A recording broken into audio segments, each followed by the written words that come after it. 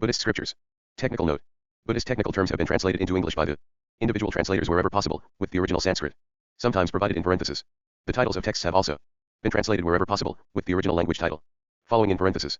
Material appearing in square brackets has been added by the translator in an e-word to make the translation read more smoothly. Because of the range of meaning of much Buddhist terminology and the multiple connotations of these terms across Buddhist cultures, the translation of this terminology has been left to the discretion of the individual translators and has not been standardized throughout the volume. The spelling, however, has been standardized, as has the use of italics for Sanskrit and other foreign words. Chinese terms appear in pinyin. Tibetan terms are provided in Wylie transliteration. Certain commonplace names and selected terms that have entered into English usage appear without diacritical marks. A glossary of common Buddhist terms may be found at the end of the volume. Texts from the Chinese Buddhist canon are cited according to the standard numbers in the Taisho printed edition, abbreviated T. Taisho Shinshu Deizakyo, edited by Takakusa Junjiro and Watanabe. Kaikyoku. Tokyo, Deizakyo Kai, 1924-1935. Introduction: Digesting the Dharma. Buddhist Scriptures. It is perhaps fitting to begin with a brief consideration of these two words, beginning with the second, and less called. Buddhism, like the other religions of ancient India, began as an oral tradition and developed without written text for the RST centuries after the death of the Buddha. The Buddha himself wrote nothing, and his words were preserved orally by his monks. These teachings were not committed to writing, and thus did not become scriptures until the RST century BCE, and then not in India, but in Sri Lanka, where there was fear that war might bring the demise of the monks who recited the teachings, and hence the demise of the teachings themselves. Thus, when we think of Buddhist scriptures, it is important to keep in mind that the early texts were not preserved physically, but were kept in the memories of monks. New texts, which claimed to be the words of the Buddha himself, began to appear in writing about 4 centuries after his death. The RST Buddhist works with named authors did not appear until the 2nd century CE. Buddhist teachings would be inscribed on palm leaves, on birch bark, and, later, on paper, painted on scrolls and on the walls of temples, and carved, in relief and backwards, on wooden blocks that would then be inked and pages printed. After convening a council of Buddhist monks to determine the NAL form of the canon of scriptures, in 1871, King Mindon of Burma ordered that canon be carved on 729 marble tablets, each 4 feet tall, and enshrined in its own small temple, at a pagoda in Mandalay. Yet the majority of the world's Buddhists would regard these 729 tablets as but a small fraction of the Buddhist scriptures, raising the question of what is meant by Buddhist. Most Buddhists over the course of history and across Asia, if asked, would be likely to say that a Buddhist is someone who seeks refuge from swearing in the 3 jewels, the Buddha, the Dharma, and the Sangha. But each of these terms, as the contents of this volume demonstrate, has a wide variety of meanings across the tradition. The RST and last terms are perhaps the more stable. The Buddha usually refers to the historical Buddha, called Gautama or Sakyamuni, who lived in India around the FTH century BCE. But he himself claimed to be only the latest of many Buddhas, with more to come in the future, and other scriptures would proclaim the presence of thousands of Buddhas throughout the universe. The Sangha, in common parlance, refers to the community of monks and nuns. It is the presence of this community, where adherence to a code of conduct has been more important than assertion of a particular doctrine, that has traditionally been taken as the sign of the presence of Buddhism in a particular land. The Dharma, a notoriously untranslatable term, includes all of the teachings, and which teachings are authentic, that is, which are the word of the Buddha himself or spoken with his sanction, has been a source of controversy since the RST centuries of the tradition. As Buddhism spread across India and then across Asia, more and more texts were composed that claimed to be authentic. As a result, there was no consensus across the various Buddhist traditions as to what constituted the canon, and the collections of texts became so large that they surpassed the comprehension of any single individual. Buddhism has therefore never had anything quite like the Bible or the Quran. It has had, instead, individual scriptures, and a wide variety of collections of scriptures. This volume is the latest collection of Buddhist scriptures, but certainly not the last. A brief history of Buddhist scriptures. It seems that perhaps once each decade someone has the audacity to produce a new collection of Buddhist works in English. Those who do so place themselves in a long and venerable tradition of trying to encompass the Dharma, the teachings of the Buddha, within the covers of a book. The RST such books, millennia ago, took the form of palm leaf manuscripts in Sanskrit and Pali, and have since appeared in many Buddhist languages like Tibetan, Chinese, Sogdian, Burmese, and Karo. Today, Buddhist texts appear from cyberspace in any number of languages and scripts. But, regardless of the time, the place, or the medium, the problems facing the anthologizer have, in important ways, remained the same. Buddhism seems always to have sweared a surfeit of sutras. Even in the centuries before the teachings of the Buddha were committed to writing, maintained only in the memory of monks, it appears that no one monk was expected to remember everything. The Sangha, the community of monks and nuns, was organized towards the task of preservation, with the Arent texts assigned to the Arent groups to recite and remember, reference, for example, to the reciters of the middle-length discourses. The early canon was also organized in anthologies. The word sutra literally means aphorism, and the aphorisms of the Buddha were organized into groups, called Nikayas, based on their length or based on whether the Buddha discussed topics in sets of 3, 4, v, and so on. With the explosion of sutra composition that we refer to today as the rise of the Mahayana, beginning some 4 centuries after the Buddha passed into nirvana, the problem of a surplus of sutras seems, ironically, to have been momentarily solved, and then greatly compounded. It was solved in the sense that the Mahayana did not begin as a self-conscious or organized movement, but rather as a disparate collection of cults of the book, groups of monks, nuns, and lay people devoted to a single scripture, the white lotus of the true Dharma or the perfection of wisdom in 8,000 lines, for example, revering that text as the most perfect record of the Buddha's message. For the devotees of one of these sutras, all other sutras could be superuse. Yet the problem was also compounded because, as more and more of these complete records began to be written, they came into contact, and then con-ICT, with one another, thus requiring attempts at systemization. The systems that resulted became the Mahayana philosophical schools. Once again it was assumed that no one individual could know, much less put into practice, such a vast literature of new sutras, not to mention the old. A remedy was attempted in the form of the anthology. One of the RST of these is attributed to the great Madhyamaka master of the 2nd century. C. Nagarjuna. It is entitled Compendium of Sutras, Sutra Samkhya, and consists of passages from 68, mostly Mahayana, sutras. Like any anthology, an insight into its purpose is gained by noting which texts are included and how the contents are organized. In the case of Nagarjuna's collection, the organization suggests that the work was designed to inspire practice of the path, with much of the work devoted to declaring the precious nature of the Mahayana as the authentic teaching of the Buddha. More famous than Nagarjuna's compendium is the 8th century compendium of practice, Samkhya, by Santideva, an anthology of sutra passages setting forth the Bodhisattva path, the path of one who has vowed to achieve Buddhahood. These are just two of many Buddhist anthologies. During the Tang dynasty in China, 618 to 907, Buddhist encyclopedias were compiled with key terms explicated by quotations from relevant sutras. The history of anthologies of Buddhist texts in the West is a long and fascinating one, deserving fuller study than can be provided here. George Turnbull published in the Ceylon Almanacs of 1833 and 1834 a work entitled Epitome of the History of Ceylon, and the Historical Inscriptions, which contained a translation of the RST 20 chapters of the Mahayana and a prefatory essay on Pali Buddhistical literature. In 1844, the great French scholar Eugene Bernard published his Introduction à l'Histoire du Bouddhisme Indien, which contained his translations of excerpts from dozens of Sanskrit Buddhist texts. In 1871 Samuel Beale, who described himself as a chaplain in Her Majesty's fleet, published a Katina of Buddhist scriptures from the Chinese, which included a wide variety of Buddhist texts, for the most part Indian works that had been translated into Chinese after the introduction of Buddhism to China. In the RST century CE, the book was divided into VE sections, which provide an insight into Beale's view of the history of Buddhism. 1. Legends and myths. 2. Buddhism as a religion, which contained a sampling of monastic rules called the daily life of the shaman. 3. Scholastic period. 4. Mystic period. And 5. Decline and fall. A more substantial attempt at anthologizing appeared in the Sacred Books of the East series, published in 1894 and edited by the great anthologist of Oxford, Friedrich Max Müller. 10 of the 49 volumes of the series were devoted to Buddhist works, reacting the opinion of the day that Pali texts of the Theravada tradition of Southeast Asia represented the most accurate record of what the Buddha taught, an opinion since rejected. 7 of these volumes were given over to Pali works. Among other Indian works, Audiobook's famous Life of the Buddha appears twice, translated in one volume from Sanskrit and in another from Chinese. The Lotus Sutra is included in another volume. The NAL volume of the series is entitled Buddhist Mahayana texts and contains such famous works as the Diamond Sutra, the Heart Sutra, and the 3 Pure Land Sutras. All Indian works, or at least so regarded at the time, but included because of their importance for Japanese Buddhism. Müller collaborated closely with Nenjo Bunyu, a Japanese Buddhist priest. In America in 1895, the German immigrant Paul Karras published The Fascinating Gospel of Buddha according to old records. This was arranged like the Bible, with numbered chapters and verses, and a table at the end that listed parallel passages from the New Testament. Karras was not a scholar of Buddhism but was one of its most ardent proponents in America in the late 19th century, seeing it as the tradition closest to what he called the religion of science. The Gospel of Buddha was intended to point out the many agreements between Buddhism and Christianity, thereby bringing out that nobler Christianity which aspires to be the cosmic religion of universal truth. Karras drew from the Buddhist sources that were available to him in English, French and German, making particular use of translations from the Pali by Thomas W. Rhys Davids, but also using translations of the life of the Buddha from Chinese and Tibetan. He was free in his manipulation of his sources, writing in the preface, many passages, and indeed the most important ones, are literally copied from the translations of the original texts. Some are rendered freely in order to make them intelligible to the present generation. Others have been rearranged, still others are abbreviated. In addition, he added several purely original additions of his own creation, including the opening passage of the Gospel, Rejoice at the glad tidings. Buddha, our Lord, has found the root of all evil. He has shown us the way of salvation. 1 year later, the Harvard Pali scholar Henry Clark Warren published what was to be one of the most widely read anthologies of Buddhist texts, Buddhism in Translations. It was drawn entirely from Pali sources, and contained a much wider range of materials than had been previously available. He included Jataka tales, stories of the Buddha's previous lives, selections from commentaries, and long extracts from Buddhagos's massive compendium on practice, the path of Purikatayan, Visuddhimagga. From this point on, these works provided much of the material for future anthologies, which were often made up entirely of extracts, often no more than snippets, from translations available elsewhere, with the bulk of the materials drawn from the Pali. There were, however, some important exceptions. Dwight Goddard's popular 1938 A Buddhist Bible was organized by language of origin and contained works that had not been translated into English before. These included The Awakening of Faith and the Surangama Sutra, both Chinese works misidentified as being of Sanskrit origin by Goddard, and an important meditation text from the Tiantai school of Chinese Buddhism. Going against the trend to excerpt key passages, Goddard included full translations of these texts. A Buddhist Bible is not, however, without its eccentricities. For example, Goddard rearranged the Diamond Sutra into a more sensible order. He included the Taoist classic, the Tao Te Ching, and he added a work derived from his own meditation experience, entitled Practicing the Seventh Stage. Another important exception to the recycling trend was Edward Kins' Buddhist Texts Through the Ages, 1954, which brought together some of the leading scholars of the day to translate works never before rendered into English.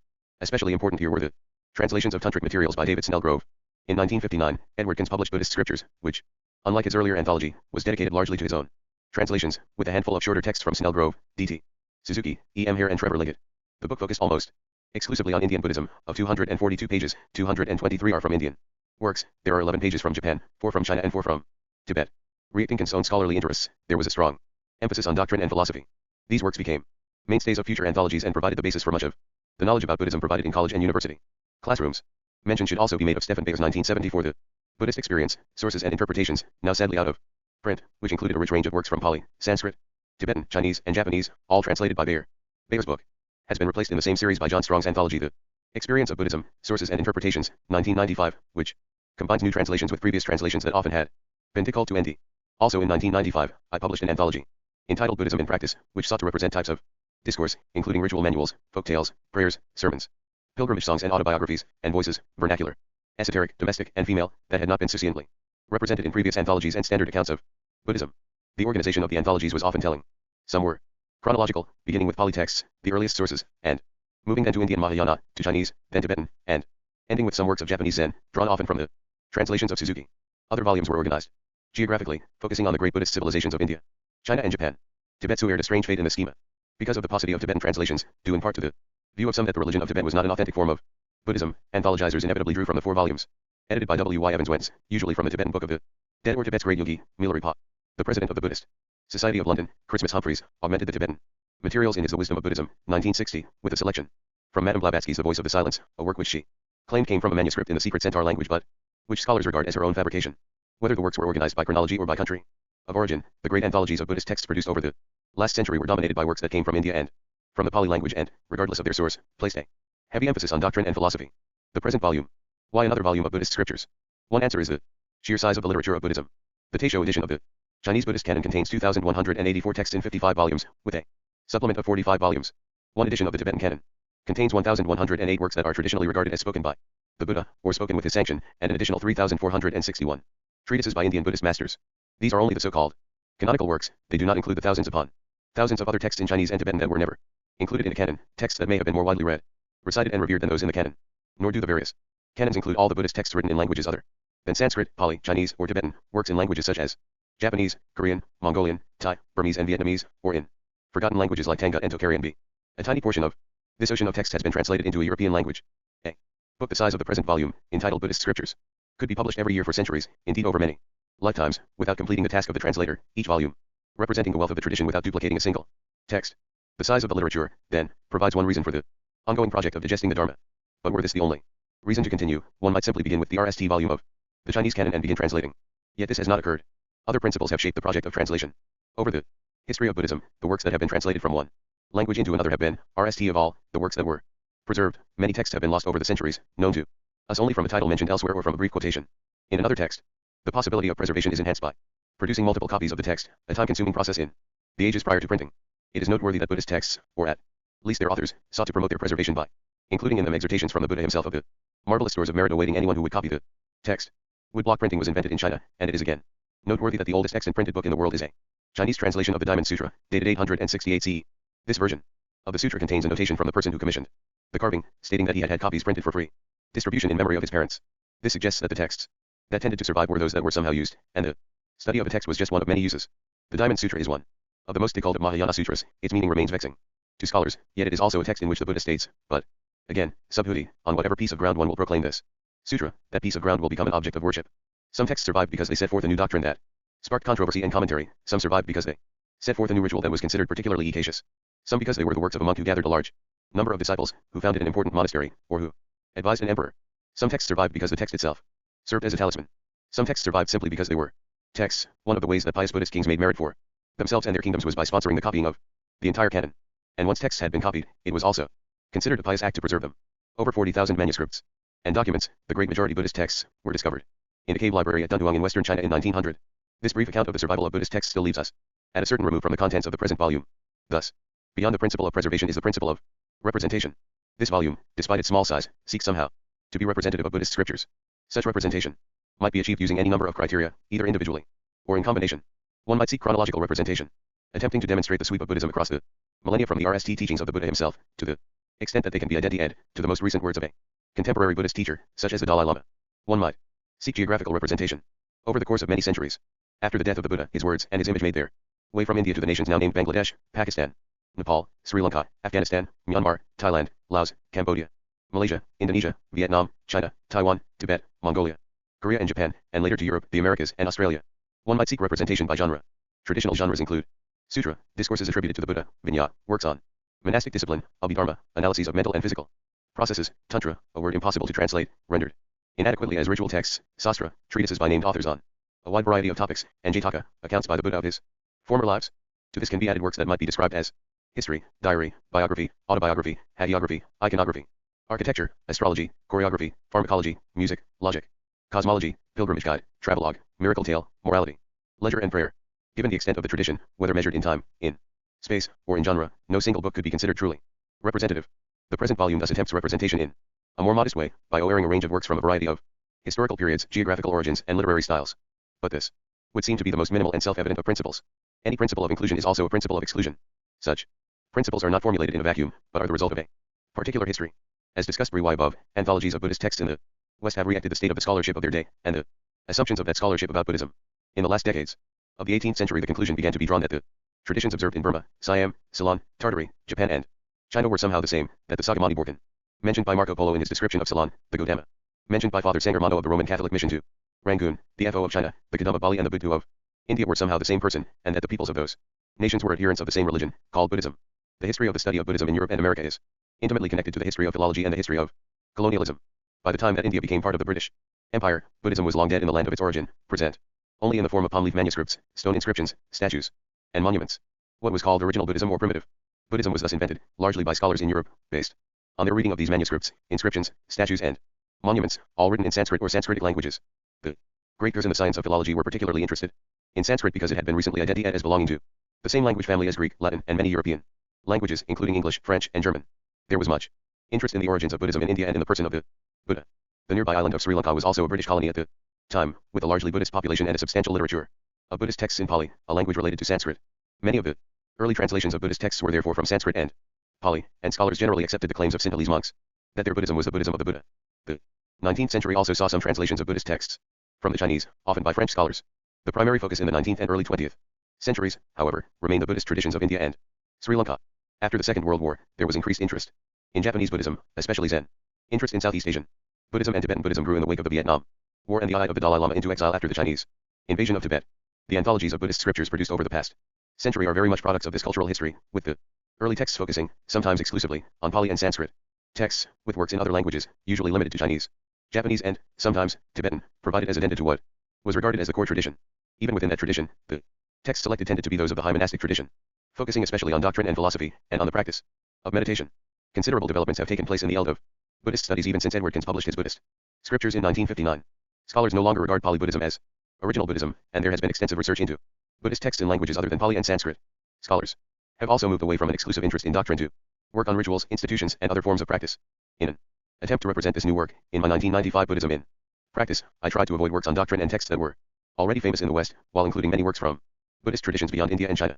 Although perhaps a necessary corrective, this resulted in a somewhat unbalanced approach. In an effort to be more representative of the spectrum of the tradition, the present volume includes a considerable number of works from the Pali, including some very famous ones, but also works from Southeast Asia.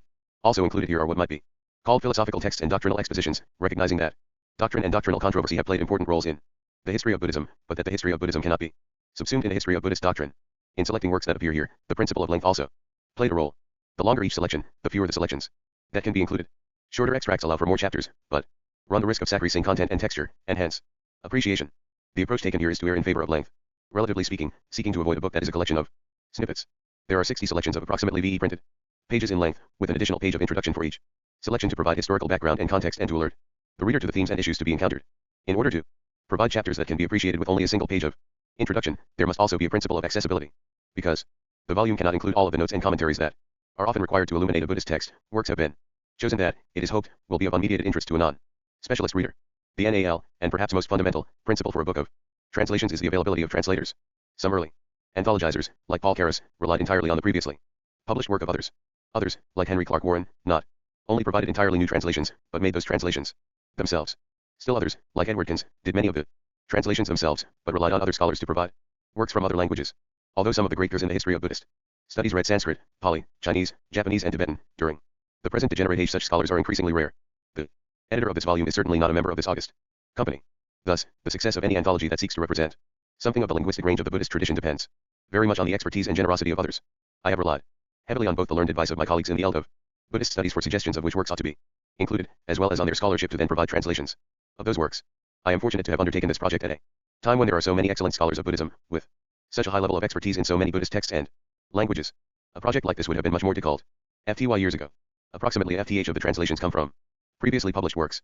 Among those translations published here for the RST time, approximately half are of works that have not been translated into English before, with the remainder being new translations of previously translated works. Since Buddhist Scriptures is published in the Penguin Classics series, it seemed inappropriate to devote the entire volume to previously unknown, or at least untranslated, works. At the same time, it is important to distinguish between those texts that may be deemed classic because of their long tradition of use and eminence, and those texts that have become classics because of their repeated inclusion in anthologies. I have attempted to include the former and avoid the latter. The enumeration of the various principles that provide the rationale for this volume is not intended to suggest that this book is not, unlike its predecessors, a product of its times. Indeed, the brief historical survey above is meant to place this work within a long lineage, nor is there the slightest assumption that the present volume is in any sense the last word. We should all hope that sometime soon, someone will have the audacity to undertake a new anthology of Buddhist texts, another futile, but not unrewarding attempt to digest the Dharma. An overview of the chapters. My purpose, then, is to present something of the chronological and geographical sweep of the tradition, while representing the continuities that run through Buddhist history and the Buddhist world. Buddhist scriptures therefore eschews the chronological, geographical and vehicular organizational schemes used in previous anthologies. Instead, the volume is organized thematically in VE sections, juxtaposing texts from theorent regions and theorent chronological periods to demonstrate some of the consistencies of concern across the Buddhist world. In an E or two, highlight these connections and consistencies, I provide a brief introduction to each chapter. Let me survey each of the sections. Very briefly here. The Buddhist universe. The RST section does not deal with the Buddha, but with the Buddhist universe. If we consider the Buddha simply as a historical guru who was born in India in the 6th, or FTH, century BCE, as we must also do, we miss much of the importance of the Buddha. For Buddhism, the advent of the Buddha in our world is regarded by Buddhists as the most important and propitious moment in the history of our universe, and it is difficult to understand why, unless one has some sense of the universe into which the Buddha appeared. That universe, as described in chapter 1, is made up of 6 realms, of gods, demigods, humans, animals, ghosts, and hell beings. These are all realms of rebirth, where beings have been reborn without beginning. The beings who inhabit the universe are pain and experience pleasure based on their negative and positive deeds. Although there are pleasures in these realms, especially in those of the gods and, to a lesser extent, humans, the universe is a place of suffering. At the same time, it is considered a great fortune to be reborn as a human at a time in the history of the universe when the teachings of the Buddha are available, and humans are thus exhorted to make the most of this opportunity. Chapter 2. The only way to entirely avoid the sufferings of the realms of rebirth is to escape from them. Until that occurs, it is important to understand that the universe operates according to the law of karma. Chapter 3, in which virtuous deeds produce experiences of pleasure and non-virtuous deeds bring experiences of pain, sometimes in extraordinary combinations, as a denizen of the realm of ghosts. Test Chapter 4. Protection is available, however, in the teachings of the Buddha, with many texts explaining the particular benefits that accrue from proclaiming the message of that particular text to others. Even the gods are inferior to the Buddha and regard him as their lord. In Chapter 5, the divine kings of the 4 cardinal directions are their protection to the devotees of the Sutra of Golden Light. According to Buddhist cosmology, the universe is without the presence of a Buddha during much of its history. The time when a Buddha is present is called a fortunate age. In Chapter 6, an Indian monk explains to a Greek king precisely how momentous it is for a Buddha to appear in the world, so momentous, in fact, that the world can bear the presence of only one Buddha at a time. There had been Buddhas in the past, but they had passed into nirvana. There would be Buddhas in the future, but they were at present still on the path to enlightenment. There was only one Buddha for the present. This view would change with the rise of the Mahayana some 4 centuries after the death of the Buddha. Here, new texts claim that there are multiple Buddhas present simultaneously in multiple universes, that those with the proper knowledge can visit those other universes, and those other Buddhas can visit ours. This is illustrated powerfully in a chapter from the Lotus Sutra, Chapter 7, in which 2 Buddhas sit side by side. The preferred practice, however, was to seek rebirth in the domain of another Buddha, and the most famous of these domains was the western paradise of the Buddha named Amitayos, in night life, or Amitba, in night light, described in Chapter 8. The Japanese monk Genshin explained what those about to die should do to assure their birth in the pure land of Amitba, and to avoid being reborn in one of the hoary sea hells. Chapter 9. The Buddhist universe also includes, however, our world of land and water, and Buddhists have traveled across lands and waters to visit the places where the Buddha lived and taught. Chapter 10. They have also identified places in their own homelands as the abodes of bodhisattvas, and have made pilgrimages to those abodes. Chapter 11. Despite the presence of places of pilgrimage where the remnants of the Buddha may be worshipped, or the availability of teachings that allow one to travel in the next life to marvelous pure lands, many Buddhists, having missed the opportunity to sit at the feet of the last Buddha, await the coming of the next one. He is named Maitreya, and he currently resides in a heaven called Joyous Tasita. In Chapter 12, a monk ascends to heaven and meets Maitreya, who describes to him how wondrous our world will be when he appears in it as the next Buddha. The Buddha. The second section deals with the life and lives of the historical Buddha, called Gautama Buddha or Sakyamuni Buddha. Chapter 13. Praises the Buddha as the RST of the 3 jewels, Triratna, the Buddha, the Dharma, and the Sangha, to whom Buddhists go for refuge from suffering. The life of the Buddha is told and retold across the tradition. The events of the Buddha's life are recounted in a somewhat fragmentary form in the earliest literature. In a discourse from the Pali Canon, in Chapter 14, the Buddha describes his going forth from his life as a prince, his search for truth, his enlightenment, and his RST sermon in a more restrained and sober tone than would often be encountered elsewhere. Full biographies of the Buddha, beginning with his birth, or, more commonly, his vow many lifetimes ago to achieve Buddhahood, and ending with his passage into nirvana, only began to appear several centuries after his death. An example from 18th century Sri Lanka is found in Chapter 15. The life of the Buddha was often recounted in a language that strikes the modern reader as Baroque. Chapter 16 provides an excerpt from a Mahayana sutra in which the opulence and remarkable capacity of his mother's womb is described. Accounts of the Buddha's past lives, when he was still a bodhisattva, are one of the most popular forms of Buddhist literature. The Buddha is said to have been able to remember all of his past lives, and he is said to have employed his prodigious memory to describe events from those many lives. These appear in two genres. One is the Jataka or birth stories. There are over 100 tales of the Buddha's past lives on his long path to enlightenment. Sometimes these are simple tales with a moral lesson, with the protagonist of the story identified as the Buddha in a previous life. Sometimes he is an animal, sometimes he is a human, sometimes he is a god. The other genre is the Avadana, perhaps best translated as legend. Here, the Buddha is asked about the karmic causes of a particular event. The Buddha will then recount the past circumstances that led to the present situation. Sometimes the protagonist is the Buddha himself, sometimes it is a member of his audience. 3 different Avadanas are provided here, each recounting a past life of the Buddha and the remarkable sacrifice he made for others, motivated by compassion at their plight. In chapter 17, he is a king who commits suicide in order to be reborn as a sh, whose medicinal ash relieves an epidemic. In chapter 18, he is a king who gives away his own head. Chapter 19 is a rare Jataka story, an account of a past life of the Buddha when he was a woman. She also makes a remarkable and gruesome sacrifice to save the life of a starving woman and her child. With the rise of the Mahayana came a transformation of the Bodhisattva ideal. No longer was there a single Bodhisattva who went on to become the Buddha for a given time and place. The Bodhisattva path was declared in many Mahayana sutras to be open to all. Some even declared that all beings were destined to traverse the Bodhisattva path to Buddhahood. This exaltation of the Bodhisattva took 2 forms. RST, the Bodhisattva described in the sutras became someone to be emulated. Second, particular Bodhisattvas became objects of devotion. One of these was the Bodhisattva of wisdom. Manjusri. Chapter 20 explains why the Buddha himself pays homage to Manjusri. Buddhism was never the sole religion in any of the countries of Asia, and Buddhists often had to defend their teacher and his teachings in debates with adherents of other traditions. In India, Buddhist scholars engaged in polemics with scholars of the Hindu and Jain traditions, claiming the superiority of the Buddha and explaining why only his teachings, and not those of non-Buddhist masters, were infallible. A famous defense is found in chapter 21. After the Buddha passed into nirvana, he remained in the world, in the form of his relics, his images, and his teachings. Chapter 22 describes the great reverence toward the relic of the Buddha by a Chinese emperor. Chapter 23 provides a ritual for consecrating a painting or statue of the Buddha, transforming it into a suitable object of worship. Chapter 24 provides eloquent praise to the Buddha, not for what he did, but for what he said. Monastic life. The third of the 3 jewels to which Buddhists go for refuge is the Sangha, or community. This term is variously denoted. Sometimes it refers to the community of those who have achieved nirvana. Sometimes it refers simply to the community of the Buddhist faithful. But most often it refers to the community of monks and nuns. Both of these communities were said to have been founded by the Buddha himself. The VE ascetics to whom the Buddha delivered his RST sermon became the RST monks. Others soon followed, ordained simply by the Buddha's declaration, "Come, monk."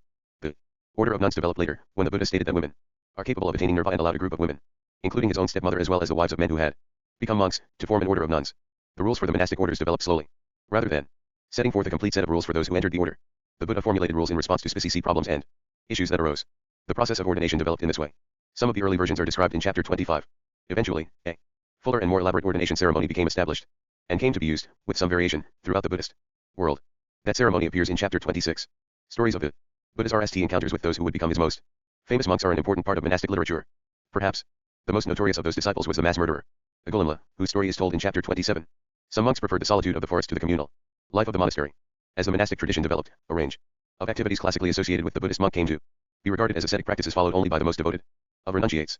13 such practices are enumerated: wearing robes made from discarded cloth rather than from cloth donated by lay people, wearing only 3 robes, eating only food acquired through begging rather than meals presented to the Sangha, begging for food from house to house rather than begging only at those houses known to provide good food, eating only what can be eaten in one sitting, eating only what can be placed in one bowl, refusing more food once one has indicated that one has eaten enough, dwelling in the forest, dwelling at the foot of a tree, dwelling in the open air, using only a tent made from one's robes as shelter, dwelling in a charnel ground, sleeping in any bed that is aired, without concern for its quality, and never lying down.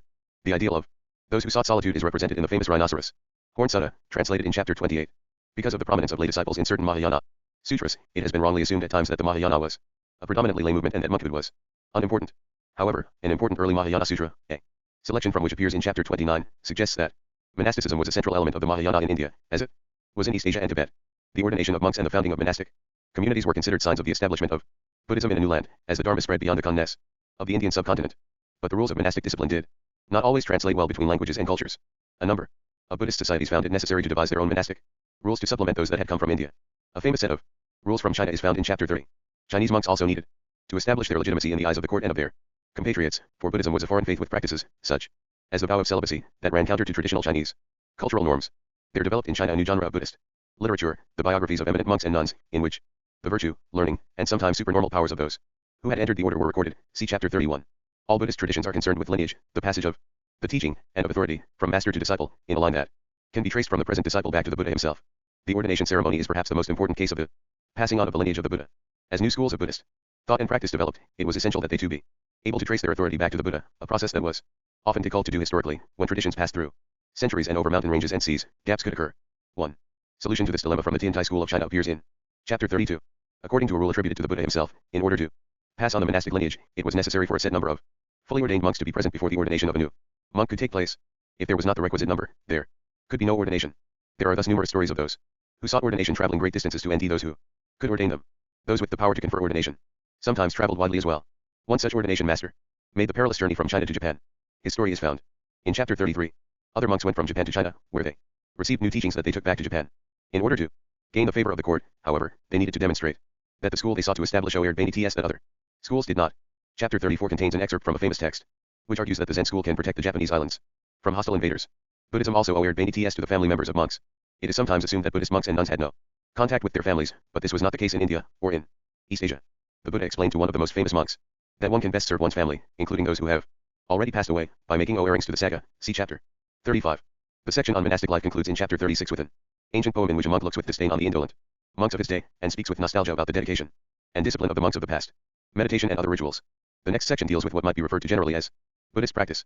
It is sometimes assumed that the primary Buddhist practice is meditation, but this is misleading for a number of reasons. Until the late 20th century, the practice of meditation had been largely connected to the monastic community, and even within the monastery it was often regarded as just one of any number of monastic specialties. Even in the early period of the tradition, a great many Buddhist monks never meditated. They did, however, engage in a wide range of ritual practices, some conducted in private, some in public. One of the monks' functions was to perform rituals sponsored by the laity or to officiate at rituals in which lay people also participated. It is perhaps more appropriate, therefore, to consider the practice of meditation as one of many forms of Buddhist ritual. Our notion of the practice of meditation perhaps derives most powerfully from the image of the Buddha seated cross-legged under the tree, his right hand touching the earth. But the Buddha was not meditating at that moment. According to the story, his meditation had been interrupted, and he was calling the goddess of the earth to witness his right to occupy that spot, in response to a challenge from the god Mara, who was seeking to deter him from his goal. Yet the Buddha is said to have often meditated, and to have taught his monks a wide variety of meditation practices. One of the most famous was called the Foundations of Mindfulness, a series of guided reactions on one's body, feelings, and thoughts, and on various phenomena, concluding with the reaction that each has a nature of impermanence, suering, and is without self. A portion of these instructions appears in Chapter 37. In certain of the Mahayana sutras, the ultimate object of meditation is said to be emptiness, the utter absence of any kind of intrinsic nature anywhere. A famous description of this emptiness is found in Chapter 38, which also exhorts the Bodhisattva to the practice of compassion for all beings in the universe, within the understanding that the universe, and the beings who inhabit it, are all empty of intrinsic existence. We often think of meditation as a state of deep trance, but there are many forms of meditation in Buddhism, and a substantial literature considers their relative merits and their relations to each other. From an early point in the tradition, a distinction was drawn between two general forms of meditation. The RST might best be described as concentration, the single-pointed focusing of the mind on a chosen object, whether it be the breath or a mental image of the golden body of the Buddha. Here, the purpose was to control the thoughts that out, often uncontrollably, through the mind, and to concentrate all mental faculties on a single object. This practice was said to lead to deeper and deeper levels of concentration, each more sublime than the other. This is the practice that the Buddha is said to have mastered prior to his achievement of enlightenment. He concluded that although the practice of concentration led to profound states, it did not lead to liberation from rebirth. The other form of meditation might be described as insight. In English, we do not generally associate the term insight with a meditative state, but rather with a level of understanding gained through a process of study and analysis. These associations are also present in Buddhism, and meditation often involves a kind of controlled reaction or contemplation on any number of topics, including compassion, death, the suerings of the hells, the glories of the Pure Lands, and the absence of a self. Such reactions often included detailed visualizations, others were more sober philosophical analyses. Indeed, three types of wisdom are described. There is the wisdom arisen from hearing, which in this case might be better rendered as study, the wisdom arisen from thinking, and the wisdom arisen from meditation.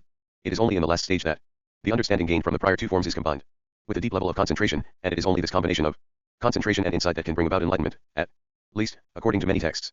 Thus, the relation of concentration and insight is a crucial one. It is explored at some length in Chapter 39. That there is something called the wisdom arisen from hearing implies that there is something to listen to, and those are the teachings.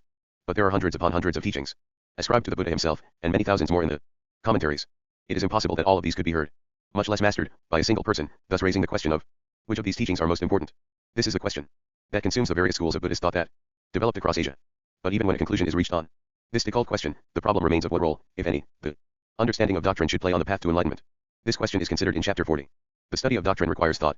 Yet there is a substantial literature in Buddhism that decries thought as the musings of the distracted mind, leading away from, rather than towards, insight into reality.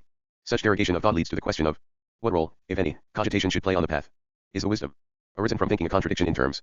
This kind of discourse against the discursive NTS its most powerful expression in the Chan and Zen doctrine of no thought and in debates over gradual versus sudden enlightenment. A discussion of these two categories by a famous Korean master is found in Chapter 41. An important technique for developing concentration in the early Indian tradition, and in the Theravada of Sri Lanka and Southeast Asia, is called mindfulness of the Buddha, Buddhism, in which one called to mind in a designated sequence the good qualities of the Buddha.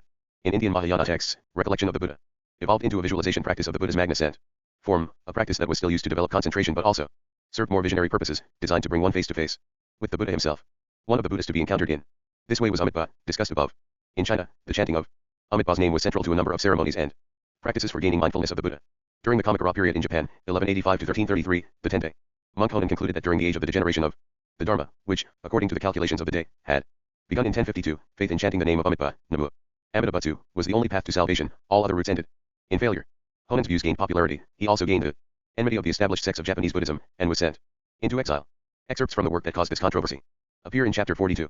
The next 4 chapters present rituals that are perhaps more ceremonial than solitary meditation, and that focus more directly on the relationship between the Buddhist and the other inhabitants of the universe, social relations on a cosmic scale. Buddhist practices, traditionally subsumed under 3 trainings, in ethics, in meditation, and in wisdom. Ethics is often denoted in Buddhism as the restraint of body and of speech, specifically refraining from the non-virtuous deeds of killing, stealing, sexual misconduct, lying, divisive speech, harsh speech, and senseless speech. Monastic vows, as made clear in chapter 26, are promises not to do a wide variety of things. One should not conclude, however, that Buddhist ethics are entirely passive. The most famous exception to such a characterization is the Bodhisattva's vow to free all beings in the universe from suffering and lead them to enlightenment. In the early tradition, there was a single Bodhisattva for each age. Our Buddha took the vow eons ago in the presence of the previous Buddha Dekara, see chapter 15. The next Buddha, Maitreya, is still waiting to appear in the world, which will only occur when the teachings of our Buddha have been forgotten. However, with the rise of the Mahayana, the Bodhisattva ideal became universalized, and ceremonies were designed in which individuals took the vow to achieve Buddhahood in order to liberate others from suffering. 1. Such ceremony is described in chapter 43. Over the course of the long path to Buddhahood, Bodhisattvas were to perform limitless virtuous deeds, often summarized in the 6 perfections of giving, ethics, patience, effort, concentration, and wisdom. A Bodhisattva was expected not only to refrain from harming others, but also to protect beings from harm. In a number of Buddhist cultures, especially those of East Asia, there is the practice of releasing life, rescuing animals, usually sh and birds, but often sheep and cattle, from slaughter by purchasing them from shmunders and butchers, and then releasing them into the wild or keeping them in protected areas, often at a temple or monastery. Before the animals were freed, they would be taught the Dharma. A widely practiced ceremony for releasing animals is described in chapter 44. Such practices often came into contact with pre-Buddhist cultural practices. In China, for example, a large number of social and ceremonial occasions required that an animal be sacrificed. Not to do so was regarded as most inauspicious. Buddhist teachers, therefore, sought to counter these traditions by explaining why animal sacrifice should be avoided. Several such arguments appear in chapter 45. Buddhist social relations extended beyond the human and animal realms. Buddhist monks have long had a special responsibility towards ghosts, considered in some cultures to be the unattended spirits of ancestors, roaming the world in search of food and drink. A ceremony for feeding the hungry ghosts is found in chapter 46. But Buddhist practice is not concerned solely with solitary meditation or public ceremony, with the path to enlightenment for oneself, or for others. Buddhists, like all humans, are concerned with ending happiness in this life and the next. And because the next life is uncertain, this life should be as long as possible. Practices designed to extend one's lifespan appear in Buddhist literature from across Asia. Chapter 47 includes a sutra that prescribes devotion to a Buddha named Aparimitayur, unlimited lifespan. But regardless of the length of one's life, death will eventually come and one will be blown by the winds of one's past karma to rebirth in one of the 6 realms of the gods, demigods, humans, animals, ghosts, or hell beings. Obviously, birth as a god or a human, especially a prosperous human, is preferred, and birth in the 3 lower realms is to be avoided. Ceremonies at the time of death and after death are designed to achieve this. But death is also seen as an opportunity. In some tantric traditions, it is the moment in which the most profound state of consciousness, called the mind of clear light, is revealed. Thus, for those with the proper training, death can be transformed into Buddhahood. Chapter 48 sets forth a sophisticated technique intended to bring about this vital transformation. Enlightenment. Enlightenment is the ultimate goal of Buddhist practice, but its meaning has been broadly denoted across history. Commentators explain that when the Buddha sat under the tree and achieved enlightenment, he destroyed at that moment the causes for future rebirth. The karma that had set his last lifetime in motion would run its course, but when it had, he was not reborn again but passed into nirvana, the eternal cessation of his mind and body. 4 stages in the process of enlightenment were enumerated. RST, the stream enterer, whose initial vision into the nature of reality destroyed all seeds for future birth as an animal, ghost, or hell being, and who would enter nirvana in a maximum of 7 lifetimes. Secondly, the once returner, who would be reborn once more in this world.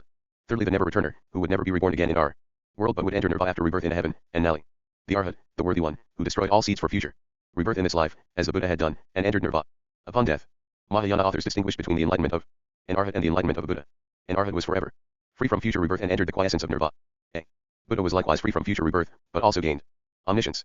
A Buddha never really died, but entered a more dynamic state than that of the Arhat. It was called the unlocated nirvana because he inhabited neither the realm of Sasara nor the nirvana of the Arhat. This is just the briefest suggestion of the many meanings of enlightenment, as the chapters in this section show. Chapter 49 raises the interesting question of whether laymen can achieve enlightenment. The story of the Buddha's disciple Siddha the householder clearly implies that they can. It would later be explained, and Siddha's description of his attainment would be interpreted to mean that laymen could achieve the RST3 of the 4 stages listed above, up to the stage of the never returner, and still remain laymen.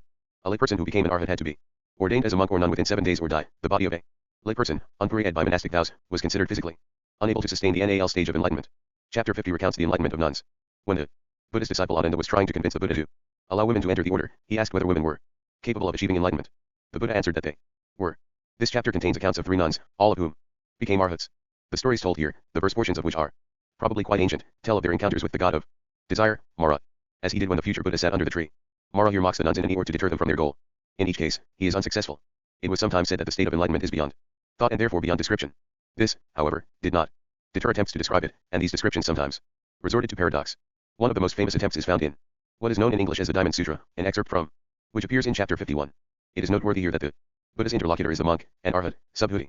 Subhuti was a famous disciple of the Buddha, the younger brother of a wealthy patron of the Buddha, an exemplary monk said to be foremost in living without condict and in being worthy of O-earrings.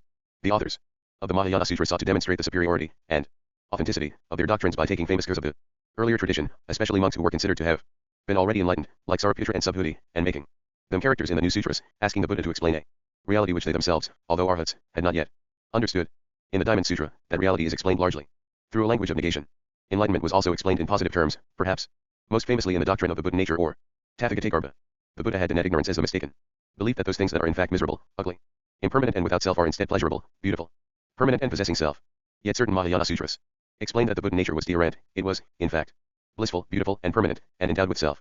This kind of positive and even substantialist description of what some sutras claim to reside naturally within all beings seems clearly at odds with the doctrines of no self and of emptiness, and Buddhist scholastics debated this problem.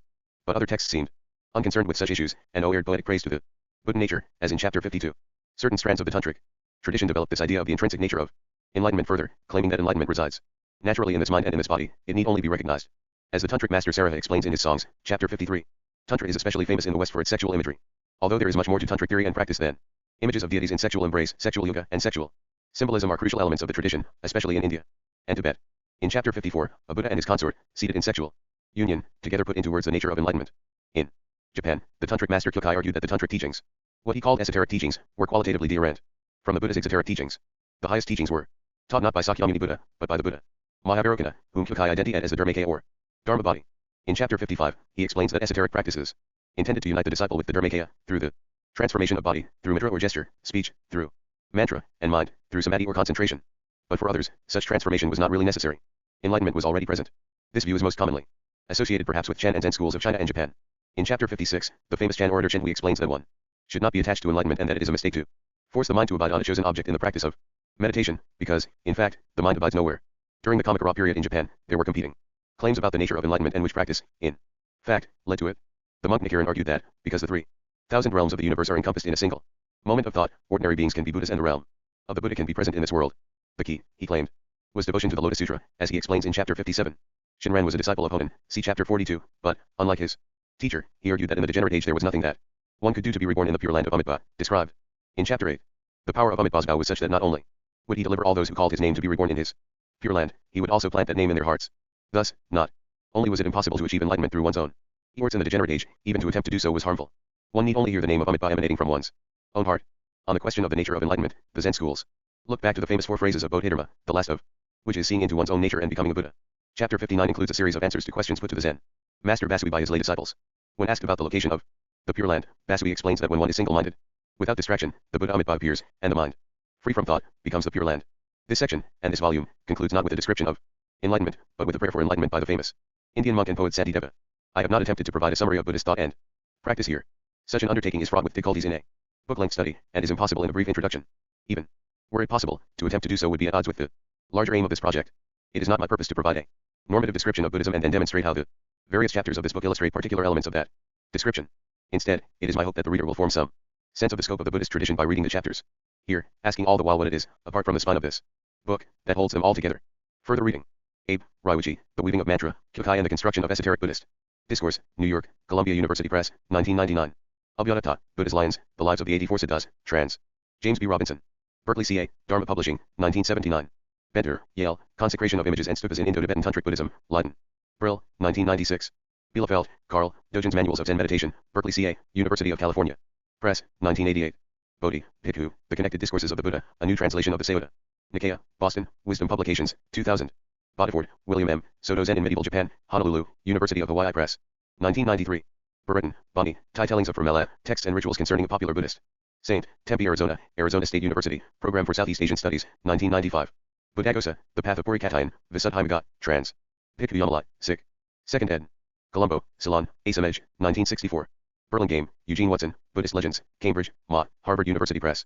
1921. Buswell, Jr., Robert E., ed., Chinese Buddhist Apocrypha, Honolulu, University of Hawaii. Press, 1990. Buswell, Jr., Robert E., Tracing Back the Radiance, Chinel's Korean Way of Zen, Honolulu. University of Hawaii Press, 1991. Buswell, Jr., Robert E., The Zen Monastic Experience, Princeton, New Jersey, Princeton University. Press, 1992. Buswell, Jr., Robert E., and Robert Gimello, eds., Paths to Liberation, The Marga and its Transformations in Buddhist Thought, Honolulu, University of Hawaii Press, 1992. Chang, Garma C.C., ed., A Treasury of Mahayana Sutras, Selections from the Maratnika Sutra, University Park PA, Penn State University Press, 1983. Collins, Stephen, Nirvana and Other Buddhist Felicities, Utopias of the Pali Imaginaire. Cambridge, Cambridge University Press, 1998. Cowell, E.B., The Jataka, or Stories of the Buddhist Former Births, London, Polytext Society. 1957. Cox, Collett, Disputed Dharmas, Early Buddhist Theories of Existence, Tokyo, The International Institute for Buddhist Studies, 1995. Dalai Lama and J. E. Ray Hopkins, Kalachakra Tantra, Rite of Initiation, 2nd Rev. ed. London, Wisdom Publications, 1989. Davidson, Ronald M., Indian Esoteric Buddhism, A Social History of the Tantric Movement. New York, Columbia University Press, 2002. DeGroat, Jan J. M., Sectarianism and Religious Persecution in China, Taipei, Literature. House Limited, 1963. Dharmasena Thera, Jewels of the Doctrine, Stories of the Sadharma Ratnavalia, trans. Ranjani Abeyasakara, Albany, New York, State University of New York Press, 1991.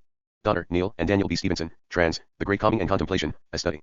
An annotated translation of the first chapter of Chi Ismo Ho Chi Kwan, Honolulu. University of Hawaii Press, 1993. Dude, Sukumar, Buddhist Monks and Monasteries of India, Their History and Their Contribution to Indian Culture, London, George Allen and Unwin, 1962. Emmerich, R.E., The Sutra of Golden Light, being a translation of the Subarapsadamastra, London, Luzak and Company Ltd., 1970. 4. Bernard, The Red Thread, Buddhist Approaches to Sexuality, Princeton, New Jersey, Princeton University Press, 1998. 4. Bernard, The Rhetoric of Immediacy, A Cultural Critique of Chan/Zen Buddhism. Princeton, New Jersey, Princeton University Press, 1991. Franco, Eli, Tarmakirti on Compassion and Rebirth, Wien, Arbeitskreis für Tibetische und Buddhistische Studien, Universität Wien, 1997. Gombrich, Richard F., Precept and Practice, Traditional Buddhism in the Rural Highlands of Ceylon, Oxford, Clarendon Press, 1971. Gomez, Luiso, Land of Bliss, The Paradise of the Buddha of Measureless Light, Sanskrit and Chinese versions of the Sukhavati Sutras, Honolulu, University of Hawaii Press. 1996. Gomez, Luiso and Jonathan A. Silk, eds., The Great Vehicle, 3 Mahayana Buddhist Texts, Ann Arbor M.I., Collegiate Institute for the Study of Buddhist Literature and the Center for South and Southeast Asian Studies, 1989. Gregory, Peter, Chsungmi and the Sini Katayan of Buddhism, Princeton, New Jersey, Princeton University Press, 1991. Gunter, Herbert B., The Life and Teachings of Naropa, Oxford, Oxford University Press. 1963. Heika, Yoshido S., Kyokai, Major Works, New York, Columbia University Press, 1972. Harrison, Paul, The Sati of Direct Encounter with the Buddhas of the Present, in annotated English translation of the Tibetan translation of the Pratibhana Buddha. Samukbhasthita Samadhi Sutra, Tokyo, The International Institute for Buddhist Studies, 1990. Heine, Stephen, and Dale S. Wright, eds., The Koan, Texts and Contexts in Zen Buddhism. New York, Oxford University Press, 2000. Hirakawa Akira, A History of Indian Buddhism, From Sakyamuni to Early Mahayana. Honolulu, University of Hawaii Press, 1990. Hirota, Dennis, trans. The Collected Works of Shinran, 2 volumes, Kyoto, Japan, Jodo Shinshu. Hongwanji-ha, 1997. Honen, Honen Senshakusu, Passages on the Selection of the Nembetsu in the Original Tao. Honolulu, University of Hawaii Press, 1998. Hopkins, J. E. Ray, Meditation on Emptiness, London, Wisdom Publications, 1983. Horner, Isabel B., Women Under Primitive Buddhism, Lay Women and Alms Women, New York, E. P. Dutton, 1930. Horner, Isabel B., Trans, Mylandas Questions, 2 volumes, London, Luzak and Company Ltd., 1964. Horner, Isabel B., Trans, The Book of Discipline, Vinayapika, Volume 4, Mahavigata, Oxford. Polytext Society, 1996. Hurwitz, Leon, Scripture of the Lotus Blossom of the Fine Dharma, The Lotus Sutra, New York, Columbia University Press, 1976. Jamgon Control La Drote, Myriad Worlds, Buddhist Cosmology in Abhidharma, Kalakakra. And Dzogchen, Ithaca, New York, Snow Lion Publications, 1995. J. Agrama, N.A., Trans, The Story of Gautama Buddha, The Nidnakatha of the J. T. Kahakath, Oxford, Polytext Society, 1990. Kalipahana, David J., Malamed Hai Mekakarika of Nagarjuna, Albany, New York, State University of New York Press, 1986. Kishnik, John, The Eminent Monk, Buddhist Ideals in Medieval Chinese Hagiography. Honolulu, University of Hawaii Press, 1997. Kitagawa, Joseph, and Mark D. Cummings, Buddhism and Asian History, New York. Macmillan Publishing Company, 1989. Kloppenberg, Ria, The Pax Buddha, A Buddhist Ascetic, Leiden, E. J. Brill, 1974. Lamotte, Etienne, Trans, The Teaching of Vimalakirti, Vimalakirti London, Polytext Society, 1976. Lamotte, Etienne, History of Indian Buddhism, Luvat, Peters Press, 1988. Lindner, Christian, Nagarjunayana, Studies in the Writings and Philosophy of Nagarjuna. Copenhagen, Academics Verlag, 1982. Lobsang Gyatso, Memoirs of a Tibetan Lama, ed. And Trans. By Garrett Sparham, Ithaca, New York. Snow Lion Publications, 1998. Lopez, Jr., Donald S., ed., Buddhist Hermeneutics, Honolulu, University of Hawaii Press. 1988. Lopez, Jr., Donald S., The Heart Sutra Explained, Indian and Tibetan Commentaries, Albany. New York, State University of New York Press, 1988. Lopez, Jr., Donald S., ed., Buddhism in Practice, Princeton, New Jersey, Princeton University Press. 1995. Lopez, Jr., Donald S., ed., Curators of the Buddha, The Study of Buddhism Under Colonialism. Chicago, The University of Chicago Press, 1995. Lopez, Jr., Donald S., Elaborations on Emptiness, Uses of the Heart Sutra, Princeton, New Jersey. Princeton University Press, 1996. Lopez, Jr., Donald S., ed., Religions of China in Practice, Princeton, New Jersey, Princeton University Press, 1996. Lopez, Jr., Donald S., ed., Religions of Tibet in Practice, Princeton, New Jersey, Princeton University Press, 1997. Lopez, Jr., Donald S., The Story of Buddhism, A Concise Guide to Its History and Teachings. San Francisco, Harper San Francisco, 2001. Lopez, Jr., Donald S., A Modern Buddhist Bible, Essential Readings from East and West. Boston, Beacon Press, 2002. Meyer, Robert, A Scripture of the Ancient Tantra Collection, The Pure Bc Unius, Oxford. Kiskadal Publications, 1996. McRae, John R., The Northern School and the Formation of Early Ch in Buddhism, Honolulu. University of Hawaii Press, 1986. McRae, John R., Zen Evangelist, Shenhui, 684-758, The Sudden Teaching, and the Southern School of Chinese Chan Buddhism, Honolulu, University of Hawaii Press, 2004. Mizuno, Kogen, Buddhist Sutras, Origin, Development, Transmission, Tokyo, Kosei Publishing Company, 1982. Amali Piku, Trans, The Minor Readings, Kadakafa, Polytext Society. Translation Series, Number 32, London, Luzak and Company Ltd, 1960. Amali Piku and Piku Bodhi, Trans, The Middle-Length Discourses of the Buddha, A. New Translation of the Mahayana Nikaya, Boston, Wisdom Publications, 1995. Narada Mahathera, The Buddha and His Teachings, Colombo, Sri Lanka, Lover Brothers. Cultural Conservation Trust, 1987. Nadir, Jan, Once Upon a Future Time, Studies in a Buddhist Prophecy of Decline, Berkeley. CA, Asian Humanities Press, 1991. Nadir, Jan, A Few Good Men, The Bodhisattva Path According to the Inquiry of Yugra. Yugra Paripka, Honolulu, University of Hawaii Press, 2003. Nguyen, Quang Tu, Zen in Medieval Vietnam, Honolulu, University of Hawaii Press, 1997. Norman, Kenneth Roy, Trans, The Elders Verses, 2 volumes, Polytext Society Translation. Series NOS 38, 40, London, Luzak and Company Ltd, 1969-71. Norman, Kenneth Roy, Polyliterature, including the canonical literature in Prakrit and Sanskrit of all the Hinayana schools of Buddhism, Wiesbaden, Overasowitz, 1983.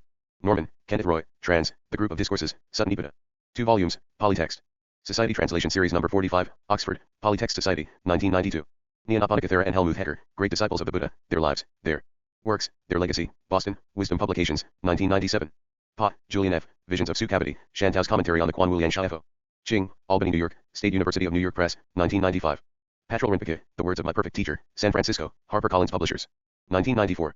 Payne, Richard, ed., Revisioning Kamakura Buddhism, Honolulu, University of Hawaii Press, 1998. Reader, Ian, and George J. Tanabe, Jr., Practically Religious, Worldly Bani T.S. and the Common Religion of Japan, Honolulu, University of Hawaii Press, 1998. Robinson, Richard H., and Willard L. Johnson, The Buddhist Religion, A Historical Introduction, 4th ed. Belmont C.A., Wadsworth Publishing Company, 1997. Sadakata, Akira, Buddhist Cosmology, Philosophy and Origins, Tokyo, Kosei Publishing Company, 1997. Salomon, Richard, Ancient Buddhist Scrolls from Gandhara, The British Library Guru. Fragments, Seattle, University of Washington Press, 1999. Santideva, The Bodhi Caryavatara, Trans. Kate Crosby and Andrew Stilton, Oxford, Oxford.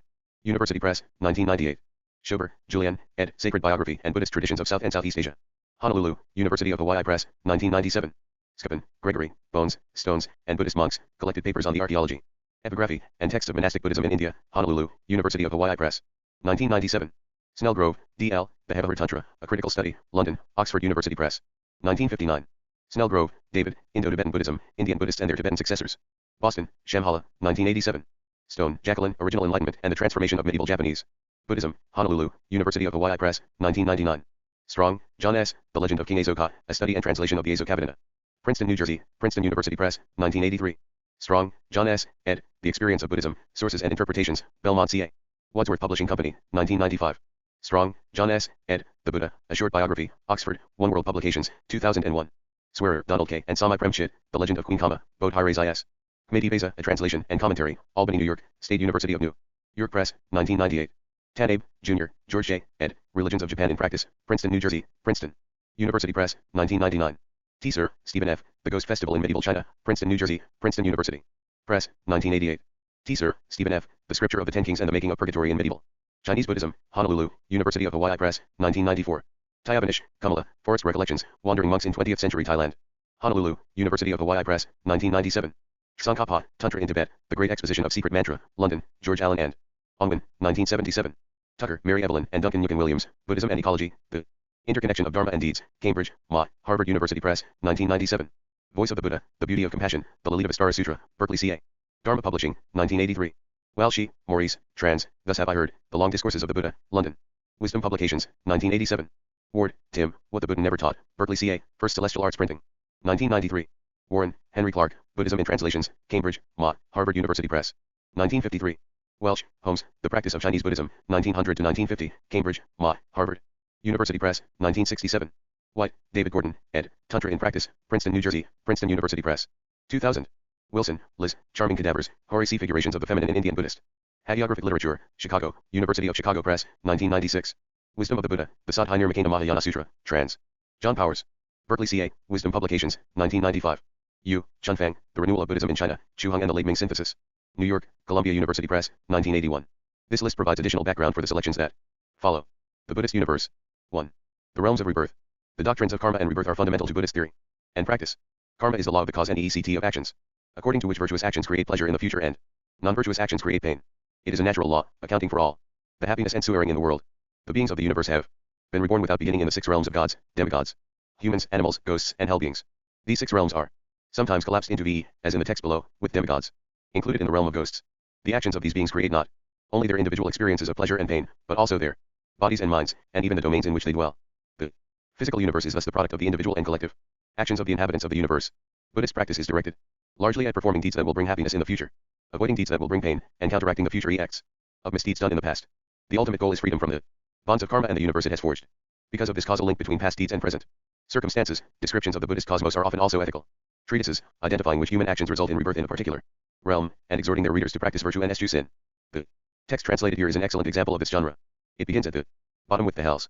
Buddhist texts often describe a system of 8 hot hells, 8 cold hells, 4 neighboring or secondary hells, and various trying hells. The hot hells and the neighboring hells are set forth here, providing elaborate details of the gruesome sufferings that the denizens undergo as a result of their sinful actions in the past. Next is the section on animals, followed by the section on ghosts. This section includes descriptions not only of pitas, Sanskrit preta, a term that literally means departed and is usually translated as ghost or hungry ghost, but a wide variety of generally malevolent beings. Modern English is relatively impoverished in its demonology, leaving only words like demon and ogre to render terms that are much more evocative in the original. For example, a rather ghoulish denizen of charnel grounds is a kumha, which literally means pot testicle, so named because its testicles are the size of water pots, creating difficulty when walking but apparently providing a convenient place to sit. Also included here are the demigods, asuras, a class of jealous deities that sometimes warrants its own category among the 6 places of rebirth. They are jealous of the riches of the gods and wage war against them, only to be defeated. The section on humans describes our various pleasures and sufferings, and identities what deeds were done in the past to cause them. Those who envy themselves in happy circumstances in this life are experiencing the result of their past virtues. It is also the Buddhist view, however, that illness, physical or mental disability, as well as the female gender, are the consequences of negative deeds done in the past. The text concludes with a description of the Buddhist heavens, the most pleasant realms within the cycle of rebirth. The work translated below is entitled Pankagajitapani, Illumination of the 5 Realms of Existence, a work in Pali of unknown date and authorship, but perhaps written in Cambodia in the 14th century. Illumination of the 5 Realms of Existence. Let there be homage. Homage to the virtuous one, conqueror of what must be conquered, resplendent with right knowledge, always working for the good of others, the teacher of the 3 worlds. 1. Whatever good or bad deed is done by themselves with body and so on, people reap the fruit of it, no other creator is found. 2. With this thought, and displaying compassion, the instructor, the one teacher of the 3 worlds, spoke for people's vanity about the fruit of each deed. 3. Having heard what was said by the completely awakened one, I shall now speak. 3. Why about deeds good and bad to be done or to be eschewed by you. 4. Naraka section The 8 great Narakas hells. There are the Sanjiva, Kajata, Sakta, and also the Ruva, the Maharuva, Tapa, Mahatapa, and Abhisai hells. 5. Those men who, because of greed, delusion, fear, or anger, kill living creatures, or, having reared them, slaughter them, they surely go to Sanjiva. 6. Though killed and killed again for many thousands of years, because they revive. There again and again it has the name of Sanjiva, the revival hell. 7. Men who show enmity to their friends, including mother, father, and dear ones, who are slanderers and liars, they go to Kajata. 8. Since they are split like wood with burning saws along a mark made by black thread, so it is thought of as Kajata, the black thread hell. 9. Those men who kill goats, rams, jackals and so on, hares, rats, deer and boar and other living beings, they go to Sakta. 10. Since, crushed together, they are slain there in a total slaughter, therefore this Narayat hell is considered to be named Sakta, the crushing hell. 11. Those men who cause torment of body and mind to creatures and who are cheats go to Ruva. 12. There they give forth terrible howls, constantly consumed by Ursri, so that is thought of as Ruva, the hell of those screaming aloud. 13. Those who take the property of Devas gods, Brahmans, and their gurus, by causing swearing to them even, go to Maharuva, as well as those who steal what was entrusted to them. 14. The awfulness of the re-torment, and also the greatness of the howling there gives rise to the name Great Ruva, its greatness must be heard with respect to Ruva which it surpasses. 15. Whoever burns creatures in congregations such as forest breasts, that person, wailing, is consumed by re-intopana in blazing aims. 16. And since such severe torment by burning continues without interruption, therefore, it is known in this world here as Tapana, the burning hell. 17. The nihilist who asserts perversely that the Dhamma is non-Dhamma, that is, that the truth is untruth, and whoever torments beings is consumed by Re and Patapana. 18. Because it burns those beings there with thirst Re, greater than that of Tapana, this is said to be Patapana. 19. Those beings showing enmity to those of greater virtue, slaying disciples, and also mother, father, teacher, they are reborn in Avasai. 20. Even bones melt there because of the heat of terrible Re, since there is no intermission for comfort, it is considered to Avasai, the hell without intermission. 21. Here end the 8 great Naraka secondary Narayas hells. There are 4 secondary Narayas for each and every Naraya, the cesspool of Mayakpa, the embers of Kukula, the trees of the Asapatapana and the Nading river. 22. Those beings issuing from the great Naraya fall into the cesspit, they are pierced with horrible hordes of worms. 23. And, issuing from the Mayakpa, they fall in the Kukula, fallen there, those beings are cooked like mustard seeds. 24. And, on issuing from the embers, they see trees shining, green and abounding in leaves, desiring comfort, they draw near. 25. Their crows and vultures, dogs, owls, and boars, terrible herons, crows and so on. Metal-beaked and very fearsome. 26. Surrounding everybody, devour their ash grown back again, the victims rise up, are devoured and fall back. 27. And those who assail each other in battle to destroy each other, because of this wrongdoing are reborn with swords for nails and have swearing for their lot. 28. Their nails are swords indeed, made of iron, ablaze and sharp, since they cut each other to pieces with them, so they are thought of as those having swords for nails. 29. By force they make the adulterer climb that symbolic tree of metal, aiming, sharp, pointed and with thorns 16 inch lengths long. 30. Metal-toothed, huge bodies, blazing fearsome females, embracing him, feet on the one who steals another's wife. 31. Torn up in the Asapatapana forest, men who are traitors wail, while dogs, vultures, owls, and crows devour them. 32. Those who steal others' property again and again feed on red-hot iron balls, they drink molten copper. 33. Dogs with fearsome iron teeth violently devour those men, though they cry out like bellowing cattle, those men who are always partial to hunting. 34. Those who kill creatures born in water, such as sh, go to the terrible river. Vetere whose running water is like blazing copper, their one is consumed by Re. For a long time. 35. Whoever, full of moha delusion, goes to law contrary to the Dhamma because of his greed for bribes, weeping is struck with the discus in Naraka hell. 36. For a long time red-hot hammers like mechanical mountains crush those who in this world have caused crushing to creatures in various ways. 37. Those breakers of the Dhamma bridges and those who preach the wrong path weep, as they follow a real path with sharp blades. 38. Men who crush lice and so on between their nails weep for a long time and are crushed again and again between rams as big-bodied as mountains. 39. And, whoever undertakes right conduct, but does not maintain it correctly is broiled for a long time in Kukula with ash and bones dissolving. 40. Anyone who lives even a little by wrong means of livelihood is plunged in dung and urine and is eaten by hordes of worms. 41.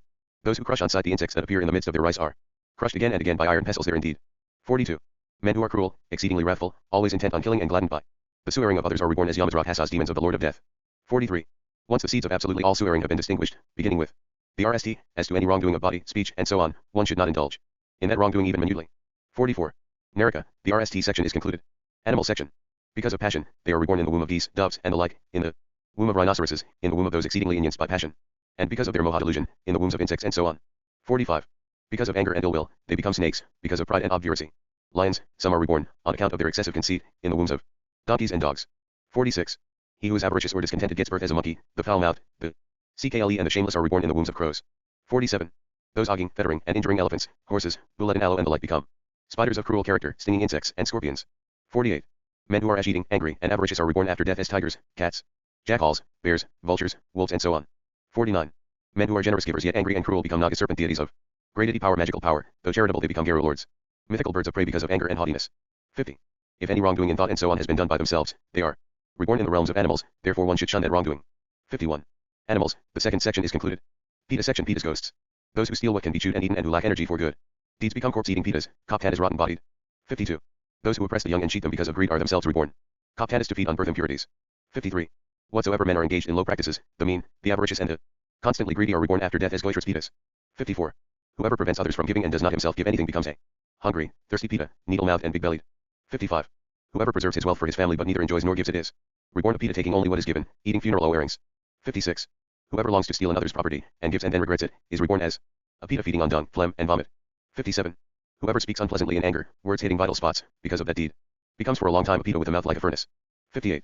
And whoever is cruel-minded, without sympathy and quarrelsome, would become a airy pita eating worms, insects, and beetles. 59. Come has ghouls. Any village fraud who himself gives but stops others giving is reborn to come hat. Deformed, but doing honor. 60. Whoever pitilessly kills animals, but gives them to be eaten by others inevitably after death, and ds his various kinds of food as a rakhasa ash-eating demon. 61. Those who are always intent on scent and garlands, are slow to anger and are muni-scent are reborn after death as gandhabas fragrance-eating spirits, furthering the delight of the devas. 62. Whoever is angry, malicious, and oers goods out of greed is reborn as a paisaka goblin, evil-minded with deformed visage. 63. Those men who are constantly corrupt, ckle, causing pain to others, but constantly delighting in giving, become Buddhist ghosts after death. 64. Those who are horrible, angered, but generous, and those fond of intoxicating liquors are reborn after death as yakhas woodland spirits, feeding on horrible things, fond of liquor. 65. Those who in this world convey folk such as mother, father, and guru in carriages, Become yakhas traveling in celestial palaces, provided with ease. 66. Because of the fall which is craving and avarice, after death people are reborn as pitas, and they are reborn as yakhas and so on because of deeds good but spoiled. Therefore one should shun wickedness. 67. Azura's demigods. That treacherous person who is always deceitful but commits no other sin, who is quarrelsome but generous, becomes lord of Azuras. 68. Vipasiddhi's Azuras went to the realm of the 33 devas, those named the Kalakanji Azuras were included among the pitas. 69. Pitas, the third section is concluded. Human being section.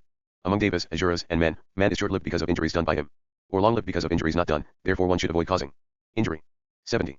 Leprosy, wasting, fever, madness and other ills of human beings exist here on earth. Among men because of killing, hogging, and fettering. 71. Whoever is a thief of others' goods and owers nothing whatsoever does not acquire wealth, however great is he or it. 72. Whoever takes wealth ungiven and gives gifts is reborn after death rst wealthy. Then penniless. 73. Any man who is neither thief nor giver nor exceedingly miserly surely obtains, with great difficulty, lasting wealth. 74.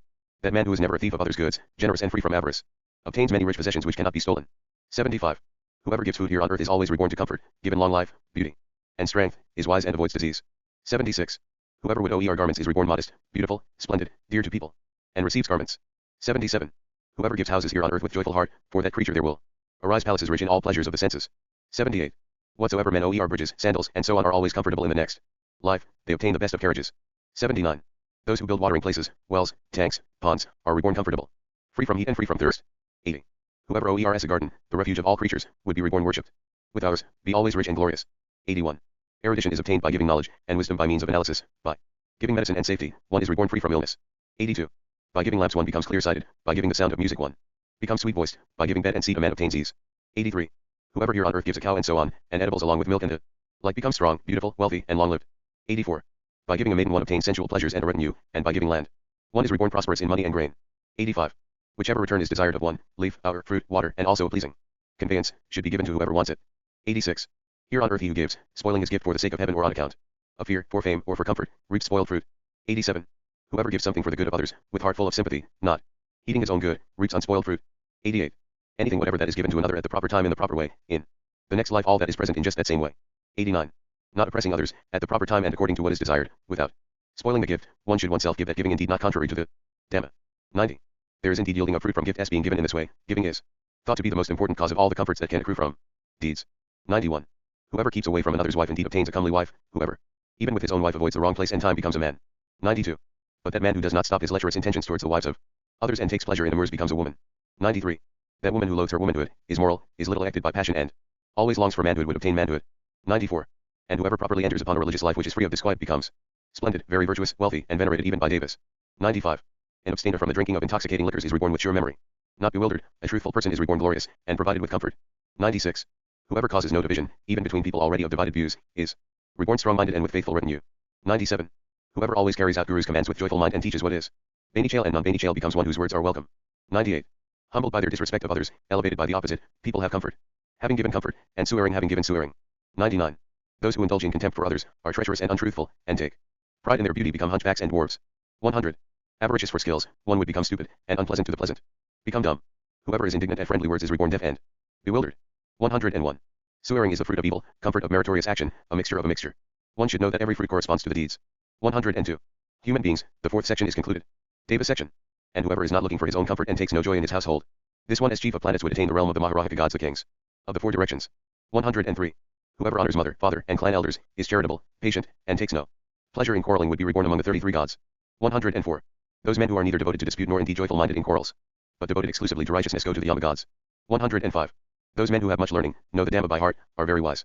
Longing for moksha liberation, completely content with the virtues go to the Tasita, joyous heaven gods. 106. Those men who by themselves are based on right conduct, giving, and monastic discipline, and are full of eord inevitably go to the Niminardi delighting in creation gods. 107. And those who are of superior virtue, are open-minded and attached to giving, self-control and restraint will be among the Paranimitapati controlling others. Creation's gods. 108. One attains to the Tapadamsa 33 heaven by right conduct, to the blessing of Brahma's world by Jnana meditation and to Nibbana by knowledge. 109. The fruit of one's deeds is pleasant or unpleasant. This fruit has been expounded by me. One goes to a comfortable state because of pleasant deeds, swearing has unpleasant deeds as its origin. 110. This trio should be pondered, death, disease, and indeed old age, separation from things loved, and whatever was the fruit of each deed. 111. In this way one reaches destruction of passions, whoever is free from passions attains meritorious action, thus one renounces evil. You must all listen to this Briwai. 112. This has been spoken by the great ISI, that is, the Buddha, doing what is Banichale for others and avoiding what is harmful to others is meritorious action, evil is the reverse. 113. The realms of the devas and men and the three evil regions are the VE courses of Rebirth, explained by the Buddha himself to be the three states of existence. 114. Devas, FTH section is complete. Pankagatittapani is complete. Translated by Anne Appleby Hazelwood. See a translation of the Pankagatittapani. Journal of the Polytext Society 11, 1987, pages 133 to 59. 2. A call to practice. It is a common tenet of Buddhist traditions that human life, or more specifically rebirth as a human born with access to the Dharma, is very precious, something to cultivate and, if found, of great meaning. In a famous passage, the Buddha described a single blind tortoise swimming in a vast ocean, surfacing for air only once every century. On the surface of the ocean floats a single golden yolk. It is rarer, said the Buddha, to be reborn as a human with the opportunity to practice the Dharma than it is for the tortoise to surface for its centennial breath with its head through the hole in the golden yolk. Thus, life as a human with the opportunity to practice the Dharma is not to be squandered on the pursuit of the ephemeral pleasures of the world. But those pleasures are enticing and life passes quickly. If one remains involved in the airs of the world, there will be no time for religious practice. Thus, 1 NTS. Across the Buddhist traditions eloquent descriptions of the impermanence of life, of how quickly life passes away. It is said that death is denied. And the time of death is denied, as Nagarjuna wrote, life is more impermanent than a water bubble battered by the wind of many harmful things. Thus, that one inhales after exhaling and awakens healthy from sleep is fantastic. A particularly powerful description of the folly of worldly pursuits. And the vanities of practicing the Dharma appears in a short text by the famous Korean monk Wonhye, 617 to 686. It was common for monks during the period of the Silla dynasty in Korea to travel to China in order to study. Wonhye never made the journey after realizing that the universe is a product of the mind. He was a distinguished scholar, writing commentaries on a wide range of texts and making important contributions to Buddhist philosophy. It appears that Wonhye stopped writing scholastic texts around 676 in order to spread the Dharma among the people of Korea. He was said to have traveled through the land, singing and dancing, teaching the name of the Buddha. Because of these and other efforts, he is credited above all others with making Buddhism the national religion of Korea. This text, entitled Arouse Your Mind and Practice, Paul Simsuang Change, is one of its few extant works clearly intended for exhorting the people of Korea to the practice of Buddhism. It has remained a popular text in Korea, and is still considered required reading for those who have recently become monks or nuns. Arouse your mind and practice. Now, all the Buddhas adorn the palace of tranquil extinction, Nirvana, because they have renounced desires and practiced austerities on the sea of numerous eons. All sentient beings whirl through the door of the burning house of Sasra, the cycle of death and rebirth, because they have not renounced craving and sensuality during lifetimes without measure. Though the heavenly mansions are unobstructed, few are those who go there, for people take the three poisons, greed, hatred, and delusion, as their family wealth. Though no one entices others to evil destinies, many are those who go there, for people consider the four snakes, earth, air, and water, and the VE desires commonly, wealth, sex, food, fame, and sleep, to be precious to their deluded minds. Who among human beings would not wish to enter the mountains and cultivate the path? But fettered by lust and desires, no one proceeds. But even though people do not return to mountain fastnesses to cultivate the mind, as far as they are able, they should not abandon wholesome practices. Those who can abandon their own sensual pleasures will be venerated like saints. Those who practice what is called to practice will be revered like Buddhas. Those who covet things join Mara's entourage, while those who live with love and compassion are the children of the king of Dharma himself. High peaks and lofty crags are where the wise dwell. Green pines and deep valleys are where practitioners sojourn. When hungry, they eat tree fruits to satisfy their famished belly. When thirsty, they drink the owing streams to quench their feeling of thirst. Though one feeds it with sweets and tenderly cares for it, this body is certain to decay. Though one softly clothes it and carefully protects it, this life force must come to an end. Thus the wise regard the grottos and caves where echoes resound as a hall for recollecting the Buddha's name. They take the wild geese, plaintively calling, as their closest of friends. Though their knees bent in prostration are frozen like ice, they have no longing for warmth. Though their starving bellies feel as if cut by knives, they have no thoughts to search for food. Suddenly 100 years will be past. How then can we not practice? How much longer will this life last? Yet still we do not practice, but remain heedless. Those who leave behind the lusts within the mind are called mendicants. Those who do not long for the mundane are called those gone forth into homelessness. A practitioner entangled in the net of the six senses, eyes, ears, nose, tongue, body, mind, is a dog wearing elephant's hide. A person on the path who still longs for the world is a hedgehog entering a rat's den. Although talented and wise, if a person dwells in the village, all the Buddhas feel pity and sadness for him. Though a person does not practice the path, if he dwells in a mountain hut, all the saints are happy with him. Though talented and learned, if a person does not observe the precepts, it is like being directed to a treasure trove but not even starting out. Though practicing diligently, if a person has no wisdom, it is like one who wishes to go east but instead turns towards the west. The way of the wise is to prepare rice by steaming rice grains, the way of the ignorant is to prepare rice by steaming sand. Everyone knows that eating food soothes the pangs of hunger, but no one knows that studying Dharma corrects the delusions of the mind. Practice and understanding, which are both complete, are like the two wheels of a cart. Beneating oneself and beneating others are like the two wings of a bird. If a person chants prayers when receiving rice gruel but does not understand the meaning, should he not be ashamed before the donors? If one chants when receiving rice, but does not understand the meaning, should one not be ashamed before the sages and saints? Humans despise maggots because they do not discriminate between clean and lthy. Saints loathe the sermonous ascetics who do not differentiate between pure and impure. The precepts are the skillful ladder for leaving behind the clamor of this world and climbing into the empty sky. Therefore, one who wishes to become held of merit for others while breaking the precepts is like a bird with broken wings who tries to fly into the sky while bearing a tortoise on its back. A person who is not yet liberated from his own transgressions cannot redeem the transgressions of others. But how could one not cultivating the precepts still accept others' errings? There is no vanity in nourishing a useless body that does not practice. Despite clinging to this impermanent, evanescent life, it cannot be preserved. People who hope to achieve the virtue of dragons and elephants, that is, eminent monks, must be able to endure long suffering. Those who aspire to the lion seat of the Buddhas must forever turn their backs on desires and pleasures. A cultivator whose mind is pure will be praised by all the gods, while a person on the path who longs for sex will be abandoned by all the wholesome spirits. The four great elements will suddenly disperse, they cannot be kept together for long. Today, alas, it is already dusk and we should have been practicing since dawn. The pleasures of the world will only bring suffering later, so how can we crave them? One attempt at forbearance conduces to long happiness, so how could we not cultivate? Craving among persons on the path is a disgrace to cultivators. Wealth among those gone forth into homelessness is mocked by the noble. Despite interminable admonitions, craving and clinging are not ended. Despite repeated warnings, lust and clinging are not eradicated. Though the airs of this world are limitless, we still cannot forsake worldly events. Though plans are endless, we still do not have a mind to stop them. For todays without end, our days of doing evil have been rife. For tomorrows without end, our days of doing good have been few. For this year's without end, we have not reduced the developments. For next year's without end, we have not progressed towards enlightenment. Hours after hours continue to pass, swiftly the day and night are gone. Days after days continue to pass, swiftly the end of the month is gone. Months and months continue to pass, suddenly next year has arrived. Years after years continue to pass, unexpectedly we have arrived at the portal of death. A broken cart cannot move, an old person cannot cultivate. Yet, still we humans lie, lazy and indolent, still we humans sit, with minds distracted. How many lives have we not cultivated? Yet still, we pass the day and night in vain. How many lives have we spent in our useless bodies? Yet still we do not cultivate in this lifetime. Either. This life must come to an end, but what of the next? Is this not urgent? Is this not urgent? Translated by Robert Buswell from Hanguk Puljo Chosoi, A41a, 3. The translation appears in Peter H. Lee ETAL, EDS, Sourcebook of Korean Civilization, Volume 1, From Early Times to the 16th Century. New York, Columbia University Press, 1993, pages 154-7. 3. Karma Tales. The doctrine of karma is one of the foundations of Buddhist thought and practice. The sufferings that beset humans, and all sentient beings, as well as the happinesses they enjoy, are considered to be the results of deeds done in the past. Over the centuries, Buddhists, both monks and laity, have remained preoccupied with karma, generally seeking a magical means of subverting the negative karma of the past and an Easian technique for amassing positive karma in the present. Scholastic works provide detailed expositions of how karma functions, categorizing all manner of good and evil deeds according to the EX they create. Some deeds create individual experiences, others create an environment. Some deeds have both a primary EECT and a residual EECT. A person who commits murder and is reborn in hell may have a short life when eventually reborn as a human.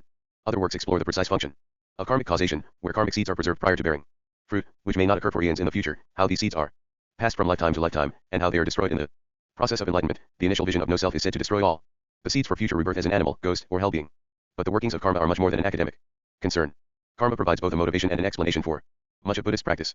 Texts from across the Buddhist world explain what deeds must be avoided, and the consequences of not doing so. And they explain what deeds to perform, and the rewards that will eventually follow. Indeed, one of the standard elements of new teachings that appear on the scene throughout Buddhist history is the claim that performing a particular deed, whether it is reciting a particular mantra, or making an oaring to a particular Buddha, creates merit that is equal to all the grains of sand of the Ganges or all the atoms in the universe. But in other circumstances, the calculations were less grand. In medieval China, there developed a genre of karma ledgers, account books that listed hundreds of meritorious and demeritorious deeds, assigning a certain number of positive and negative points to each. Readers were encouraged to pause before sleep each night to take account of the past day's activities, recording good deeds, and their respective merit, in one column, and bad deeds, and their respective demerit, in another. Karma also explains the strange events of this and other worlds. Even when a catastrophe is ascribed to the machinations of a demon, that demon is believed ultimately to be motivated by the karma of those who sui are. Sometimes the deed that causes a particular pleasure or pain is thought to have been performed many lifetimes in the past. But more immediate explanations are sometimes more satisfying, and Buddhist literature is replete with tales of the results, both good and bad, of deeds done in this lifetime. In some stories, those who have committed a particular misdeed are allowed to visit hell to see the fate that awaits them, and then return to earth to make amends for their sins and proclaim the benefits of virtue.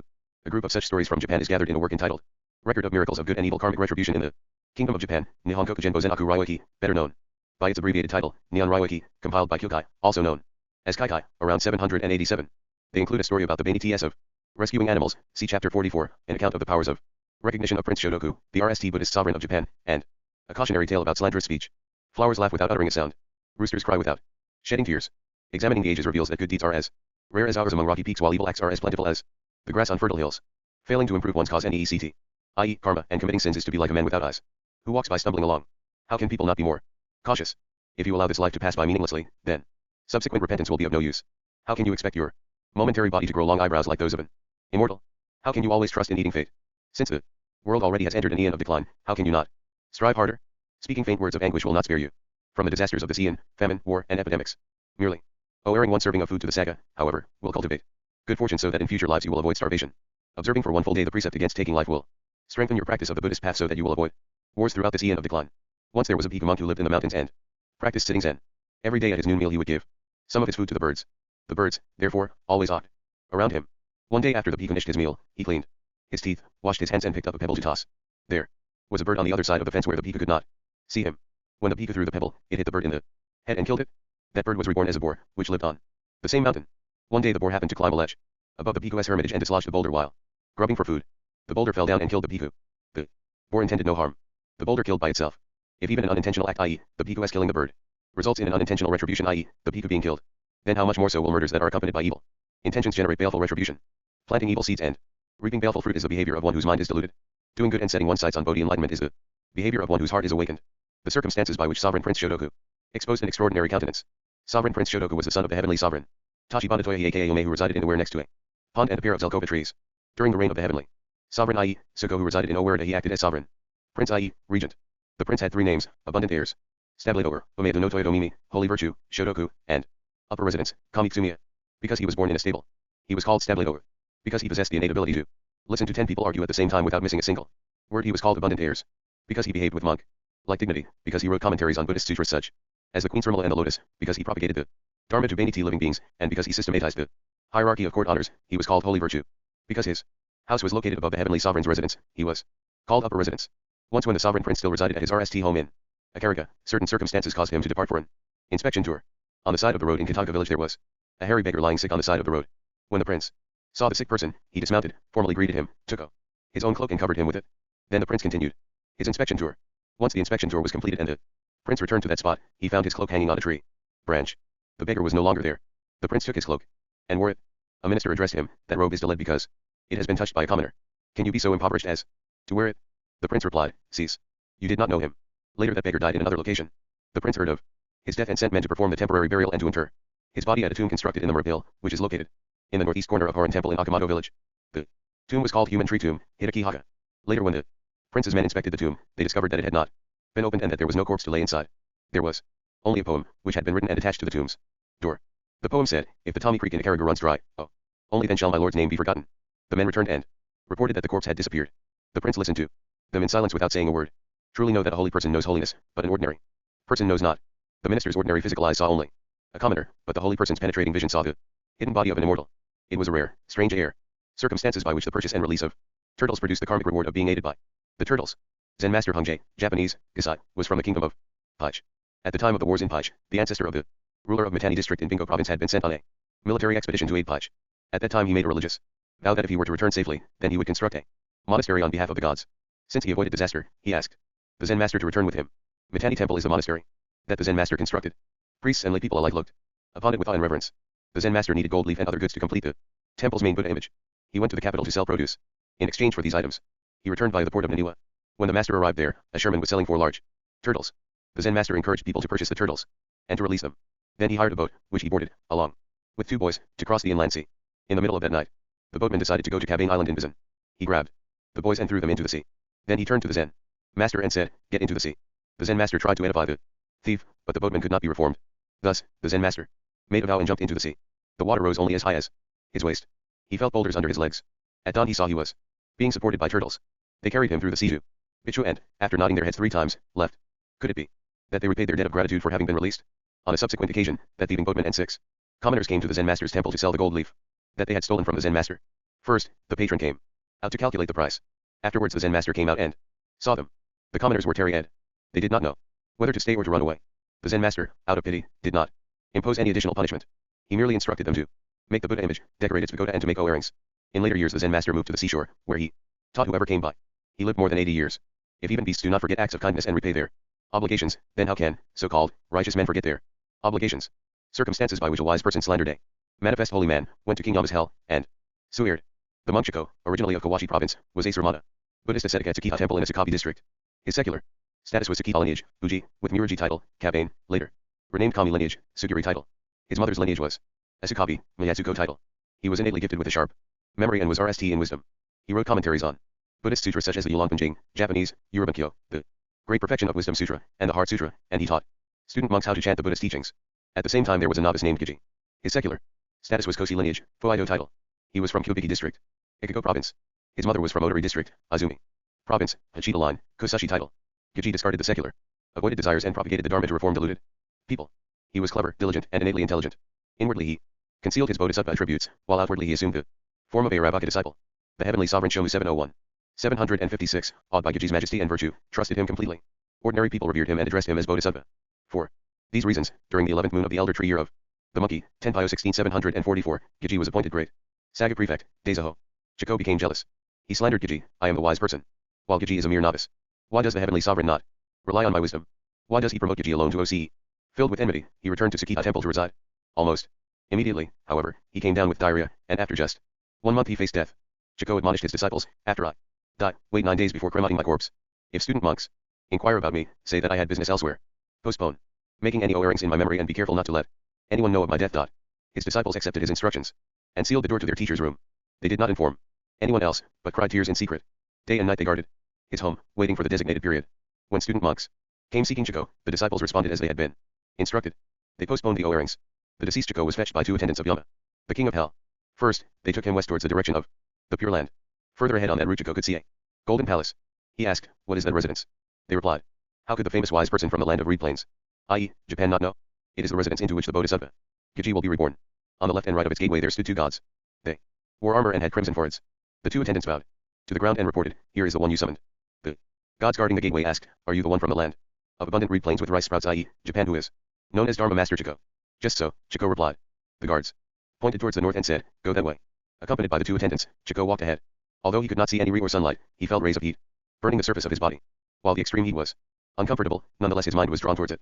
Chiko asked, what is the source of this heat? The attendants replied, it is the heat of hell, which will boil you. Further ahead on that route, there stood an extremely hot iron pillar. The attendants commanded, embrace it. Chiko did so. His ash melted and burned until only his skeleton remained. 3 days passed. Then the attendants came, swept together all of his remains from around the base of the pillar, and said, live. Chiko's body was reborn. Again they directed him to travel north. There stood a copper pillar, even hotter than the one before, drawn towards it by his evil deeds. Chiko wanted to embrace the hot pillar. The attendants commanded, embrace it. Chiko did so. His body burned and melted away. 3 days passed. As before, the attendants swept around the pillar and said, live. Chiko was reborn. Once again they directed him towards the north. Fiery heat rose like clouds of mist. It was so hot that if a young bird had happened upon it, the bird would instantly fall as its blood boiled. Chiko asked, what is this place? The attendants replied, Abyss-i Hell, where you will be boiled. They immediately grabbed Chiko and threw him into the boiling flames. Only by hearing the sound of a bell being struck could Chiko cool and rest. 3 days passed. The attendants pulled Chiko out of hell and said, live. Chiko regained his former self. They took him back the way he had come until they arrived at the gateway to the golden residence. The attendants announced, we have brought him back. The 2 guards at the gateway said, you were summoned here so that you might eliminate your sin of having criticized the Bodhisattva Giji in the land of reed plains. After the Bodhisattva finishes converting people in the land of reed plains, he will be born in this residence. We are waiting for his arrival. Be careful not to eat any food cooked on the hearths of Yellow Springs, i.e., the netherworld. Now, return home. Accompanied by the attendants, Chiko headed east towards the way he had come. When the disciples had observed the 9-day period, they heard Chiko call out for them. They gathered around him, overjoyed at his recovery. Chiko sighed heavily, turned towards his disciples, and told them in detail of the lands of Yama. He respectfully decided to tell Giji of his jealousy. At that time Giji was in Naniwa, where he directed the construction of bridges, canals, and docks. When Chiko physically recovered, he went to Giji's location. The Bodhisattva saw Chiko, and by means of his penetrating vision instantly knew what Chiko thought. Filled with loving kindness, Giji said, why have we so rarely met? Chiko announced his repentance. He confessed, I was jealous of the Bodhisattva. I said, I am a fully ordained, senior monk, with innate wisdom. Giji is a novice with shallow intelligence who has never been ordained with the complete precepts. Why does the heavenly sovereign only elevate Giji while discarding me? As a result of this verbal sin, King Yama summoned me and forced me to embrace iron and copper pillars for 9 days, until I had atoned for the sin of slander. I fear what retributions my remaining sins will engender in my afterlife. Therefore I am confessing. Please excuse my sins. Venerable Giji, with a kind expression, silently consented. Chiko added, I saw the golden residence where you will be reborn.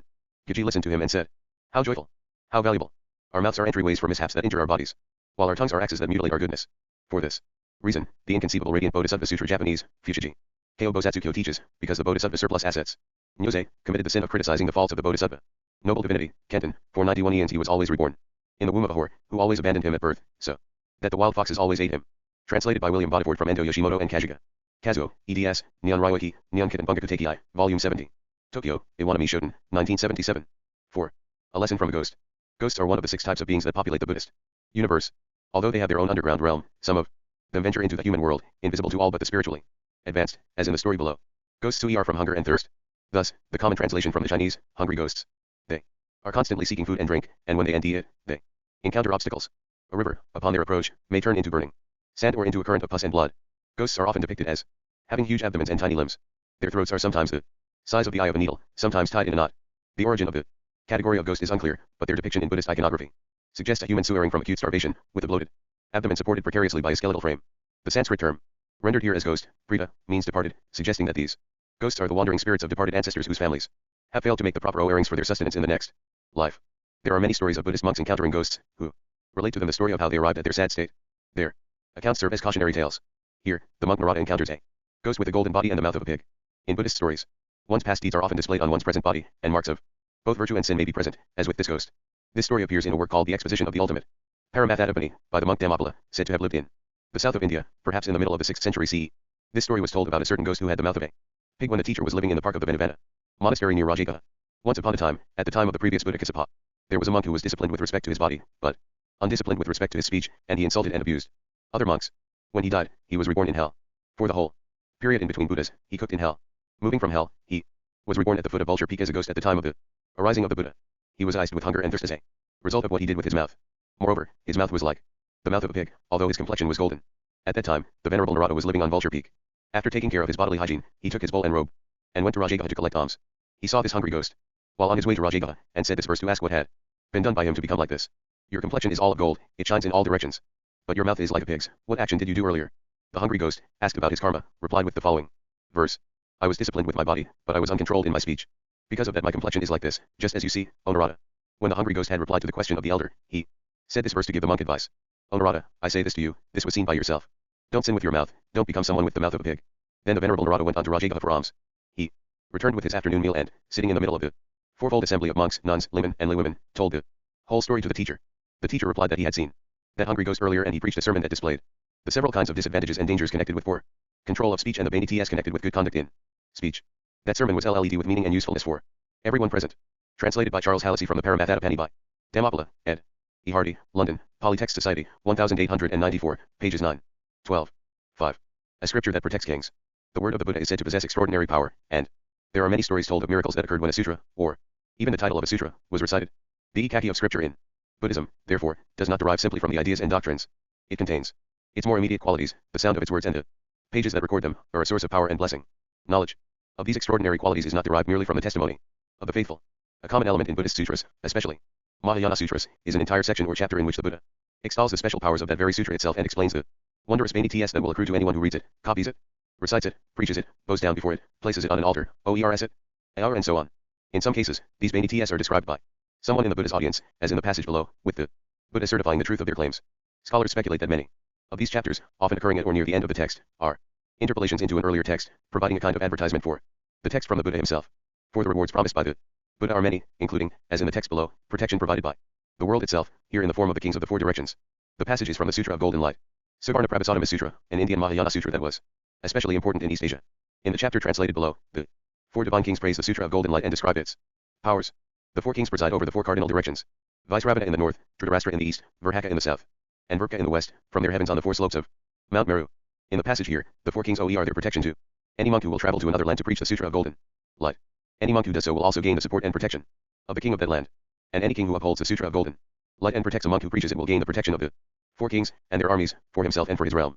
Throughout the history of Buddhism, the Sangha has depended on the support of the state and the king for its survival. The Buddha himself counted kings among his most loyal disciples. These relations would be repeated throughout Asia, as monks carried texts and technologies to foreign courts, where they sometimes became the teachers and advisors of monarchs. In China, despite periods of persecution, a symbiotic relationship developed between imperial rule and the Sangha, between state law and Buddhist law. The ruler was responsible for protecting and maintaining the Sangha. The Sangha was responsible for maintaining moral rectitude, thus creating the merit that would sustain the state, and for instructing the populace in the virtuous behavior that would promote social order.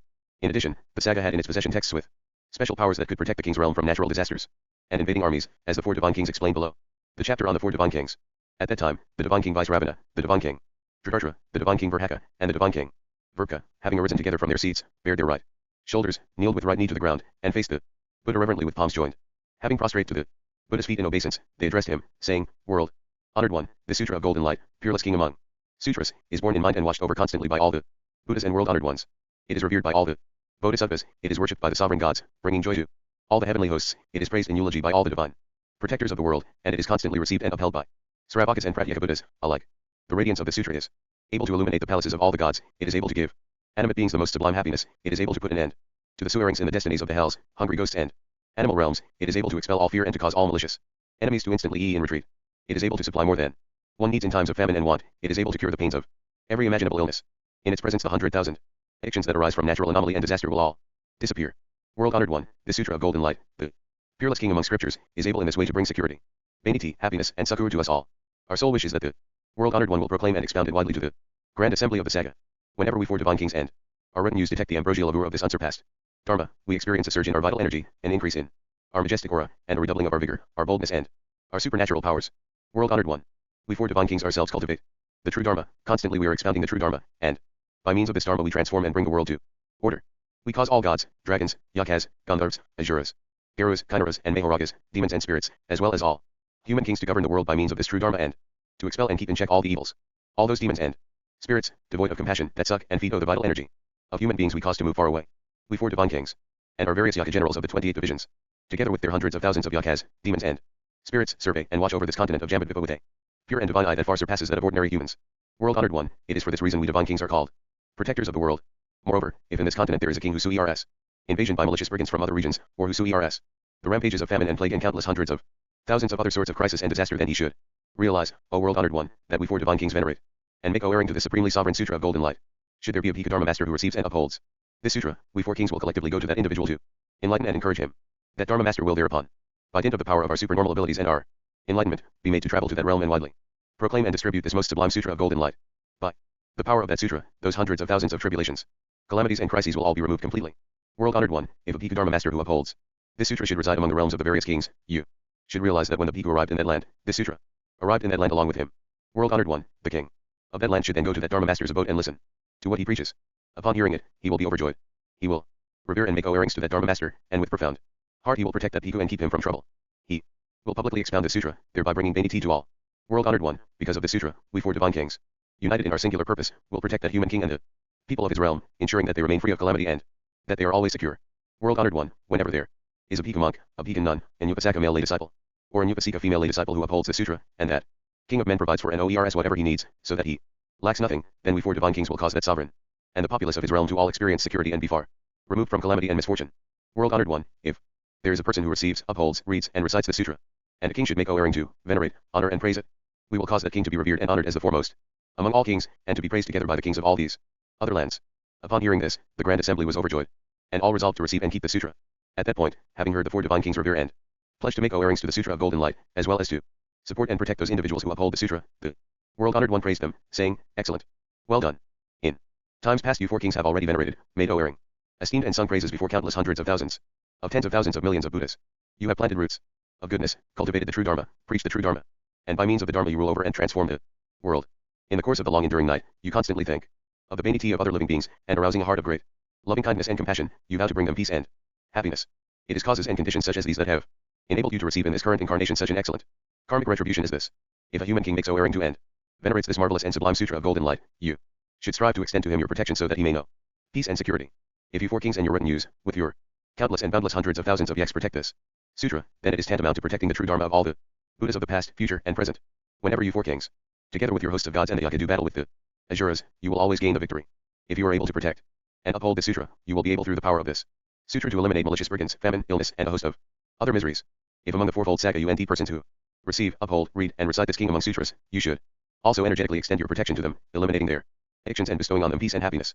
Thereupon, the four kings got up from their seats, bared their right shoulders, and with right knee placed on the ground and palms joined in supplication, they addressed the Buddha, saying, "To whatever place the sutra of Golden Light, king among sutras, should in the future happen to nt its way or be distributed, whether sovereign country, city, hamlet, mountain, forest, or wilderness, if the kings of those lands reverently listen to, receive, praise, and make owing to the sutra, and if, moreover, they provide support for those persons of the fourfold Sangha who receive and uphold this sutra, protecting them with solemn purpose and ensuring that they are free of disturbance, then by dint of these causes and conditions, we will watch over those kings and their peoples, making certain that they are all secure and free from swearing, extending their lives, and perfecting their awe-inspiring virtue."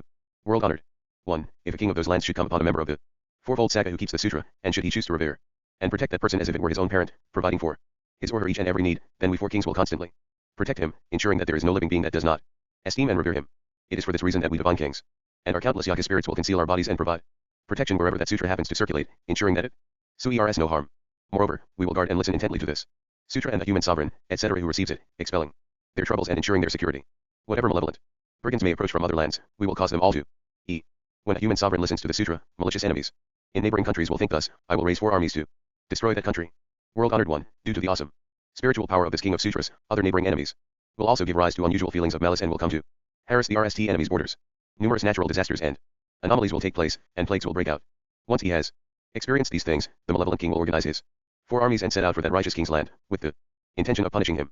We 4 kings, together with our company of boundless and inestimable numbers of yak spirits, will each make himself invisible and come to lend him protective assistance, causing that malicious enemy to submit of his own accord. Never again will he dare to come into this country's domain, much less be able to obtain soldiers and weapons to attack it. Thereupon the 4 divine kings addressed the Buddha saying, World-honored one, if a human sovereign will revere the true Dharma and listen to this king of sutras, and if he will, likewise, revere, make erring to, esteem and extol persons from the fourfold Saga who uphold this sutra, then should he truly wish to please us, he should sprinkle and purify with perfumed water a spot to one side of the main altar.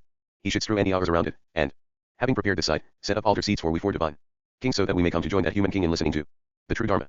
Whatever wholesome roots that king may come to possess by way of personal vanity, he also should donate a portion of those blessings to us. World-honored one, when that king invites the person designated to preach the Dharma to ascend the high seat and begin recitation of the sutra, he should thereupon burn all manner of famous incenses and make erring to the sutra on our behalf. World-honored one, the very instant that incense begins to send up its smoke, in acre of thought it will rise through the empyrean and reach our heavenly palaces.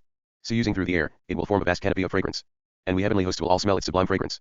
This cloud of incense will also emit a golden light, the radiance of which will illuminate the palaces in which we dwell, even up to the palace of Brahma and the abodes of Indra, Sarasvati, the goddess Sri and the other great gods. The Buddha told the 4 divine kings, not only will the golden radiance of this incense reach our heavenly palaces, but as soon as the human sovereign takes censer in hand and lights the incense in erring to the sutra, the smoke of that incense will immediately spread through the entire universe, its fragrant vapors turning into cloud-like canopies of golden hue that universally illuminate heavenly palaces everywhere. All of these cloud canopies of incense that thereby the universe are produced by the awesome spiritual power of the sutra of golden light. When this human king takes in hand the incense censer to make erring to the sutra, that cloud of incense will not only pervade the universe of this world realm, but in acre of thought, it will spread through countless and inestimable hundreds of thousands of tens of thousands of millions of Buddha lands as numerous as the sands of countless and illimitable numbers of Ganges rivers. As it LLS the air above those Buddhas, it will transform into canopies of incense, the golden light of which will shine everywhere, just as it did for the gods of our realm.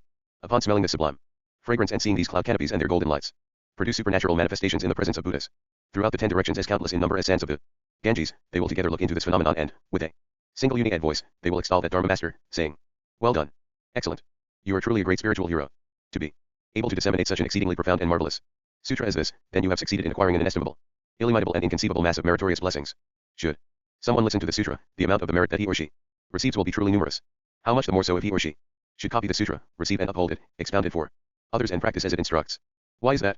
Good son, if a being should hear the sutra of golden light, a king among sutras, then he will never again slide back from supreme perfect enlightenment.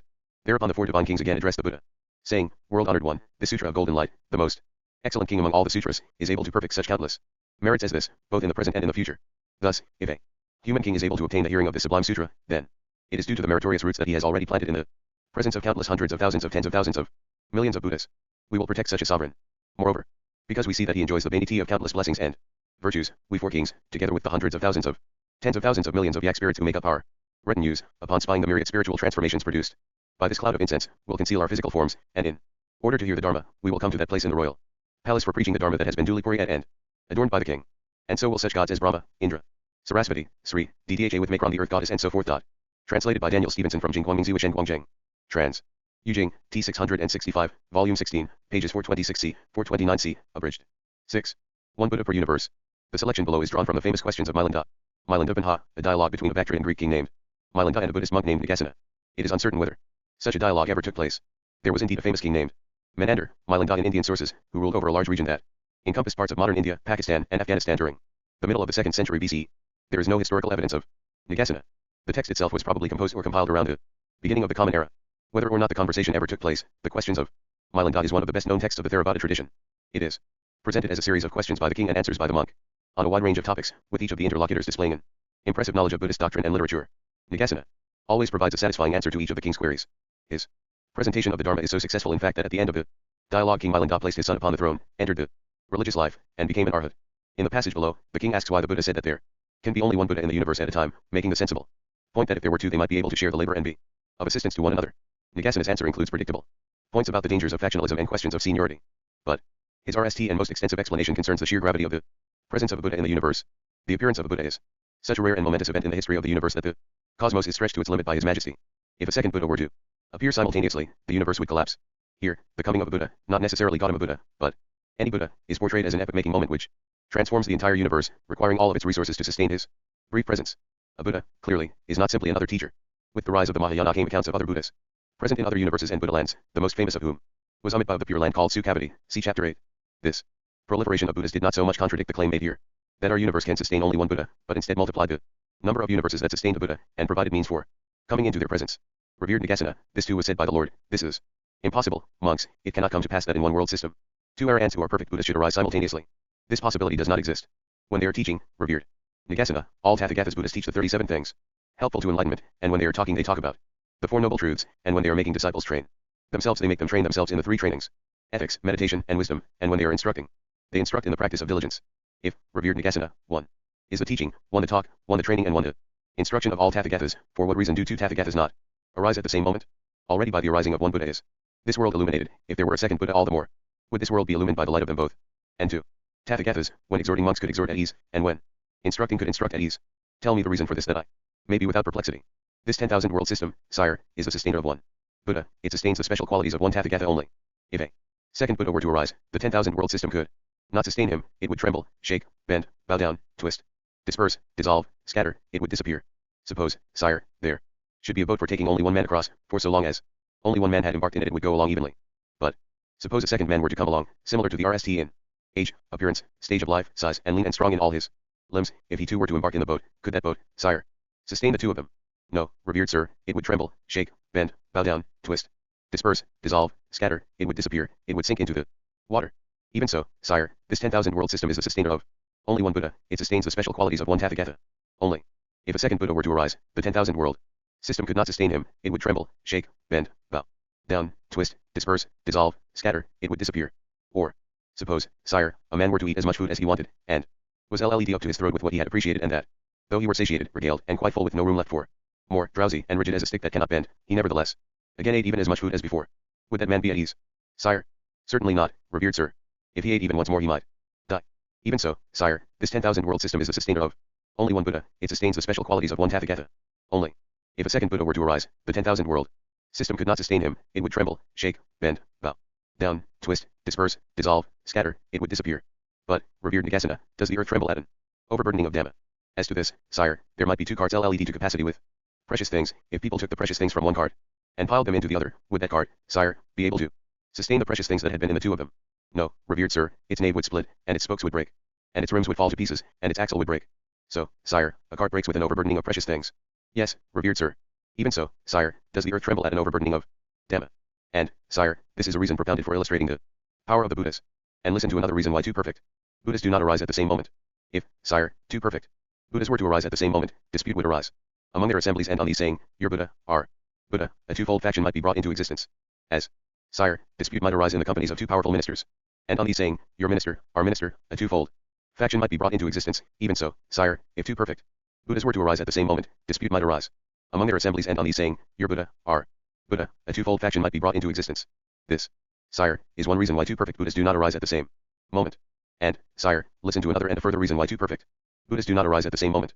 If, sire, two perfect Buddhas were to arise at the same moment, false would be the statement which says, the Buddha is the foremost, the Buddha is the eldest, the Buddha is the best, the Buddha is the most eminent, the Buddha is the supreme, the most distinguished, without an equal, equal to the unequaled, matchless, without a counterpart, the Buddha is unrivaled, except according to its meaning. This reason too, sire, why two perfect Buddhas do not arise at the same moment. Moreover, sire, this is the natural individual essence of Buddhas, of lords, that only one Buddha arises in the world at a time. And, why? By reason of the might of the special qualities of omniscient Buddhas. Other things that are mighty in the world, sire, are also unique. The earth, sire, is mighty and is unique, the sea is mighty and is unique, Sinaru, monarch of the mountains, is mighty and is unique, space. Saka, Mara, great Brahma is mighty and is unique, the Tathagata, Arahant, perfect Buddha is mighty and is unique in the world. Where these uprise there is no occasion for a second. Therefore, sire, only one Tathagata, Arahant, perfect Buddha, arises in the world at a time. The question has been well spoken to, revered Nagasena, with similes and reasons adduced. Even a person who is not clever would be delighted on hearing this, how much more than one of great wisdom like myself? It is good, revered Nagasena, so it is. Therefore do I accept it. From Mylanda's Questions, Volume 2. Trans. I.B. Horner, London, Luzak and Company Ltd, 1964, pages 40 to 44. 7. Two Buddhas seated side by side. We saw in the previous chapter that there is only one Buddha for each age, that indeed, the universe cannot sustain more than one Buddha in each age. Buddhas thus appear individually over the long course of Sastra, with a new Buddha appearing only when a new Buddha is needed, that is, when the teachings of the previous Buddha have disappeared. This notion of Buddhahood would be challenged in certain of the Mahayana sutras that began to appear in India some 4 centuries after the death of the Buddha. New visions of Buddhahood would be set forth. and none more powerfully than in the Lotus Sutra. Sadharmapuvarka Sutra, which literally means Sutra of the White Lotus of the True Dharma, the 11th chapter of which appears below. Earlier in the text the Buddha has revealed that the nirvana of the Arhat, the goal that he preached in his RST sermon, was, in fact, a shin. There is but one goal, and that is Buddhahood. Because there is only one goal, there is only one path, the path of the Bodhisattva to Buddhahood. The Buddha describes this path as the single vehicle, Ekayana, and the Buddha vehicle, Buddhayana. Scholars regard this doctrine as an innovation of the Lotus Sutra, and it was perhaps so regarded by many at the time of its proclamation. However, the Buddha does not describe this view of the Buddhist path as something new, but as something very old. Indeed, he says that the Lotus Sutra has been taught by many Buddhas in the past, and those who venerate the sutra now will gain great merit. This is where the chapter translated below begins. The earth begins to quake, a huge bejeweled stupa rises out of the earth and stands suspended in mid-air. A voice is heard coming from inside the stupa, praising the Lotus Sutra and Sakyamuni's preaching of it. Sakyamuni explains that this is the voice of a Buddha named Prabhudaratna who had lived long ago in a distant universe. He had vowed that after he passed into nirvana, his stupa would appear wherever the Lotus Sutra was preached. Here we see an example, as in Chapter 5 of the Bhakti TS of believing in and worshipping a particular text being extolled in the pages of the text itself. The assembled audience asked to see this Buddha. Sakyamuni explained that he must RST gather all of his emanation bodies to do so. The Mahayana developed the doctrine of the three bodies of a Buddha. The RST was the Dharmakaya, sometimes translated as truth body. It was not a physical body at all, but a collection of transcendent qualities of which all Buddhas partook. The second body was the Sabhagakya, often translated as enjoyment body, a resplendent form of a Buddha that did not appear on earth but only in pure lands. The third was the Nirmanakaya or emanation body, the body to which the Buddha refers here. The form of a Buddha that appears in the human world is only a manifestation, an emanation. The Sanskrit term also has the sense of a magical creation. Later in the Lotus Sutra, the Buddha reveals that he had not really gone forth from his life as a prince, undergone austerities, and achieved enlightenment under the tree. This was all a display meant to inspire the faithful. It was all just an emanation. He had in fact been enlightened eons ago. Not only is the Buddha that appears in this world an emanation, but there are multiple emanations of that Buddha throughout the universe. It is these emanations that Sakyamuni summons to witness the opening of the stupa. As they arrive, our world is transformed into a pure land, with all gods, humans, animals, ghosts, and hell beings transported temporarily to other realms, leaving only the emanated Buddhas and their bodhisattva attendants. When the stupa is opened, they do not see the relics of a cremated Buddha, but the glowing body of the Buddha Prabhudaratna, called many jewels, very much alive and undecayed. The potency of stupas and their power to bestow blessings was said to derive from the presence of the living Buddha within them. Later in the sutra, Sakyamuni would proclaim that a Buddha is eternal, and only pretends to enter nirvana. And as if to vividly demonstrate the multiple and simultaneous presence of Buddhas in the world, the Buddha Prabhudaratna moves to one side, and the Buddha Sakyamuni enters the stupa and sits down beside him. The manifestation of the jeweled stupa. At that time there appeared before the Buddha a stupa made of the 7 precious gems. It was a full ve 100 yojanas, i.e., a unit of measurement. 1 yojana is approximately 7 miles in length, tall, with a girth of 200 fty yojanas, and it welled up from out of the earth and stood suspended in mid-air. All manner of precious objects adorned it. There were some ve 1,000 banisters and a full 10 million niches. It was bedecked with banners and streamers beyond count, and laced with strings of precious jewels from which there hung billions of jeweled bells. The fragrance of tamala leaf and sandalwood issued from each of its 4 sides, filling the entire realm. Its canopies and banners were made of the 7 precious substances of gold, silver, lapis lazuli, seashell, coral, pearl and carnelian. Upwardly its spire reached to the palaces of the 4 divine kings. From the heaven of the 33 the gods rained down divine manner of the blossoms in owing to the jeweled stupa, while an assembly of some thousands of 10,000s of millions of devas, dragons, yakas, gandharvas, asuras, garus, kinnaras, mahoragas, humans and non-humans also made owing to the jeweled stupa with sundry hours, incenses, necklaces, banners and canopies and orchestral music, paying reverence to it, honoring it and praising it. Thereupon, from within the jeweled stupa the sound of a great voice boomed forth, which said in praise, "It is excellent. It is superb, Lord Sakyamuni, that you are able, by means of the great wisdom of perfect equality, to preach the sutra of the lotus blossom, of the marvelous dharma on behalf of the great assembly, the dharma of the bodhisattvas that is born protectively in mind by the Buddhas. It is as you say. Indeed it is so, Lord Sakyamuni. What you have said is completely true." When the fourfold assembly saw this great jeweled stupa floating, suspended in the air, and they heard the voice issue forth from its depths, they were all led with delight and faith in the dharma. Awestruck by what they had never experienced before, they rose up from their seats, joined their palms in adoration, and drew back to either side. At that time a bodhisattva by the name of Great Joy in Preaching, Mahapratapana, knowing the perplexities harbored by the devas, humans, asuras, and other worldly beings, addressed the Buddha saying, "World-honored one, for what reason does this jeweled stupa well up from the earth and this voice issue from its midst?" Thereupon the Buddha said to Bodhisattva Great Joy in Preaching, "Within this jeweled stupa is contained the complete body of a Tathagata. Far to the east of here, across some countless thousands of tens of thousands of millions of world realms, there was once a land known as Jeweled Purity, Ratnavisuddha. In that land there was a Buddha by the name of Many Jewels, Prabhudaratna. When that Buddha was practicing the Bodhisattva path he made a great vow, saying, 'If I become a Buddha, I vow that after I have entered extinction, at any place throughout the lands of the 10 directions where the Lotus Sutra is being preached, my bejeweled shrine will well up before those persons listening to the sutra, saying, in praise, excellent.' After that Buddha achieved his enlightenment, and when he was on the verge of entering NAL extinction, he declared to the bhikkhus, among his great assembly of gods and humans, after I have entered extinction, those who wish to make owing to my intact body should construct a single large stupa for it. By the supernatural power of that Buddha's vow, here and there throughout the realms of the 10 directions, whenever people preach the Lotus Sutra, that Buddha's jeweled stupa will unfailingly well up before them. With his body fully intact within the jeweled stupa, he will praise them, saying, 'Excellent. Well done. Great Joy in Preaching, because it has heard the Lotus Sutra being preached, the stupa of the Tathagata Many jewels now wells up out of the earth, praising, excellent. Well done. Emboldened by the Tathagata's spiritual power, the Bodhisattva, great joy in preaching thereupon said to the Buddha, Lord, we wish to see the body of this Buddha. The Buddha replied to the great being, Bodhisattva great joy in preaching, this Buddha many jewels has a profound and solemn vow, to wit, when my stupa rises up before the gathering of the Buddhas in order to listen to the Lotus Sutra, should a Buddha wish to show my body to his fourfold assembly, then let him bring back and assemble in one place all of his emanation body Buddhas that are engaged in preaching the Dharma throughout the worlds of the 10 directions. Only then will my body be revealed. Great joy in preaching, shall I assemble my emanation body Buddhas that are currently preaching the Dharma throughout the 10 directions. Great joy in preaching. Address the Buddha, saying, World honored one, we indeed wish to see the Lord's manifestation body Buddhas, so that we may make obeisance and no erring to them. At that point, the Buddha put forth a single ray of light from the white tuft between his eyebrows, whereupon all the Buddhas throughout the lands of the eastern direction became visible, their number equivalent to the sands of the hundred tens of thousands of Naodas millions of Ganges rivers. The ground of these lands was made of lapis lazuli, and they were bedecked with jeweled trees, from which hung jeweled clothing. Countless thousands of tens of thousands of millions of bodhisattvas led their midst. All around were draped jeweled curtains, with jeweled nets suspended overhead. The Buddhas of those lands preached the Dharma with a great and marvelous voice, while countless thousands, tens of thousands and millions of bodhisattvas could be seen circulating through those lands and preaching the Dharma to their multitudes. Whether south, west, north, the four intermediate, or upper and lower directions, wherever the light from the Buddha's brow reached quadrants, the scene was exactly the same. At that juncture, each of the Buddhas throughout the 10 directions announced to his multitude of bodhisattvas, good sons, I must now go to the Saha world, the abode of Sakyamuni Buddha, and there make erring to the bejeweled stupa of the Tathagata. Many jewels.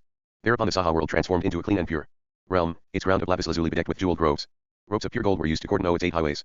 Cities and villages, seas, rivers, mountains, and forests were all gone. Mandara blossoms and the smoke of precious incenses spread across its grounds, while jeweled nets and curtains, festooned with jeweled bells, spanned the sky overhead. Only the members of this assembly remained, all humans and gods having been transported to another land. At that point, the Buddhas began to arrive in the Saha world, each accompanied by a single bodhisattva who served as his attendant. Each proceeded to the foot of a jeweled tree. Each jeweled tree was exactly 100 yojanas tall, with its branches, leaves, boughs, and fruit arrayed in perfect order. Beneath the trees were lion thrones, yojanas in height. They, too, were studded with magnificent gems. One by one, each Buddha folded his legs and took his seat on this throne. In this fashion, they progressively led up the entire 3,000 great thousand realms of the Saha world, and yet, even the bodies manifested by Sakyamuni Buddha in one of the 10 quadrants could not be fully accommodated. Because Sakyamuni wished to make room for all of his emanation Buddhas, he transformed an additional 200 tens of millions of Naodas of other lands throughout each of the 8 quadrants, making them all clean and pure. There were no hell dwellers, hungry ghosts, animals, or asuras, and the gods and human beings were also moved away and installed in other lands. The newly transformed realms also had ground of lapis lazuli, which was adorned with jeweled trees. The trees were 100 yojanas tall, their branches, leaves, boughs, and fruit all arrayed in perfect order. At the foot of each tree was a jeweled lion throne, yojanas tall, which was studded with all manner of precious gems. Again, there were no seas or rivers, nor were there such kings. Among mountain ranges as the Mahamusalinda Mountains, the Iron Encircling Mountains, the Great Iron Encircling Mountains, or Mount Sumeru. The entire region was united into a single Buddha land, its bejeweled ground perfectly level. Jewels strung in mist-like curtains festooned the skies overhead, from which there dangled streamers and canopies. The smoke of the most precious incenses and divine jewel-like blossoms spread across its ground. Once again, in order to accommodate the Buddhas who were coming to take their seats, Sakyamuni Buddha transformed another 200 tens of thousands of Naodas of Buddha lands in each of the 8 directions, rendering them all pure and free of hell dwellers, hungry ghosts, animals, and asuras. Their gods and humans were again transported to other realms, just as before. The newly transformed land also had a ground of lapis lazuli, which was adorned with jeweled trees. The entire setting was united into a single Buddha land, its bejeweled ground perfectly level. Jewels strung in mist-like curtains festooned the skies overhead, from which there dangled streamers and canopies, as the smoke of precious incenses and divine jewel-like blossoms spread across its over. Then, again, Sakyamuni transformed an additional 200 Naodas of lands throughout the 8 directions in order to accommodate the Buddhas who were coming to take their seats. The entire setting was united into a single Buddha land, its bejeweled ground perfectly level. Jewels strung in mist-like curtains festooned the skies overhead, from which there dangled streamers and canopies, as the smoke of precious incenses and divine jewel-like blossoms spread across its over. At that point, the Buddha bodies manifested by Sakyamuni in the eastern quadrant, Buddhas from realms equivalent to the sands of some hundreds of thousands of tens of thousands of millions of Naodas of Ganges rivers, gathered there, each preaching the Dharma as he came. In this fashion, all the Buddhas of the 10 directions assembled and took their respective seats in the 8 directions, so that each of the 400 tens of thousands of millions of other Buddha lands that comprised the assemblies respective quadrants was led to capacity with the Buddha Tathagatas. Having taken his seat on the lion throne beneath his jeweled tree, each Buddha thereupon dispatched his acolyte to pay respect to Buddha Sakyamuni. As he led his disciple's hand with jeweled blossoms, he told him, Good son, go to Sakyamuni on Mount Drakta and speak as I instruct you. Are you free of illness? Are you free of action? Is your vital energy easeful, and are the bodhisattvas and sravakas at ease? Take these precious blossoms and scatter them over the Buddha in no erring. Then speak these words to him, Buddha so and so requests that you open this jeweled stupa. All of the Buddhas dispatched their emissaries in this way. Seeing that his emanation Buddhas had all gathered and each taken their seats, and having heard all these Buddhas express the same desire that the jeweled stupa be opened, Sakyamuni Buddha thereupon rose from his seat and stood in mid-air. The entire fourfold assembly likewise rose up and, with palms joined, single-mindedly gazed at the Buddha. Using the injures of his right hand, Sakyamuni Buddha thereupon opened the door of the stupa made of 7 jewels. As he did so, it emitted a great sound, like the bolt being opened on a massive city gate. Thereupon, the entire assembly saw the Tathagata many jewels, seated on a lion throne in the midst of the jeweled stupa, his body undecayed and perfectly intact, as though entered in meditative absorption. Moreover, they heard his voice say, "Excellent. Well done, Sakyamuni. I am delighted that you preach this Lotus Sutra, and I have come to this place expressly to listen to this sutra." Seeing a Buddha who had entered extinction some countless thousands of tens of thousands of millions of kalpas eons ago speak these words, the fourfold assembly praised it as something they had never experienced before. Taking bouquets of precious blossoms, they scattered them over Buddha many jewels and Buddha Sakyamuni. Thereupon, Buddha many jewels, still seated in the jeweled stupa, aired half of his seat to Sakyamuni Buddha, saying, "Sakyamuni Buddha, please come and sit down." Sakyamuni immediately entered the jeweled stupa and sat down on his half of the seat, seating himself in cross-legged posture. At that time, the members of the great assembly, seeing the two Tathagata seated on the lion throne in the jeweled stupa, legs intertwined in cross-legged posture, each had this thought, the seat of the Buddhas is so high up and far away. I wish that the Tathagatas would use their supernatural powers to enable us to float in the air so that we might have a better view. Employing his supernatural powers, Sakyamuni Buddha immediately caused the entire assembly to rise up and abide in the air. With resounding voice he announced to the fourfold assembly, "Who among you is able to widely preach the Sutra of the Lotus Blossom of the marvelous Dharma in the Saha realm? Now is precisely the right time. Before long the Tathagata will enter Nirvana, and the Buddha wishes to entrust the Sutra of the Lotus Blossom of the marvelous Dharma to those of you who are present." Translated by Daniel Stevenson from the Kumarajava version of the Lotus Sutra, Saddharma Puarka Sutra, Milfolian Huijing, T262. Volume 9, pages 32b16, 33c16. 8. Rebirth in the land of bliss. Rebirth in an auspicious realm is a ubiquitous concern in the Buddhist traditions, with practice directed towards avoiding a sorrowful rebirth and assuring a happy rebirth, whether for oneself or for others. Among the 6 realms of rebirth, those of humans and gods are considered happy. One is reborn there as a result of a virtuous deed performed in the past. But neither realm is without its shortcomings. The problems of the human realm are well known, and the various heavens of the gods, although replete with sublime pleasures, are temporary. One must die there and be reborn elsewhere. Thus, the Buddha advised his followers to seek the ultimate peace of nirvana, beyond the vicissitudes of deeds and their consequences. However, nirvana was considered a difficult goal, and, throughout the history of Buddhism, various alternatives to it have been set forth, none perhaps more famous than the so-called Pure Land. The Mahayana Sutras describe the universality with numerous world systems, generally similar to our own.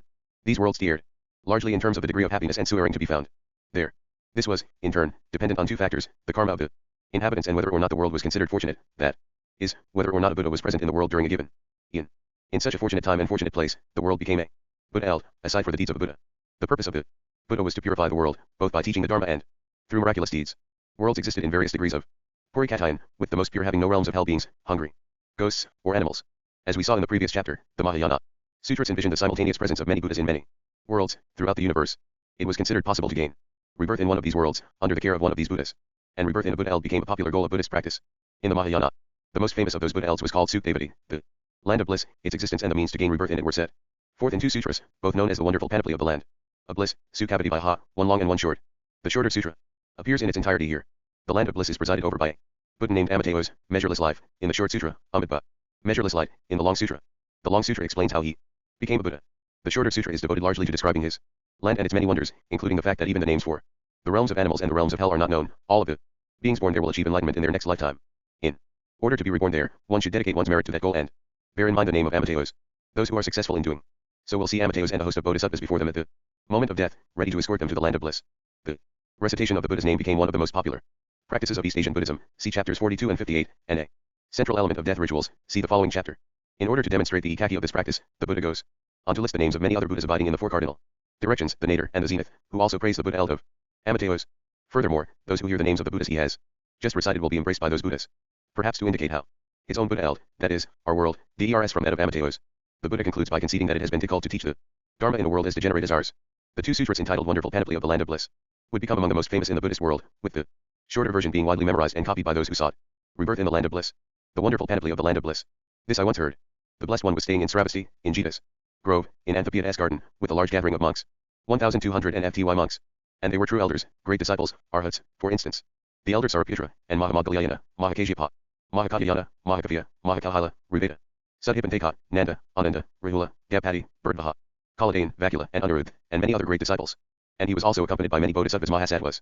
For instance, Manjusri the true prince, Ajita the bodhisattva, Mahasattva, Gandhahastan the bodhisattva Mahasattva, Nidhyatayukta, the bodhisattva Mahasattva, and Anakaptatyura the bodhisattva, Mahasattva, and many other bodhisattvas Mahasattvas. And he was also accompanied by Sakra, lord of the gods, and by Brahma, lord of the Saha world, and by many other hundreds of thousands of trillions of gods. Then, the Blessed One addressed the Reverend Saraputra, in the western quarter, Saraputra, crossing hundreds of thousands of millions of Buddha elds beyond this Buddha eld, there is a world system called blissful. There, a Tathagata, Arhat, perfect and full Buddha called Amitayos at this moment stays, remains, lives on and teaches the Dharma.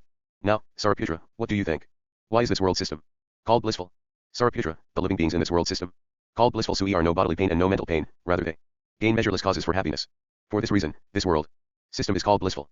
Furthermore, Saraputra, the world system blissful is adorned and enclosed on every side by 7 railings, 7 rows of palm trees, and nets of bells.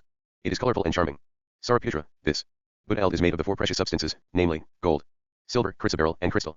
It is adorned with arrays of such excellent qualities that are unique to Buddha. Furthermore, Saraputra, in the world system blissful, there are lotus ponds made of the 7 precious substances. They are full of water that possesses the 8 good qualities of water. They are completely covered by jeweled lotus blossoms, and they are so full that a crow could drink from the edge of the pond. Their bottoms are covered with golden sand. On the 4 sides of each of these ponds are 4 flights of steps, colorful, charming, each made of one of the 4 precious substances, namely, gold, silver, chrysoberyl, and crystal. And on the banks of these ponds grow majestic gem trees, colorful and charming, made of the 7 precious substances, namely, gold, silver, chrysoberyl, crystal, red, pearl, agate, and coral. And in all those ponds grow lotus flowers, golden, gold-colored, with a golden sheen, or with a tinge of gold; blue, blue-colored, with a blue sheen, with a tinge of blue; yellow, yellow-colored, with a yellow sheen, or with a tinge of yellow; red, red-colored, with a red sheen, with a tinge of red; white, white-colored, with a white sheen, with a tinge of white; variegated, of many colors, with the sheen of many colors, with a tinge of many colors. And they grow as large as a wagon wheel. Saraputra, this Buddha is adorned with arrays of such excellent qualities that are unique to Buddha. Furthermore, Saraputra, in the world system blissful, heavenly musical instruments are constantly played. The great earth is of a charming golden color, enchanting. Saraputra, this Buddha is adorned with arrays of such excellent qualities that are unique to Buddha. Furthermore, Saraputra, in the world system blissful, a shower of heavenly mandara blossoms pours down 3 times a night and 3 times a day. And the living beings who have been reborn there, in the time before their one morning meal, go to other Buddhas, worship 100,000 million Buddhas, and return to that world system in time for their afternoon nap, having showered each Tathagata with 100,000 million downpours of blossoms. Saraputra, this Buddha is adorned with arrays of such excellent qualities that are unique to Buddha. Furthermore, Saraputra, in that world system blissful there are wild geese, cranes, and peacocks. 3 times a night, 3 times a day they gather together and form a chorus, and each sings with its own voice.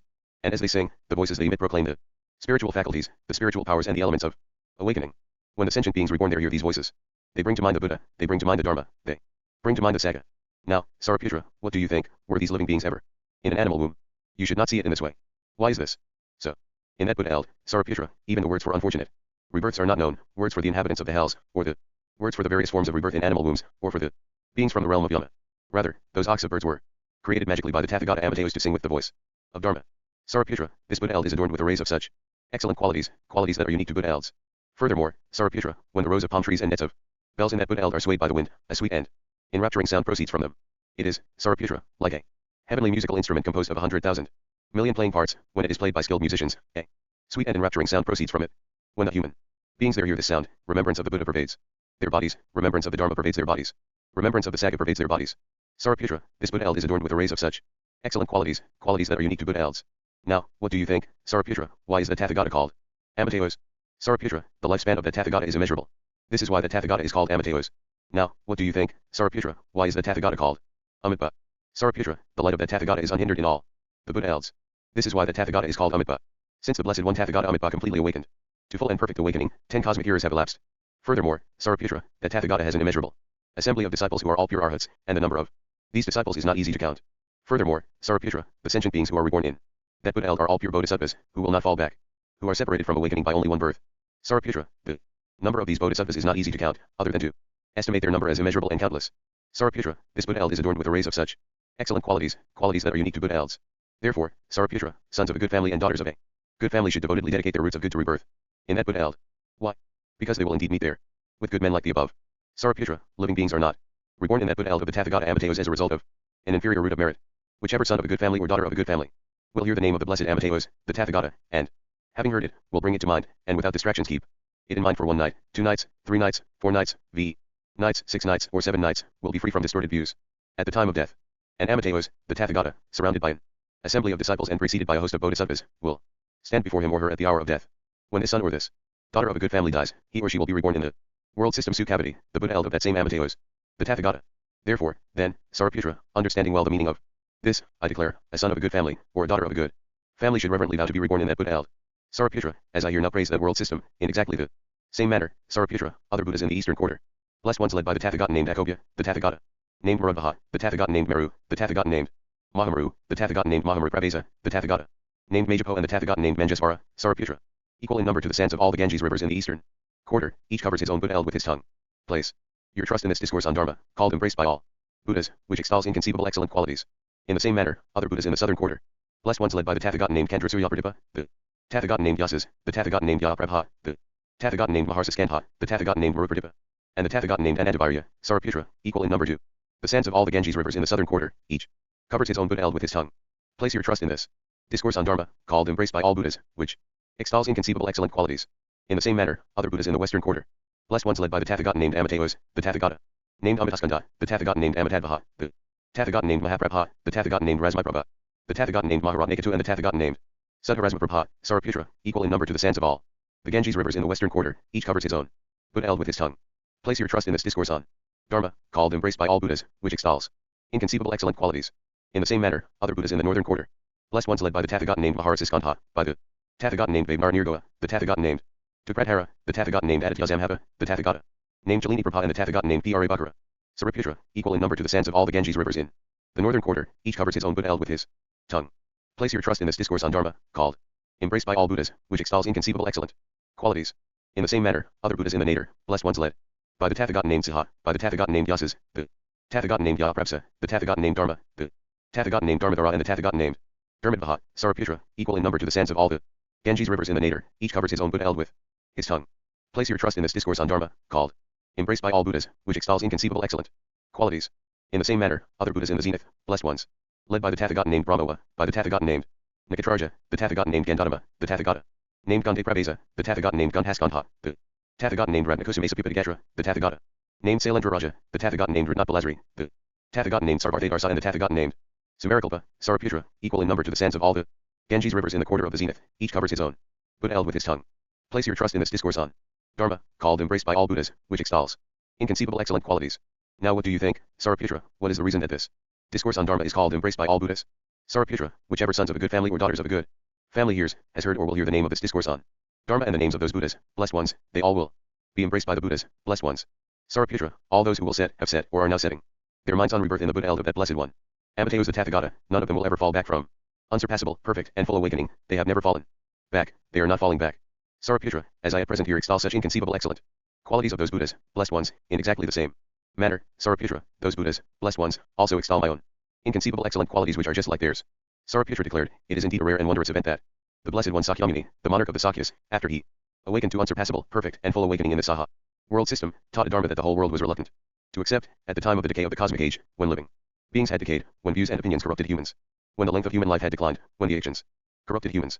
The blessed one said, this was even for me, Saraputra, a most difficult task to perform, that after I awakened to unsurpassable, perfect and full awakening in the Saha world system, I taught a Dharma that the whole world was reluctant to accept, during the time of the BE corruptions of the cosmic age. When the blessed one had spoken, the reverend Saraputra remained enraptured, and he, with the great disciples, and the Bodhisattvas, and the world with its gods, humans, Asuras, and Gandharvas, rejoiced at what the blessed one had said. Translated by Luis O. Gomez, from the Tibetan translation of Denazala and Yeshi's SD, Dirge edition, SD Tohoku 115. MDOSD, JA, pages 195b4, 202. 9. Avoiding Hell, Gaining Heaven. In the RST centuries of Buddhism in Japan, the recitation of the homage to Amitabha, in Japanese Namu Amitabutsu, as recommended in the longer and shorter Sukhavati Sutras, was used primarily as a means of protecting the living by sending the spirits of the dead to the Pure Land, and thus was regarded as inauspicious. It also became one of a number of monastic practices of the Tendai and Shinjin schools. At the Tendai headquarters on Mount Hiei outside Kyoto, the practice of perpetual chanting became popular, in which, during a 90-day retreat, monks would circumambulate an image of Amitabha while chanting Namu Amitabutsu and visualizing his Pure Land, in an effort to gain a vision of the Buddhas of the 10 directions. This was considered just one of a number of Tendai meditations to be pursued on the path to Buddhahood. The RST person in Japan to argue for the particular ikaki of devotion to Amitabha was the Tendai monk Genshin, 942-1017, who did so in his famous treatise entitled Anthology of Essential Teaching for Deliverance to the Pure Land, Ajoishu, completed in 985. He sought to establish the importance of devotion to Amitabha by collecting relevant passages from a variety of Indian and Chinese texts. He argued, as Shandeo had in China, that devotion to Amitabha was the most appropriate form of Buddhist practice during the degenerate age. His text became very popular among the aristocracy, perhaps because it appeared during the social upheaval at the end of the Heian period, when it was easy to believe that human society had fallen far since the more fortunate time of the Buddha. Genshin's work was also famous for its description of Sisera, the world that those desiring rebirth in the Pure Land sought to escape. The work is especially famous for its vivid depiction of the hells, some of which are included here. His description inspired paintings of the hells on Japanese screens. These descriptions are all the more harrowing when read in contrast to the account of Amitabha's land of bliss, see previous chapter, an account that many of his readers would have known well. The treatise also included detailed deathbed instructions, a portion of which are included here, that were intended to summon Amitabha from his Pure Land to stand at the bedside of the dying person, ready to transport him or her to the land of bliss, far away from the hells he describes below. Anthology of Essential Teaching for Deliverance to the Pure Land. Preface. The doctrines and practices of deliverance to the Pure Land should be the eyes and legs of people trapped in this still-led world during this age of decline. Priests and lay people, aristocrats and commoners, all should rely upon them. The doctrines of esoteric, Kenmitsu, Buddhism, in contrast, rest on scriptures which lack agreement and consist of practices which are extremely diverse in terms of concrete techniques, abstract theories, and karmic conditions. For clever, wise people who possess spiritual fortitude, they i.e., Kenmitsu doctrines present no difficulties. But for dull, stupid people like me, how could they be suitable?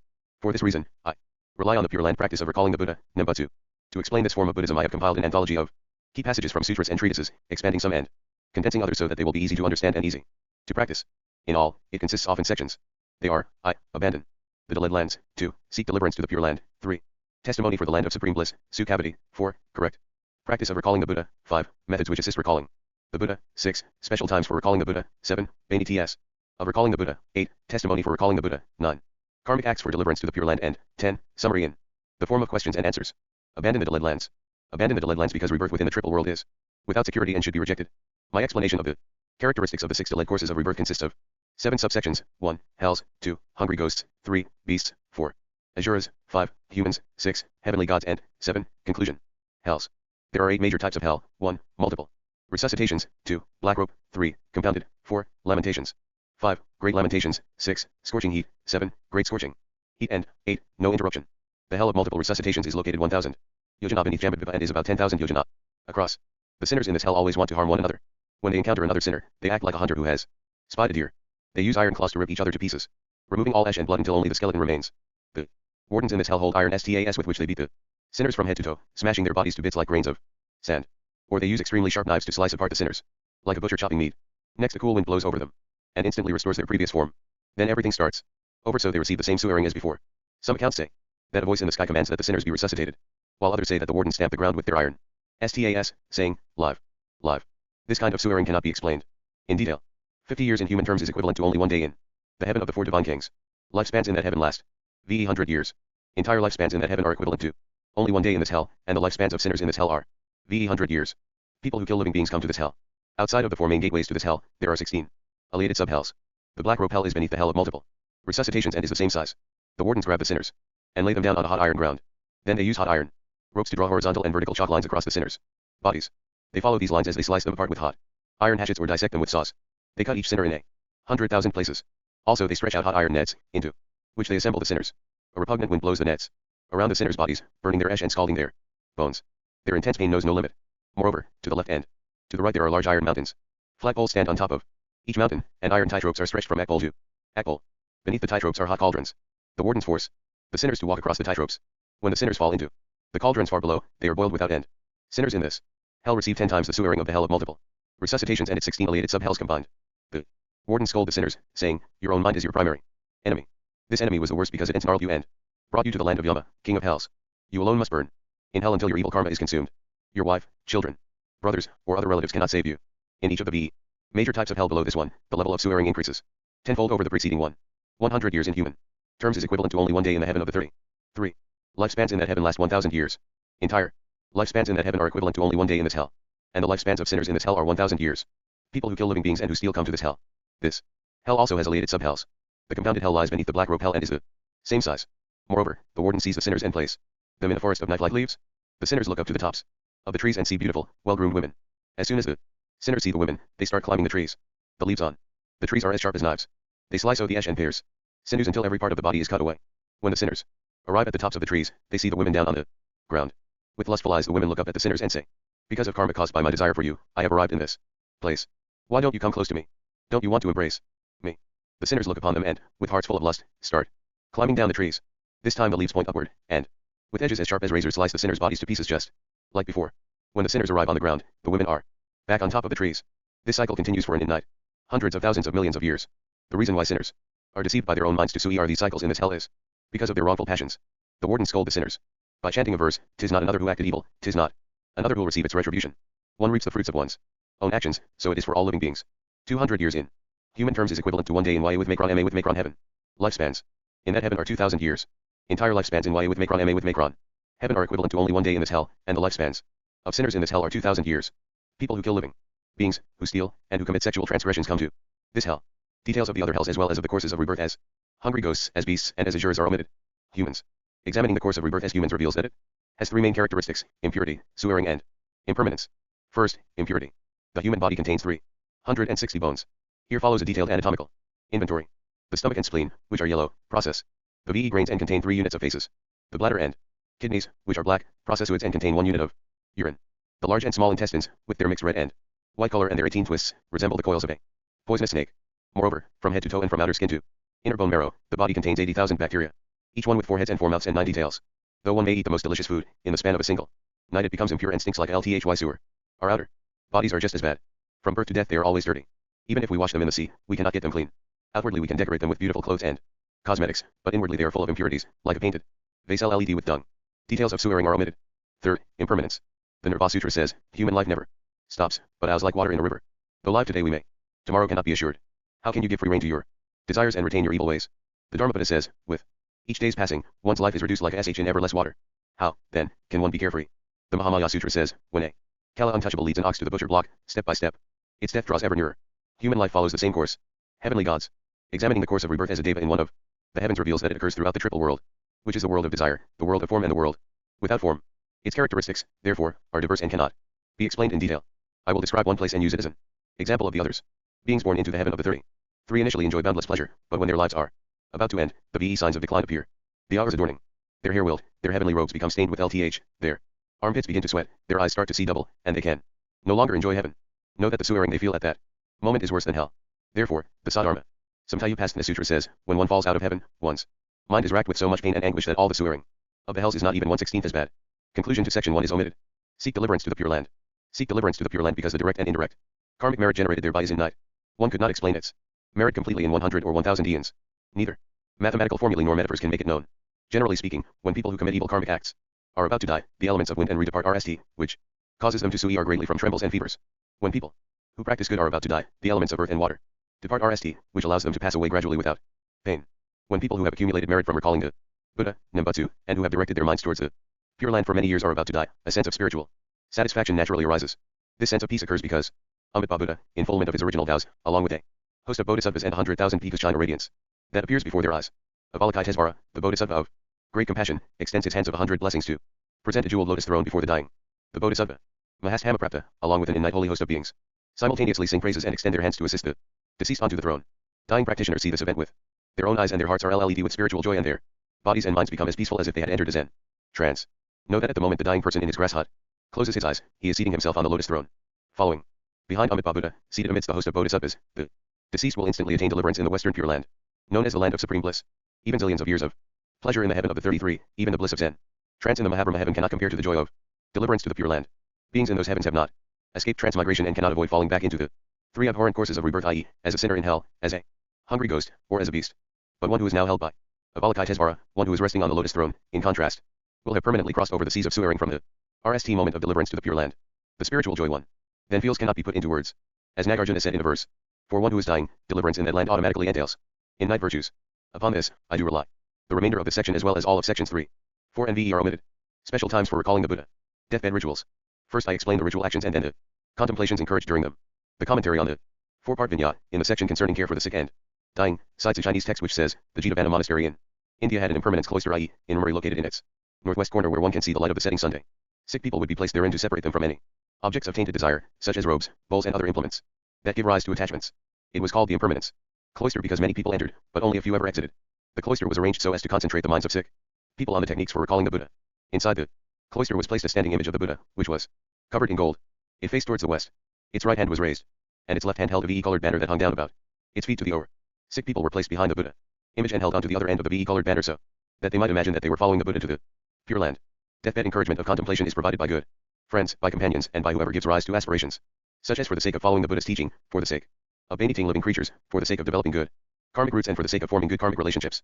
These people should come to the sick person's bedside and dispense spiritual encouragement. The precise content of the encouragement should accord with the thoughts of the sick person. On behalf of myself, I have composed the following words of encouragement. Dear son of the Buddha, for many years you have abandoned secular ambitions and focused solely on karmic acts leading to the Western Pure Land. Among such acts, the fundamental ones are your NAL 10 thoughts as you face death. Now you already are lying in your sick bed. You must be afraid, but fear not. Close your eyes.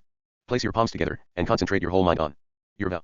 Look at no forms other than the wonderful marks of the Buddha. Listen to no sounds other than the voice of the Buddha. Talk about no ears other than the correct teaching of the Buddhas. Think about nothing except deliverance to the Pure Land. The remainder of this section as well as sections 7, 8, 9 and 10 are omitted. Translated by William Bodiford from Ishida Mizumaro, ed. Oho. Yoshu, Nihon Shiso Teikei, Volume 6, Tokyo, Iwanami Shoten, 1970. 10. A Chinese pilgrim in India. Buddhism is a religion that extended over much of Asia. It did so not through a disembodied dharma descending on one culture after another, but rather through a more material movement of monks, texts, relics, and icons, along trade routes and across deserts, mountains, and seas. And among those who received it, there were some who were inspired to retrace its route, traveling from their distant homelands by land and by sea to India, the domain of the Buddha. Their motivations were many. They would travel to Vulture Peak and lament that their karma had caused them to be reborn elsewhere in Sasra when the Buddha had preached the Dharma there. They could make pilgrimages to the Mahabodhi temple built at the site of the Buddha's enlightenment in Bodh Gaya. And, if they learned Sanskrit, they could study the Dharma at the great monastic universities of northern India, encountering texts and teachings unknown in their homelands. Thus, the Buddhist universe does not only encompass distant pure lands and infernal realms, to be reached in future lives by the power of prayer or by the winds of karma, but also sites in this world, to be reached on ships, on camelback, and on foot. 3 Chinese monks were among the most famous travelers, beginning with Faxian, who arrived in India in 400 CE, to be followed by Xianzang and Yujing in the 7th century. Their fame derives in part from the detailed records they made of their journeys, in part from the difficulties they braved along the way. In 629 Xianzang set out from the capital of the Tang dynasty and traveled west until he reached India. He was a scholar, and so went in search of texts, but he was also a devotee of the Buddha, and went to make O-earrings to the footprints of the teacher. His pilgrimage is considered one of the most remarkable journeys in history, made all the more remarkable by the fact that he returned safely in 645, carrying with him 675 Buddhist texts. The story of his journey became the basis for the famous Chinese novel, Journey to the West. But there were many other pilgrims whose stories are not well known, some of which are collected in a work by Yujing entitled Biographies of Eminent Monks Who Sought the Dharma in the Western Regions during the Tang, Nanhai Jigi Nagyafas 1. The preface to that work appears below, along with the biography of a monk named Xianzhao, who made the journey to the West not once, but twice. Biographies of Eminent Monks Who Sought the Dharma in the Western Regions during the Tang. Preface. From earlier times there have been in China people who risked their lives in search of the Dharma. Dharma Master Faxian c.339, 420 of the Eastern Jin RST opened up this dangerous path. Dharma Master Xianzang 602 to 664 later established a regular route between these two. Some monks made the journey, either by the western route, going beyond the Great Wall and traveling by themselves, or by the southern route, crossing the great ocean and journeying alone. They all yearned to visit the holy sites and prostrate themselves to pay their respects. They intended then to return to China and repay the 4 kinds of debts they had received at home from their parents, rulers, other sentient beings and the 3 jewels. But the passage was plagued by many difficulties, and the holy places were distant. Many rice plants sprout, but only a few bear fruit. As they traveled vast distances in the desert and along great rivers, the hot sun burned them. As they proceeded over the great sea, waves reaching the sky rose in front of them. Walking alone beyond the Iron Gate Pass, they crossed mountain after mountain, only to fall from a CLI. Alone they threw their lives away at the Copper Pillar in Jiazai, or they went over to the kingdom of 1,000 rivers in the region around Cambodia and died there. Sometimes there was nothing to eat or drink for several days. Anxious thoughts destroyed their spirits, worries and weariness ruined their health. Of those numbering FTY who left, only a few survived. Even when they reached India, China had no Chinese temples there where Chinese monks could freely take refuge, so they roamed from one foreign temple to another without a place to settle down. Seldom did they find a place to settle down.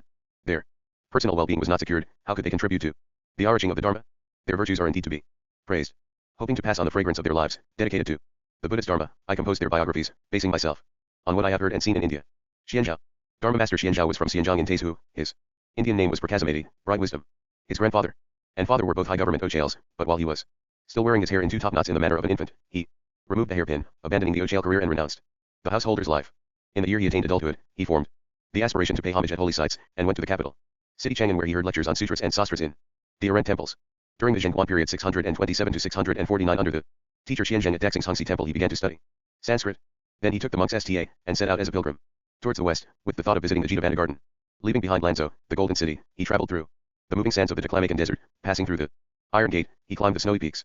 Rinsing his mouth at a fragrant pond of Anavatapta, he made the resolve to carry out the 4 broad vows of a bodhisattva to liberate numberless beings, to eradicate endless actions, to enter measureless doors to the Dharma and to achieve unsurpassed enlightenment. He crossed the Pamirs in search of the Dharma, promising himself eventually to pass beyond the 3 realms of existence.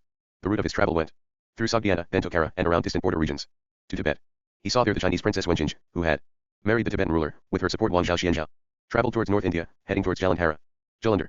Before he reached there, in the course of the long passage that was dangerous and difficult, he was captured by robbers.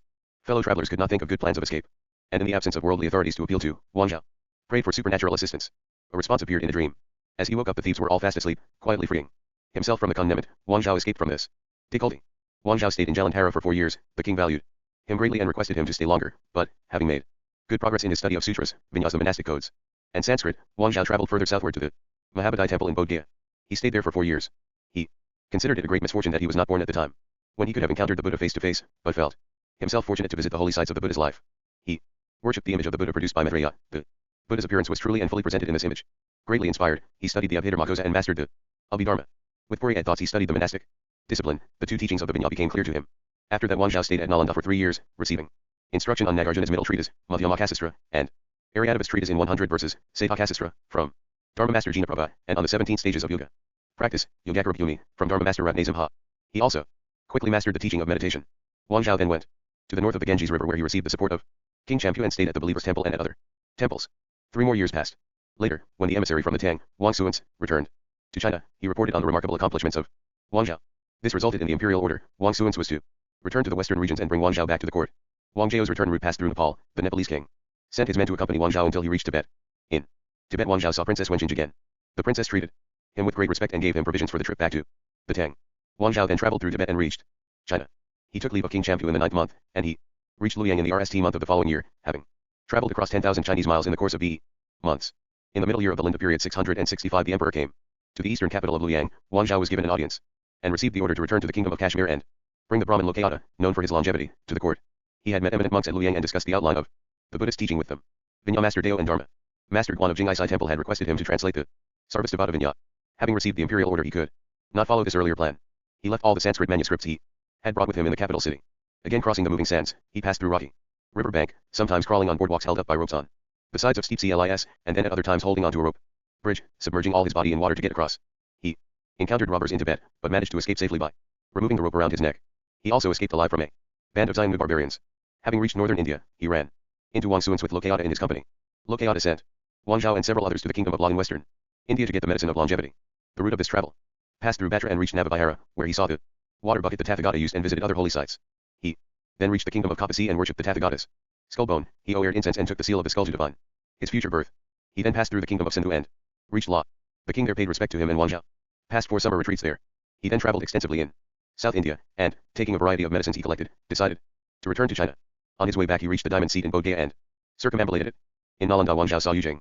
Having thus realized the long-cherished wish for such a meeting, they promised to meet again under the dragon flower tree at the time the future Buddha Maitreya appeared in this world. The passage through Nepal to Tibet was blocked and the route through Kapasi was troubled by the Arabs and difficult to pass. He was forced to wait for an opportune time by visiting the Vulture Peak, Drika, and staying at the Bamboo Grove, Vavina, monastery. All the time Wang Zhao was driven by the desire to transmit the lamp of teaching and never intended to end his life in India. Alas, though he dedicated himself to a life of austerities, he could not fulfill his wish to Bainiti others. His thought was to fly high up and ride the cloud, yet he lost his wings in mid-air. In Amarava in central India, Xian Zhao became ill and died. He was over 60 years old. Translated by Koichi Shinohara from Nanhai Jigi Nagiya Phos 1, t. 2125. 11. A sacred peak. Pilgrimage has long been regarded as a meritorious practice in Buddhism. As he was about to pass into Nirvana, the Buddha is said to have recommended paying homage to the sites of his birth, enlightenment, RST, sermon and death. Pilgrimage centers developed at these and other places. In India, places often associated with events from the life of the Buddha. As seen in the previous chapter. As Buddhism spread across Asia, the distance of the Buddha's devotees from the famous sites in his life also increased. Pilgrimage to them was undertaken only by the most stalwart travelers. Fortunately for others, places of pilgrimage also developed in more accessible locales. But how could there be a sacred Buddhist site in a land that the Buddha never visited? Most often, the presence of the Buddha would be imported in the form of a relic, sometimes delivered to the monarch by a foreign monk, to be enshrined in a stupa, see chapter 22. Sometimes, stories were told of magical visitations of the Buddha to a land beyond India. And sometimes, a mountain mentioned in an Indian Buddhist text would be identified with a local peak. Liu Taishan, 5-terrace mountain, is a cluster of BE peaks, situated in northern Shaanxi province in China. Buddhist pilgrimage sites, often developed in places that were regarded as somehow sacred or extraordinary prior to the introduction of Buddhism to the region. In the case of Mount Mutai, it appears to have been regarded as an abode of medicinal herbs and deist immortals. With the steady growth of Buddhism under the Northern Wei dynasty, 424 to 532, Mutai came to be identified with the mythic Mount Clear-Angkul, Qingliangshan, the earthly abode of the Bodhisattva of wisdom, Manjusri, described in the Avatasaka Sutra, Huayanzheng. With the rise of the Huayan school, which regarded the Avatasaka Sutra as the Buddha's highest teaching, during the Tang dynasty, 618 to 774, Mutai gained fame as a pilgrimage destination, and a wide array of monasteries and sacred sites developed there, many of which can still be seen today. Also during the Tang, lore about the mountain began to be compiled in chronicles that would gain wide popularity. The earliest extant chronicle of lore and miracle tales concerning the pilgrimage site of Mount Mutai was composed in 677 by the monk Huixang of Lang. It is entitled The Old Record of Mount Cool and Clear, Gu Qingliang's 1. 2 selections from this text appear here. The RST is the introduction, explaining how the mountain gained its fame, and noting that its importance surpasses that of other Chinese sites. Because Mount Mutai is mentioned in a work of Indian origin, the Avatasaka Sutra. The second selection is a typical miracle story about the mountain and its mysterious inhabitants. The Avatasaka Sutra states in the chapter on the stations of the Bodhisattva, in the northeastern direction there is a place where Bodhisattvas dwell known as Mount Clear and Cool, Qingliang. Over the ages past, Bodhisattvas have constantly inhabited its recesses. At present there is a Bodhisattva dwelling there by the name of Manjusri. He has a retinue of some 10,000 Bodhisattvas who are constantly engaged in preaching the Dharma. Whenever I look over the famous mountains of this land, whether it be the lore of Mount Song and Tai as guardians of the 4 Directions, or the immortals' caverns of Penglai and Yingzhou. I see that their lore derives entirely from vulgar sources and stops with the borders of this land of ours. Not one of them has ever appeared in the precious canon transmitted from the golden mouth of the Buddha. Only after a mountain has broadcast its transforming Indians as the home to 10,000 sages, or its reputation has been spread through the VE continents of India, will it take on such a legacy as Wutai. Wutai's beauty outshines that of the numinous peak Drika, its supernatural BTS endure through the entire fortunate Eon. How could one expect to NT mention of it in the commonplace records or in the hearsay of our contemporaries? And yet, on top of present-day Wutai there stands the Qingliang Monastery. At its foot lies the Qingliang district of Wutai Prefecture. Surely this is as lucid a testimony as divination by tortoise and reaction in a mirror. The region as a whole is called the Mount of Five Terraces, for it comprises VE distinct peaks, on the summits of which no forests grow. Since they resemble mounds of piled earth, they are called terraces. Li Deyuan's commentary to the Water Classic states that there are VE precipices that majestically loom over and encircle the tops of the myriad hills. Thus it is referred to as the VE peaks. In the third year of the Yongji era 307 to 312 CE of the Jin, over 100 households from Suoran Prefecture in Yanmen commandered to these mountains in order to escape civil turmoil. They noticed that the local inhabitants ran away from them and refused to return, preferring instead to live in the craggy wilds. Scholar Ochales who have visited the mountain occasionally report having distantly spied persons living there. But when they went to seek them out, no one knew where they were. As a result, people consider this mountain to be an abode of immortals. A scripture of the immortals itself says, Mount Wutai is known as the Purple Ministry. There are always purple Numadet, and immortals dwell in their midst. The Jing Iig records, in Yanmen there is Mount Wutai. The shape of the mountain comprises VE soaring peaks. One of its terraces is always obscured and not readily visible. But when the sky's clear and the clouds part, there are times when it stands out clearly. The Kuataiji says, the tiered slopes of the mountain are verdant and steeply rising, convoluted and maze-like. Its numinous peaks and spiritual valleys are not places where the shallow and vulgar can purchase a foothold. Those who stay there are all masters of dhyana meditation or persons bent on pondering the mysteries of existence. When the sound of the Dharma thunder rumbles and the fragrant mists billow in from the four quarters, the enlightened and compassionate heart naturally withdraws into the abstruse. Those who experience such confirmations upon setting foot on this mountain go there never to return. Those who have gathered up reports on Mount Wutai say that Manjusri is a great being who is endowed with a body of formless Dharma. When he realized perfect enlightenment, he was known as Lord Dragon Seed, or Treasury of Happiness. He is also called Tathagata, who is seen by all through the power of expedient means. He now manifests himself as a bodhisattva on Mount Wutai, where he promotes the existence of the assembly of saints and draws the benighted to salvation. Those who are spurred by his presence gallop headlong to the other shore.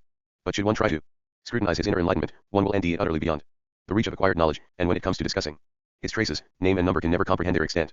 But because the deluded have slumbered for so long and are unable to awaken on their own, Manjusri is moved to submit to the call of compassion. Seeing that, in this Saha world, this place of Mount Clear and Cool has constantly been occupied by beings who have chosen to preserve the Dharma of the ancient Buddhas, Manjusri has manifested his traces, reached out to people's spiritual capacities, and come to attend to the needs of us sentient beings. The Nirva Sutra states that merely by hearing his name one will eliminate sins from 12 eons of rebirths. Should one go on to venerate him in worship, one will always be born as a Buddhist. If one sings his name in praise from 1 to 7 days, Manjusri himself will come, and if someone plagued by obstacles from former lives sees his image in a dream, for 100,000 eons he or she will never fall into evil paths of rebirth. How immense are such vanities! How could he possibly forget his concern for us, children caught up in the burning house? And yet, Zhang Jian, the Duke of Baoang, naively searched for the source of the yellow river in the gardens of heaven, and the monk Faxian set out to end the perfect enlightenment of the Buddha in the land of India. How much more likely it would be to seek out a place as close by as the divine caverns of Shenzhou, the rumors of which are so widespread. The trip to and fro does not RUE those with specious hopes. Its ascent and descent does not bellbore those who would stay for a mere 2 nights. How could its reputation not but temporarily excite the dull-minded or perk up the lazy? Through such trying suspicions as these can we ever afford to the road of enlightenment? Sometimes people ask, if the great sage Manjusri responds to and instructs beings according to the principle of perfect equality, it is thing that his activities should extend to 1,000,000 Dharand lands. Why does he restrict himself to this one location? I reply, truly this is the intent of the Tathagatas, to be sure. But in order to fulfill the 3 conditions necessary to bring beings to salvation, he must dwell in this land. To begin with, all the ancient Buddhas of the past have taken their respective turns as the proprietor of this mountain. Secondly, he must appear here in order to cause ignorant beings who lack resolve to focus their minds on the fact of his presence. Thirdly, he does so because the karmic roots of this land are now mature and ready to receive sight and word of him. I maintain that spreading the Deo takes place precisely like this. A miracle tale. There was a devoted layman from days who, his name has been lost, who sometime in his 20s decided to climb Mount Wutai in order to worship Manjusri. He happened upon a lone monk, who subsequently led him towards the eastern side of the East Peak. There they came upon a lone dwelling, the construction of which resembled the compound of an ordinary household. However, inside, there were over 100 monks in residence. The man who brought him there asked, "Are you capable of remaining here to cultivate the way with us?" To which he replied, "I am." The layman stayed at the house for over half a year. The monks there mainly lived on medicinal herbs and cakes, which they sometimes supplemented with fruits and vegetables. They lived a pure and frugal existence, much as spiritual beings live. They were sparing in speech. To the south of the well from which they drew their water, the layman once spotted a plot containing a leafy plant with a single stalk, the leaves of which were as large as those of the lotus plant. When he went to investigate, he found it to be easily reached. He went there daily to pick greens, stripping as much as half the plant in a single trip. When he returned the next day, he would empty the leaves to be completely grown back. At RST he considered this to be very strange, but as time went on he ceased to pay particular attention to it. Gathering herbs with the monks like this, the days and months seemed to pass without notice. Finally the day came when he asked to return home. The monks let him go without the slightest objection.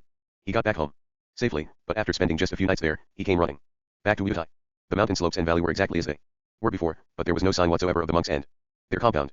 He searched about and made inquiries, but learned that the region had always been serene and uninhabited. The man suspects that the monks were saints of Wutai, and he has been heartsick about it ever since. When I met him he was already more than 70 years old. Translated by Daniel Stevenson. The RST selection is from Gu Jingliang Swan, T 2098, Volume 51, pages 1092 C 27, 1093 B11, The Miracle Tale is from Gu Jingliang Swan, T 2098, Volume 51, pages 1098 B10, 21. 12. Maitreya describes the future. Perhaps the best known story in all of Thai Buddhism tells of the Arhat monk from Mela, who one day encountered a poor grass cutter who presented him with 8 lotuses, asking that the merit from his gift result in his never being reborn as a poor man again. In order to fulfill his request, Mela took the 8 lotuses and, using his supernormal powers, hew to the heaven of the 33 atop Mount Meru. When Prince Siddhartha had gone forth from the world, he had cut his top knot with his sword and thrown it into the air, saying that if he was to achieve his goal, the hair would not descend back to earth. The top knot was caught by Indra, the king of the gods, who enshrined it in a stupa in the heaven of the 33, providing an object of worship, and thus merit-making, for the gods, who otherwise would fall into a lower realm upon their death in heaven. Mela owered the lotuses to the stupa. The grass cutter who owered the 8 lotuses eventually died and was reborn as a god in the heaven of the 33, a lotus bloomed under his feet with every step he took. While at the stupa, Mela saw a deity approach with 100 divine attendants. He was told that the deity had been reborn as a god as a result of feeding a starving crow. More gods arrived, one after another, each with a larger retinue than the last, and in each case Mela was told of the act of charity that resulted in their divine station. A deity with 20,000 attendants had given food to a monk. A deity with 40,000 attendants had given robes, food, shelter and medicine to the saga. A deity with 80,000 attendants was a poor man who had caused his master to notice a monk on his alms round. Eventually, Maitreya, the coming Buddha, descended from the joyous Pure Land to the heaven of the 33, where he also worshipped the stupa. Maitreya asked Mela how the people of Jambudvipa made merit, and Mela described their various practices, saying that the people of the world did so in order that they might be disciples of Maitreya when he became the next Buddha. Maitreya explained that those who wished to do so should listen, in the course of a day and a night, to the story of the Bodhisattva Vesanthara, who gave away everything. They should also bring gifts, each numbering 1,000, to the temple where the story is recited. According to Buddhist cosmology, the conditions in a given world system depend in part on the presence of a Buddha within it. Human society is said to decline gradually after the passing of one Buddha and then gradually improve as the advent of the next Buddha approaches. Thus, Maitreya describes how the conditions in this world would continue to deteriorate after the passing of Sakyamuni, and then improve before he appeared as the next Buddha. Maitreya returned to his heaven, and Mela returned to the world, where he reported Maitreya's teaching. The following passage is a portion of that report.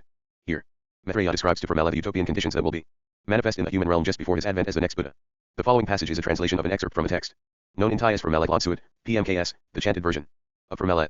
This text is one of many tellings of the story that exist in various Thai dialects and was probably written in the early 19th century in what is now central Thailand. In the 19th and early 20th centuries the text was frequently copied onto accordion folded paper manuscripts in the Khmer script and illustrated with miniature paintings depicting scenes from the story. This version is one of the most colloquial of the many renditions of the story, written entirely in poetry. In the original, its tone is conversational and familiar, its images down to earth. At that time the people of Shamphadvipa, the human realm, will all live in happiness, comfort, abundance, prosperity, and wealth. The surface of the earth will be as smooth as a drumhead, and will be covered with soft grass, 4 joints in length, glossy green, and any water will outling up ponds, right up to the edge, right up to the brim.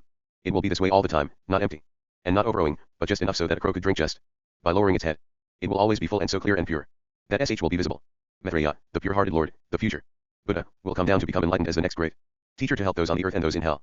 All people will be able to listen to the Dhamma that the Lord will preach to them, and they will reach the edge of the city, enabling them to escape from Sasra.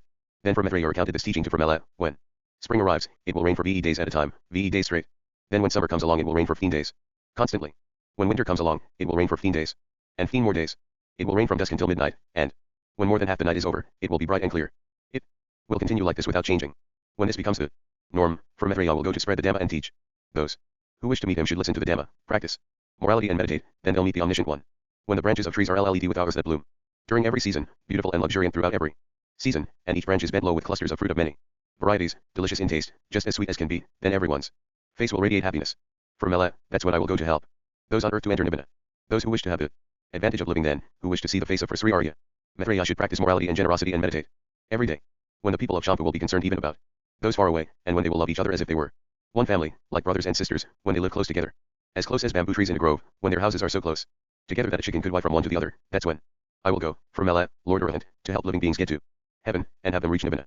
Those who wish to meet and show reverence to Sri Arya should become wandering ascetics, meditating on the 3 characteristics of impermanence, swearing and non-self, and practice mindfulness. When everyone enjoys immense comfort and eats delicious food with sweet honey, and dances like celestial beings, playing joyfully every day, adorned in gorgeous jewelry, playing lutes, oboes, conch trumpets, gongs and drums, making music together all night, having fun, sleeping comfortably, living in complete joy, not quarreling or harming one another, that's when I will go. Mela, have no doubt, I will help those people who are Determined to pass beyond swearing to enter Nibbana. Those who wish to meet and pay respect to for Sri Arya should hasten to practice generosity and mindfulness. When women and men won't have to struggle to make their fortune, when, like the celestials in heaven, they'll have no pain. When the quality of rice and water and clothing is like that of the celestials in heaven, and there are vast amounts of jewels and rings, bracelets and necklaces, O virtuous elder, don't be impatient, that's when I will go to help all living beings, all women and men. I'll preach to them, radiating the sweet words of my teachings. At that time many people will lose interest in the material world and enter Nibbana. When women and men are bedecked in necklaces, bandoliers, and jeweled headpieces, beautiful and variegated, in multiple layers, made of pure gold, shining and magnificent, with crowns and gold ornaments adorning their bodies like those of the celestials. That's when I'll go, for Melat. Don't worry, I'll go down to earth to help living beings enter Nibbana. Those who earnestly wish to meet Sri Arya should not kill nuns, be teachers, virtuous people, or religious teachers. They shouldn't commit any misdeeds, or become angry and punish anyone harshly. They shouldn't be angry, and they should share their wealth. At that time, I will go, for Melat, Lord Arahant. At that time, I'll enable living beings to reach the RST stage towards enlightenment. At that time I'll tell them how to leave the world and pass beyond animosity, enabling them to enter Nibbana. Whoever wishes to see for Sri Arya should practice mindfulness of breathing, meditation, and mental development. Have them repeat impermanence, swearing, non-self while meditating, then they'll meet for Sri Arya. When the people of this world are no longer violent, when they no longer torment one another or wage war against each other, when they love each other as family, that's when I will go, for Mela, have no doubt, to help people and celestials enter Nibbana. Whoever wishes to see for Sri Arya should resolve to make merit immediately. When all people, women, and men, lead moral lives, not envying each other, when all living beings, no matter how small, even gnats and lice, are not tormented, are not swatted or slapped, when friendship and good will radiate to all living beings without ceasing, that's when I will go, for Mela, O excellent one. Taking the Dhamma to teach all living beings to pass beyond swearing. I will enable them to become stream enterers, on the path of once returning, and have them become arahants, entering Nibbana. Whoever wishes to have the advantage of seeing the face of Sri Arya should strive not to be lazy, but to be diligent in listening to the Dhamma regularly, preparing rice for the monks without remiss, and giving alms, keeping the precepts and meditating regularly, then they will meet for Sri Arya. When husbands and wives live together as a couple for a long time, throughout the cycles of swearing, loving each other, sharing the same room, having affection for one another, with 100 days without ICT, together through thick and thin, sharing their meals, happy and joyful, that's when I'll go, for Mela, don't worry. I will preach to help all beings enter the city of Nibbana. Whoever wishes to see me when I am an excellent revered one, i.e., a Buddha, should change their behavior, and yield to the wishes of others, and enter the Sangha or become a nun, paying respect to the Buddha every evening and morning, with reverence, bowing down, chanting and radiating loving kindness, compassion, and equanimity. Have them meditate on swearing, impermanence, and non-self until they encounter the religion of Arya, Lord of the three worlds. When women and men won't have to toil in the fields to make a living by farming, when their needs will be met through wishing trees, when no one will have to struggle and worry to support themselves as merchants, and everyone will be content and have what they want from wishing trees, that's when I will go down to the region of the earth. Don't be impatient, when the time has come. I will go to help all living beings and make them comfortable and happy. I'll rescue them and take them to the shores of Nibbana. Those who wish to follow the omniscient one should become ordained and wander as ascetics. They should become detached from the BE aggregate skandhas each day without ceasing until they meet the sage for Maitreya, the highest lord. They should practice generosity, observe the precepts, give their personal possessions to the poor and extend the benevolent EX of these teachings. They should practice patience, not getting angry, not being cruel, not being envious of others, controlling their sexual desires, letting go of their hatred, not being contentious, not being sullen. That's when I will go, for Mela, to announce at once that I will take living beings miraculously up to the city of Nibbana. That's when I'll help living beings escape from Sasra, that's when I'll give the elixir of the Dhamma to help all living beings. Those who wish to be in the presence of Lord Maitreya, the one who spreads kindness, have all of them, women and men, make merit, have them listen to the Dhamma without interruption, without being lax, without being absent-minded, so that they will arrive at the path, reach the rewards of the abode for Sri Arya. When crows and other birds will live alongside cats and mice, without bothering one another, when the mongoose and the cobra won't grapple with each other, when snakes and frogs won't GHT, but will love each other as close friends, that's when I will go, for Mela, O glorious one, and help living beings pass beyond this world to a higher world. I will lead all weary beings into the excellent city of Nibbana and pass beyond the swearing of this world. Whoever wishes to follow, for Mela, O bright shining one, should hasten to build Kuz meditation huts, stupas, Buddha images and viharas monasteries. Have them recite and write the Dhamma, plant Bodhi trees, make O-earrings, build pavilions, bridges, lavatories and Dhamma halls. When lions, tigers, deer, and bears won't hate each other, when snakes and frogs won't GHT each other, won't try to eat one another, when forest ghosts and demons, living beings of all kinds, won't bother each other, or harm each other, or torment each other continuously, that's when I will go, for Mela, great Thera, elder, to help living beings throughout the three worlds to enter Nibbana. Those who wish to meet Sri Arya should quickly make all the components of merit without lacking. When all people no longer in ICT punishment, no longer cause misfortune, no longer torment one another, no longer imprison others and impose ness on them, no longer deceive others and take their belongings, no longer abuse their authority and oppress others, no longer cause destruction and trouble, no longer cheat others through inaccurate measurements and cause them to become impoverished, that's when, revered teacher, I will go down to help living beings everywhere in the three worlds, beings of every kind, to enter Nibbana. People and celestials will move along from Sasra, and will be born in a state of happiness beyond the recurrence of death. Those who wish to become ascetics with Maitreya, the Supreme Lord, shouldn't cheat others out of their belongings, and then they'll meet for Sri Arya. They should have compassion for poor people, and not force them to disperse or annihilate them, then they'll meet for Sri Arya because of the results spread by their good feelings. When men are satisfied with doing good deeds and are content with one wife, and women take delight in loving only one man as their husband and lord, one husband, one wife, one husband for Each, one wife for each, when men won't go around with other women, and those women certainly won't commit adultery, they will love each other every night, only one husband and one wife. That's when I, for Maitreya, will go down at once to be the only excellent Lord named Sri Arya. I will lead living beings to enter Nibbana and have them live in happiness, passing beyond a life of wandering. Those who wish to pay reverence to for Sri Arya, the excellent one, should follow the teachings that I've just given: one husband, one wife, one husband for each wife, one wife for each husband. Then they'll meet the powerful Lord and pass beyond swearing. When a grain of rice breaks into 1,000 sprouts, each of which yields 1,000 shoots, each grain of rice yields 2,272 wagon loads plus 16 and 8 cups, and when those plants grow up by themselves, without sowing, and they ripen and become unhusked rice, pure and natural, that's when, for Mela, I will go quickly to be born to help all living beings in the three worlds to nourish.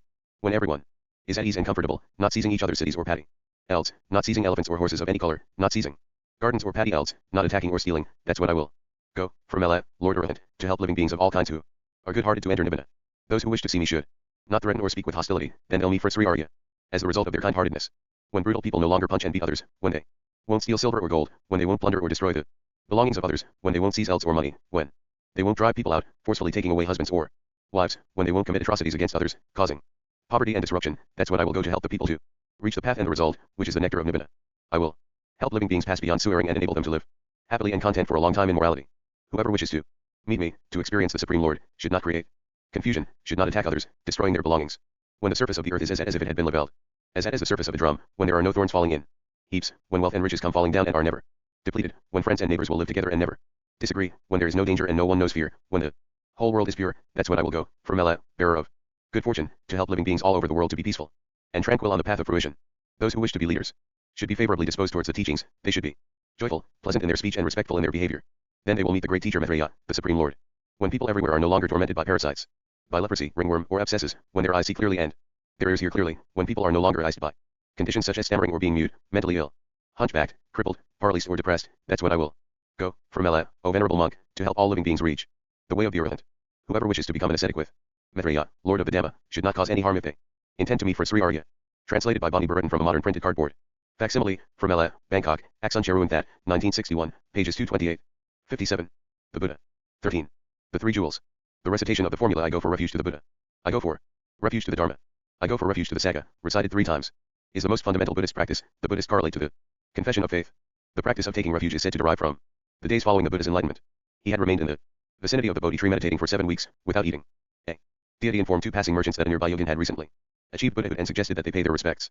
They offered him his RST meal as a Buddha, some honey cakes, which he received in a bowl provided for him by the 4 gods of the cardinal directions. They then bowed down before him and said, "We take refuge in the Buddha and in the Dharma." Because the Buddha did not yet have any disciples, there was no Sangha. The Buddha presented them with a lock of his hair and his nails and instructed them to enshrine them in a stupa. The refuge formula itself was prescribed by the Buddha shortly thereafter. After the conversion of his VE old friends, all of whom became arhats, the Buddha taught the Dharma to the wealthy merchants Sannyasa and Fty 4 of his friends. They also became monks and arhats, bringing to 60 the number of enlightened disciples. The Buddha then sent them out to teach, explaining that a monk could admit a layman into the monkhood if he shaved his hair and beard, donned a yellow robe, bowed at the monk's feet, and then, sitting on his heels with joined palms, said 3 times, "I go for refuge to the Buddha. I go for refuge to the Dharma. I go for refuge to the Sangha." This method of ordination was later replaced. See chapters 25 and 26. The Buddha, the Dharma, and the Sangha are called the 3 jewels. Triratna, because they are rare and of great value. Given the centrality of the refuge formula as the point of entry into the practice of Buddhism, and as the sign that distinguishes the Buddhist from the followers of other teachers, it is unsurprising that these 3 terms, their definition, their relation to each other and the significance of their order received extensive commentary, which often made clever use of true and false cognates, of which Buddhist scholars are so fond. The word Dharma is derived from the Sanskrit root square root dh, meaning to hold. It is explained, then, that the Dharma is that which upholds those who follow the path, and holds them back from falling into swearing. Exactly what the Dharma is much discussed, with some holding that the true Dharma is only nirva, others saying that it includes both nirva and the path to it. Others speak of the verbal Dharma, the spoken explication of the path, and the realized Dharma, the manifestation of those teachings in one's mind. The constitution of the Sangha is also considered. Although the term is used loosely to include the community of Buddhists, in the refuge formula it is used more exclusively to include those who have achieved at least the RST level of the path and are destined to achieve nirva. The Buddha is mentioned RST because he is the teacher of refuge. The Dharma is mentioned next because it is the actual refuge. The Sangha is mentioned third because it is they who help others to enter that refuge. The 3 jewels are also explained in terms of similes, as in the selection below. It is drawn from a text called Paramathajataka, illustrator of the ultimate meaning, traditionally ascribed to the great scholar monk Buddhaghosa, 4th to 5th century CE, commenting on the refuge formula as it appears in a Pali text called the Kataka. Minor readings. The Buddha is like the full moon, the Dharma taught by him is like the shedding of the moon's effulgence, and the Sangha is like the world inspired with happiness by the effulgence of the full moon. The Buddha is like the rising sun, the Dharma as already stated is like the web of his rays, and the Sangha is like the world rid by him of darkness. The Buddha is like a man who burns a jungle, the Dharma, which burns up the jungle of the moments, is like the which burns the jungle, and the Sangha, which has become eld of merit since its developments have been burnt up, is like the piece of ground which has become eld for sowing since its jungle has been burnt up. The Buddha is like the great rain cloud, the Dharma is like a downpour of rain, and the Sangha, in which the dust of development has been laid, is like the countryside in which the dust has been laid by the fall of rain. The Buddha is like a good trainer of thoroughbreds, the true Dharma is like the means for the disciplining of thoroughbred horses, and the Sangha is like a mass of well-disciplined thoroughbreds. The Buddha is like a dart extractor, because he removes all darts of wrong views. The Dharma is like the means for removing the darts, and the Sangha, from whom the darts of wrong views have been removed, is like people from whom darts have been removed. Or else the Buddha is like a lancet user because he dissects away the cataract of delusion. The Dharma is like the means for dissecting the cataract away, and the Sangha, whose eye of knowledge is cleared by the dissecting away of the cataract of delusion, is like people whose eyes are cleared with the dissecting away of the cataract. Or else the Buddha is like a clever physician because he is able to cure the sickness consisting in development by underlying tendencies. The Dharma is like a rightly applied medicine, and the Sangha, whose underlying tendencies to the sickness of development are quite cured, is like people whose sickness is quite cured by the application of the medicine. Or else the Buddha is like a good guide, the Dharma is like a good path to a land of safety, and the Sangha is like people who enter upon the path and reach the land of safety. The Buddha is like a good pilot, the Dharma is like a ship, and the Sangha is like people who have succeeded in reaching the farther shore. The Buddha is like the Himalaya mountain, the Dharma is like the healing herbs that are given their being by that mountain, and the Sangha is like people free from ailment owing to the use of the healing herbs. The Buddha is like a bestower of riches, the Dharma is like the riches, and the Sangha, which has rightly obtained the noble one's riches, is like people who have obtained riches in the way hoped for. The Buddha is like one who shows a hidden treasure store, the Dharma is like the hidden treasure store, and the Sangha is like people who have found the hidden treasure store. Furthermore, the Buddha is like a steadfast man who gives protection from fear, the Dharma is the protection from fear, and the Sangha, which has found complete protection from fear, is like people who have found protection from fear. The Buddha is like a consoler, the Dharma is like a consolation, and the Sangha is like people consoled. The Buddha is like a good friend, the Dharma is like helpful advice, and the Sangha is like people who have reached all their aims through following the helpful advice. The Buddha is like a mine of riches, the Dharma is like the vein of riches, and the Sangha is like people who exploit the vein of riches. The Buddha is like one who bathes a prince, the Dharma is like the water for washing the head, and the Sangha, which has been well bathed in the water of the true Dharma, is like a company of well-bathed princes. The Buddha is like the maker of an ornament, the Dharma is like the ornament, and the Sangha, which is adorned with the true Dharma, is like a party of king's sons wearing ornaments. The Buddha is like a sandalwood tree, the Dharma is like the scent given its being by that tree, and the Sangha, whose fever has been quelled by the true Dharma, is like people whose fever has been quelled by the use of sandalwood. The Buddha is like the bestower of an inheritance, the true Dharma is like the inheritance, and the Sangha, which is heir to the heritage consisting of the true Dharma, is like a company of children who are heirs to the inheritance. The Buddha is like an open lotus hour, the Dharma is like the honey being given its being by that hour, and the Sangha is like a swarm of bees making use of that honey. From the Three Refuges, Saraya, in the Minor Readings. Kadakava, trans. Pikuamali, Polytext Society. Translation Series, number 32, London, Luzak and Company, Ltd., 1960. Pages 14 to 16. 14. The Noble Search. Given the importance of the Buddha for Buddhism, it is noteworthy that biographies of the Buddha, that is, chronological accounts of the events of his life from his birth to his death, are a late addition to Buddhist scriptures. The RST such texts appear some 100 years after his passage into Nirvana. This is not to say that biographical elements are absent in the early literature. In the sutras, the Buddha recounts individual events in his life that occurred from the time that he renounced his life as a prince until he achieved enlightenment 6 years later. Several accounts of his enlightenment also appear in the sutras. The Mahaparinibbana Sutta, Discourse on the Final Nirvana, describes the Buddha's last days, his passage into Nirvana, his funeral, and the distribution of his relics.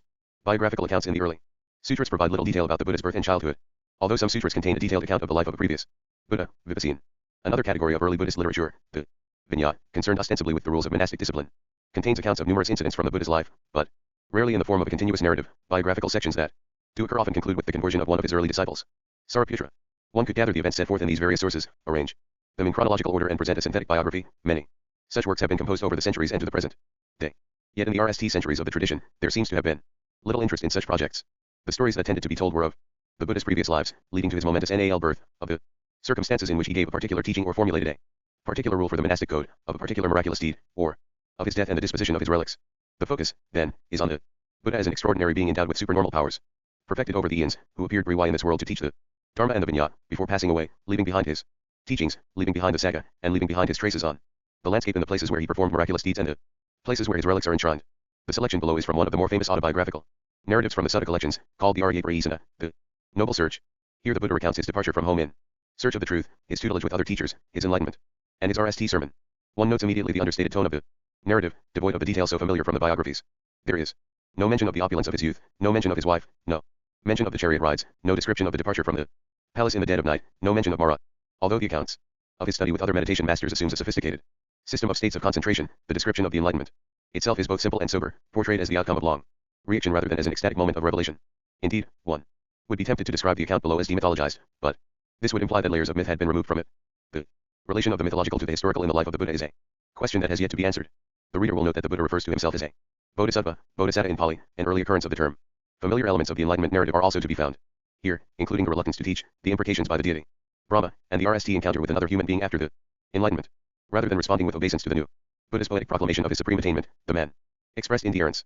The selection ends with the famous scene of the scepticism of the BE friends, soon to become the RST disciples of the Buddha. Because, before my enlightenment, while I was still only an unenlightened bodhisattva, I too, being myself subject to birth, being myself subject to aging, sickness, death, sorrow, and development, I sought what was also subject to aging, sickness, death, sorrow, and development. Then I considered thus, what, being myself subject to birth, do I seek what is also subject to birth? What, being myself subject to aging, sickness, death, sorrow, and development, do I seek what is also subject to aging, sickness, death, sorrow, and development? Suppose that, being myself subject to birth, I seek the unborn supreme security from bondage, nibbana. Suppose that, myself being subject to aging, sickness, death, sorrow, and development, having understood the danger in what is subject to aging, sickness, death, sorrow, and development, I seek the unaging, unailing, deathless, sorrowless, and undelaid supreme security from bondage, nibbana. Later, while still young, a black-haired young man endowed with the blessing of youth, in the prime of life, though my mother and father wished otherwise and wept with tearful faces, I shaved my hair and beard, put on the yellow robe, and went forth from the home life into homelessness. Having gone forth, because, in search of what is wholesome, seeking the supreme state of sublime peace, I went to Rakalama, and said to him, Friend Kalama, I want to lead the holy life in this Dhamma and discipline. Rakalama replied, The Venerable One may stay here. This Dhamma is such that a wise man can soon enter upon and abide in it, realizing for himself through direct knowledge his own teacher's doctrine. I soon quickly learned that Dhamma. As far as mere lip reciting and rehearsal of his teaching went, I could speak with knowledge and assurance, and I claimed, I know and see, and there were others who did likewise.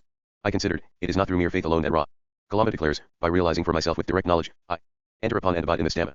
Certainly Rakalama abides knowing and seeing this Dhamma. Then I went to Kalama and asked him, Friend Kalama, in what way do you declare that by realizing for yourself with direct knowledge you enter upon and abide in this Dhamma? In reply he declared the base of nothingness. I considered, not only Rakalama has faith, energy, mindfulness, concentration, and wisdom. I too have faith, energy, mindfulness, concentration, and wisdom. Suppose I endeavor to realize the Dhamma that Rakalama declares he enters upon and abides in by realizing for himself with direct knowledge. I soon quickly entered upon and abided in that Dhamma by realizing for myself with direct knowledge. Then I went to Kalama and asked him, Friend Kalama, is it in this way that you declare that you enter upon and abide in this Dhamma by realizing for yourself with direct knowledge? That is the way, friend. It is in this way, friend, that I also enter upon and abide in this Dhamma by realizing for myself with direct knowledge. It is a gain for us, friend, it is a great gain for us that we have such a venerable one for our companion in the holy life. So the Dhamma that I declare I enter upon and abide in by realizing for myself with direct knowledge is the Dhamma that you enter upon and abide in by realizing for yourself with direct knowledge. And the Dhamma that you enter upon and abide in by realizing for yourself with direct knowledge is the Dhamma that I declare I enter upon and abide in by realizing for myself with direct knowledge. So you know the Dhamma that I know, and I know the Dhamma that you know. As I am, so are you, as you are, so am I come, friend, let us now lead this community together. Thus Rakalama, teacher, placed me, his pupil, on an equal footing with himself and awarded me the highest honor. But it occurred to me, this Dhamma does not lead to disenchantment, to dispassion, to cessation, to peace, to direct knowledge, to enlightenment, to nibbana, but only to reappearance in the base of nothingness. Not being satisfied with that Dhamma, I left it and went away. Still in search, because, of what is wholesome, seeking the supreme state of sublime peace, I went to Adakarama Buddha and said to him, Friend, I want to lead the holy life in this Dhamma and discipline. Adakarama Buddha replied, The Venerable One may stay here. This Dhamma is such that a wise man can soon enter upon and abide in it, realizing for himself through direct knowledge his own teacher's doctrine. I soon quickly learned that Dhamma. As far as mere lip reciting and rehearsal of his teaching went, I could speak with knowledge and assurance, and I claimed, I know and see, and there were others who did likewise. I considered, it is not through mere faith alone that Rama declared, by realizing for myself with direct knowledge, I enter upon and abide in this Dhamma. Certainly Rama abided knowing and seeing this Dhamma. Then I went to Adakarama Buddha and asked him, Friend, in what way did Rama declare that by realizing for himself with direct knowledge he entered upon and abided in this Dhamma? In reply Adakarama Buddha declared the base of neither perception nor non-perception. I considered, not only Rama had faith, energy, mindfulness, concentration and wisdom, I too have faith, energy, mindfulness, concentration and wisdom. Suppose I endeavor to realize the Dhamma that Adakarama Buddha declared he entered upon and abided in by realizing for himself with direct knowledge. I soon quickly entered upon and abided in that Dhamma by realizing for myself with direct knowledge. Then I went to Adakarama Buddha and asked him, Friend, was it in this way that Rama declared that he entered upon and abided in this Dhamma by realizing for himself with direct knowledge? That is the way, friend. It is in this way, friend, that I also enter upon and abide in this Dhamma by realizing for myself with direct knowledge. It is a gain for us, friend, it is a great gain for us that we have such a venerable one for our companion in the holy life.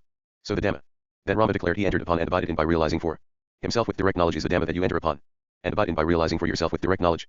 And the Dhamma that you enter upon and abide in by realizing for yourself with direct knowledge is the Dhamma that Rama declared he entered upon and abided in by realizing for himself with direct knowledge.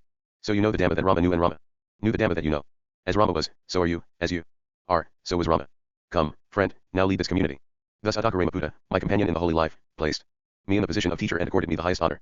But it occurred to me, this Dhamma does not lead to disenchantment, to dispassion, to cessation, to peace, to direct knowledge, to enlightenment, to nibbana, but only to reappearance in the base of neither perception nor non-perception. Not being satisfied with that Dhamma, I left it and went away. Still in search, because, of what is wholesome, seeking the supreme state of sublime peace, I wandered by stages through the Magadan country until eventually I arrived at Zanatagama near Uruvela. There I saw an agreeable piece of ground, a delightful grove with a clear owing river with pleasant, smooth banks and nearby a village for alms resort. I considered, this is an agreeable piece of ground, this is a delightful grove with a clear owing river, with pleasant, smooth banks and nearby a village for alms resort. This will serve for the striving of a clansman intent on striving. And I sat down there thinking, this will serve for striving. Then, because, being myself subject to birth, having understood the danger in what is subject to birth, seeking the unborn supreme security from bondage, nibbana, I attained the unborn supreme security from bondage, nibbana, being myself subject to aging. Having understood the danger in what is subject to aging, seeking the unaging supreme security from bondage, nibbana, I attained the unaging supreme security from bondage, nibbana, being myself subject to sickness, having understood the danger in what is subject to sickness, seeking the unailing supreme security from bondage, nibbana, I attained the unailing supreme security from bondage, nibbana, being myself subject to death, having understood the danger in what is subject to death, seeking the deathless supreme security from bondage, nibbana, I attained the deathless supreme security from bondage, nibbana, being myself subject to sorrow. Having understood the danger in what is subject to sorrow, seeking the sorrowless supreme security from bondage, nibbana, I attained the sorrowless supreme security from bondage, nibbana, being myself subject to delulement, having understood the danger in what is subject to delulement, seeking the unde-led supreme security from bondage, nibbana, I attained the unde-led supreme security from bondage, nibbana. The knowledge and vision arose in me, my deliverance is unshakable, this is my last birth, now there is no renewal of being. I considered, this Dhamma that I have attained is profound, hard to see and hard to understand, peaceful and sublime, unattainable by mere reasoning, subtle, to be experienced by the wise. But this generation delights in worldliness, takes delight in worldliness, rejoices in worldliness. It is hard for such a generation to see this truth, namely, specie conditionality, dependent origination. And it is hard to see this truth, namely, the stilling of all formations, the relinquishing of all attachments, the destruction of craving, dispassion, cessation, nibbana. If I were to teach the Dhamma, others would not understand me, and that would be wearying and troublesome for me. Thereupon there came to me spontaneously these stanzas never heard before. Enough with teaching the Dhamma, that even I found hard to reach, for it will never be perceived by those who live in lust and hate. Those died in lust, wrapped in darkness, will never discern this abstruse Dhamma, which goes against the worldly stream, subtle, deep, and difficult to see. Considering thus, my mind inclined to inaction rather than to teaching the Dhamma. Then, because the Brahma Sahampati knew with his mind the thought in my mind and considered, the world will be lost, the world will perish, since the mind of the Tathagata, accomplished and fully enlightened, inclines to inaction rather than to teaching the Dhamma. Then, just as quickly as a strong man might extend his X arm or X his extended arm, the Brahma Sahampati vanished in the Brahma world and appeared before me. He arranged his upper robe on one shoulder, and extending his hands in reverential salutation towards me, said, Venerable Sir, let the blessed one teach the Dhamma, let the sublime one teach the Dhamma. There are beings with little dust in their eyes who are wasting through not hearing the Dhamma. There will be those who will understand the Dhamma. The Brahma Sahampati spoke thus. And then he said further, in Magadha there have appeared till now impure teachings devised by those still stained. Open the doors to the deathless. Let them hear the Dhamma that the stainless one has found. Just as one who stands on a mountain peak can see below the people all around. So, O wise one, all-seeing sage, ascend the palace of the Dhamma. Let the sorrowless one survey this human breed, engulfed in sorrow, overcome by birth and old age. Arise, victorious hero, caravan leader, deathless one, and wander in the world. Let the blessed one teach the Dhamma. There will be those who will understand. Then I listened to the Brahma's pleading, and out of compassion for beings I surveyed the world with the eye of a Buddha. Surveying the world with the eye of a Buddha, I saw beings with little dust in their eyes and with much dust in their eyes, with keen faculties and with dull faculties, with good qualities and with bad qualities, easy to teach and hard to teach, and some who dwelt seeing fear in blame and in the other world. Just as in a pond of blue and red lotuses, some lotuses that are born and grow in water thrive, immersed in the water without rising out of it, and some other lotuses that are born and grow in the water rest on the water's surface, and some other lotuses that are born and grow in the water rise out of the water and stand clear, unwetted by it. So too, surveying the world with the eye of a Buddha, I saw beings with little dust in their eyes and with much dust in their eyes, with keen faculties and with dull faculties, with good qualities and with bad qualities, easy to teach and hard to teach, and some who dwelt seeing fear in blame and in the other world. Then I replied to the Brahma Sahampati in stanzas. Open for them are the doors to the deathless. Let those with ears now show their faith, thinking it would be troublesome, O Brahma. I did not speak the Dhamma subtle and sublime. Then the Brahma Sahampati thought, I have created the opportunity for the Blessed One to teach the Dhamma. And after paying homage to me, keeping me on the right, he thereupon departed at once. I considered thus, to whom should IRST teach the Dhamma? Who will understand this Dhamma quickly? It then occurred to me. Rakalama is wise, intelligent, and discerning, he has long had little dust in his eyes. Suppose I taught the Dhamma RST to Rakalama. He will understand it quickly. Then deities approached me, and said, Venerable Sir, Rakalama died 7 days ago. And the knowledge and vision arose in me, Rakalama died 7 days ago. I thought, Rakalama's loss is a great one. If he had heard this Dhamma, he would have understood it quickly. I considered thus, to whom should IRST teach the Dhamma? Who will understand this Dhamma quickly? It then occurred to me. Adhakaramaputa is wise, intelligent, and discerning, he has long had little dust in his eyes. Suppose I taught the Dhamma RST to Adhakaramaputa. He will understand it quickly. Then deities approached me and said, Venerable Sir, Adhakaramaputa died last night. And the knowledge and vision arose in me, Adhakaramaputa died last night. I thought, Adhakaramaputa's loss is a great one. If he had heard this Dhamma, he would have understood it quickly. I considered thus, to whom should IRST teach the Dhamma? Who will understand this Dhamma quickly? It then occurred to me. The bhikkhus of the group of BE who attended upon me while I was engaged in my striving were very helpful. Suppose I taught the Dhamma RST to them. Then I thought, where are the bhikkhus of the group of BE now living? and with the divine eye, which is Puri and surpasses the human, I saw that they were living at Benares in the deer park at Isapatana. Then, because, when I had stayed at Uruvela as long as I chose, I set out to wander by stages to Benares. Between Gaya and the place of enlightenment, the Ajivika Upaka saw me on the road and said, "Friend, your faculties are clear, the color of your skin is pure and bright. Under whom have you gone forth, friend? Who is your teacher? Whose Dhamma do you profess?" I replied to the Ajivika Upaka in stanzas. "I am one who has transcended all, a knower of all, unsullied among all things, renouncing all, by craving ceasing freed. Having known this all, for myself, to whom should I point as teacher? I have no teacher, and one like me exists nowhere in all the world, with all its gods, because I have no person for my counterpart. I am the accomplished one in the world. I am the teacher supreme. I alone am a fully enlightened one, whose residential are quenched and extinguished. I go now to the city of Kasi, to set in motion the will of Dhamma, in a world that has become blind. I go to beat the drum of the deathless. By your claim, friend, you ought to be the universal victor. The victors are those like me, who have won to destruction of taints. I have vanquished all evil states. Therefore, Upaka, I am a victor." When this was said, the Ajivika Upaka said, "May it be so, friend." Shaking his head, he took a byway and departed. Then, because, wandering by stages, I eventually came to Benares, to the deer park of Isapatana, and I approached the Bhikkhus of the group of B. The Bhikkhus saw me coming in the distance, and they agreed among themselves thus, "Friends, here comes the recluse Gotama who lives luxuriously, who gave up his striving, and reverted to luxury. We should not pay homage to him, or rise up for him or receive his bowl and outer robe. But a seat may be prepared for him. If he likes, he may sit down." However, as I approached, those Bhikkhus found themselves unable to keep their pact. One came to meet me and took my bowl and outer robe. Another prepared a seat, and another set out water for my feet. However, they addressed me by name and as friend. Thereupon I told them, "Bhikkhus, do not address the Tathagata by name and as friend. The Tathagata is an accomplished one, a fully enlightened one. Listen, Bhikkhus, the deathless has been attained. I shall instruct you, I shall teach you the Dhamma, practicing as you are instructed, by realizing for yourselves your end. Now through direct knowledge you will soon enter upon and abide in that supreme goal of the holy life for the sake of which clansmen rightly go forth from the home life to homelessness." From the Arya Parisa Sutta, Mahihima Nikaya, MNI 163-172. From the Middle Length Discourses of the Buddha, a new translation of the Mahihima Nikaya, trans. Bhikkhu Amali and Bhikkhu Bodhi. Boston, Wisdom Publications, 1995, pages 256-64. 15. A Life of the Buddha. As noted in the previous chapter, the earliest accounts of the life of the Buddha are those found in the collections of discourses traditionally attributed to the Buddha. Here the Buddha autobiographically recounts individual events that occurred from the time that he left his life as a prince until he achieved enlightenment 6 years later. A separate text, the Mahaparinipanishada, describes the Buddha's last days, his passage into nirvana, his funeral and the distribution of his relics. Biographical accounts in the early sutras provide little detail about the Buddha's birth and childhood. Near the beginning of the Common Era, independent accounts of the life of the Buddha began to be composed. Yet here again, they do not recount his life from birth to death, often ending instead with his triumphant return to his native city of Kapilavastu, which is said to have taken place either 1 year or 6 years after his enlightenment. These partial biographies add stories that were to become well known, such as the 4 chariot rides outside the city in which Erst learns of the existence of old age, sickness, and death. In a sense, Jataka stories, see chapters 17 to 19, might also be considered part of the Buddha's biography, recounting his lives as a bodhisattva. These Jataka stories, of which there are 547 in the Pali collection, have remained among the most popular forms of Buddhist literature over the centuries. At the Stupa at Bharhut in India, dating from the 2nd century BCE, there are some 32 Jataka stories depicted in stone carvings, compared with theme events from the last life of the Buddha.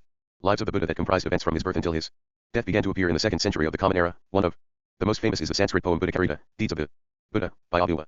However, it is only in texts such as the Malasarvastivada Vinyat, probably dating from the 4th or 5th century CE, that there is an attempt to gather the many stories of the Buddha into a single chronological account.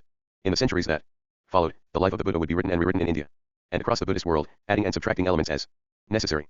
The biography of the Buddha that appears here is taken from a work called The Chronicle of the Councils, Sakyavasa, by Vimaladhamma, written in Pali in Thailand in 1789. It is a highly compressed biography, moving through the events of the Buddha's life and death at a rapid rate. Unlike the autobiographical account in the previous chapter, this version begins long before the Buddha's Nal birth and ends after his death. Indeed, this account begins with the story of Sumedha, the yogin who, eons ago, vowed to free all beings from rebirth, and who made that vow in the presence of the past Buddha, Bhakkara, who predicted that he would become a Buddha named Gotama. The Bodhisattva perfected himself over millions of lifetimes, until his penultimate birth, in the Tasita heaven, from whence he surveyed the world to select the place of his Nal birth and achievement of Buddhahood. The biography goes on to describe his childhood and youth, his renunciation of the world, practice of asceticism and achievement of enlightenment. It moves quickly through the conversion of his RST disciples and the establishment of the order of monks. There is no mention of the order of nuns before describing the Buddha's passage into nirvana. The text does not end there, but continues to describe the concern of Mahakassapa and other senior disciples that the Dharma and the Vinaya may pass away with the master. They therefore convened a council of elders to recite everything that they had heard from the Buddha and to codify it into what is known as the Tripitaka, Tipitaka in Pali, the 3 collections of the Sutra, Vinaya, and Abhidharma. Each biography of the Buddha has perspectives which it seeks to promote. Among those here is a view of the Theravada school as standing in a direct line of transmission to this council of the Buddha's chief disciples.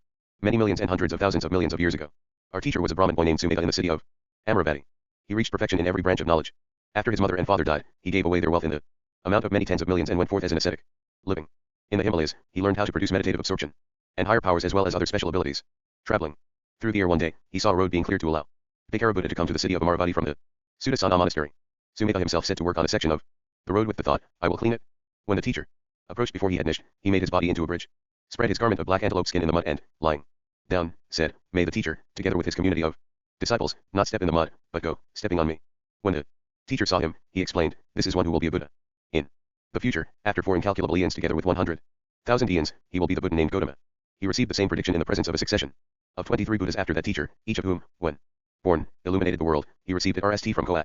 Then Sumikala, Sumnat, Ruveda, Sobhita, Anomadasi, Peduma, Narada, Pedumatara, Sumedha, Sujata, Payadasi, Athadasi, Damadasi, Siddhartha, Tissa, Fussa, Vipassi, Sikha, Vesabhu, Kakuzantha, Kagamana, and Nelly from Kisapa. He also full LLED the 30 perfections, that is, the 10 perfections, the 10 minor perfections and the 10 superior perfections. When he was Vesanthara, he gave great O-earrings of gifts 7 times, each one accompanied by such signs as earthquakes, and he also gave away both his wife and children. At the end of that life, he was born in the heavenly city of Tasita and lived there for as long as a life lasts. In that heaven, the gods of the 10,000 worlds gathered together and begged him to become a Buddha. Time is passing, O great hero. Be born in your mother's womb, to help the gods and all the rest discover the thing without death. Hearing that, he considered the VE great portents and seeing each, he said, Tathagatas are born. After they consider and know these VE things, the time, the country, the continent, the family, and the mother. Then having descended from there, he was RST conceived and then born in the royal family of the Sakyans, where he was delighted by its great wealth.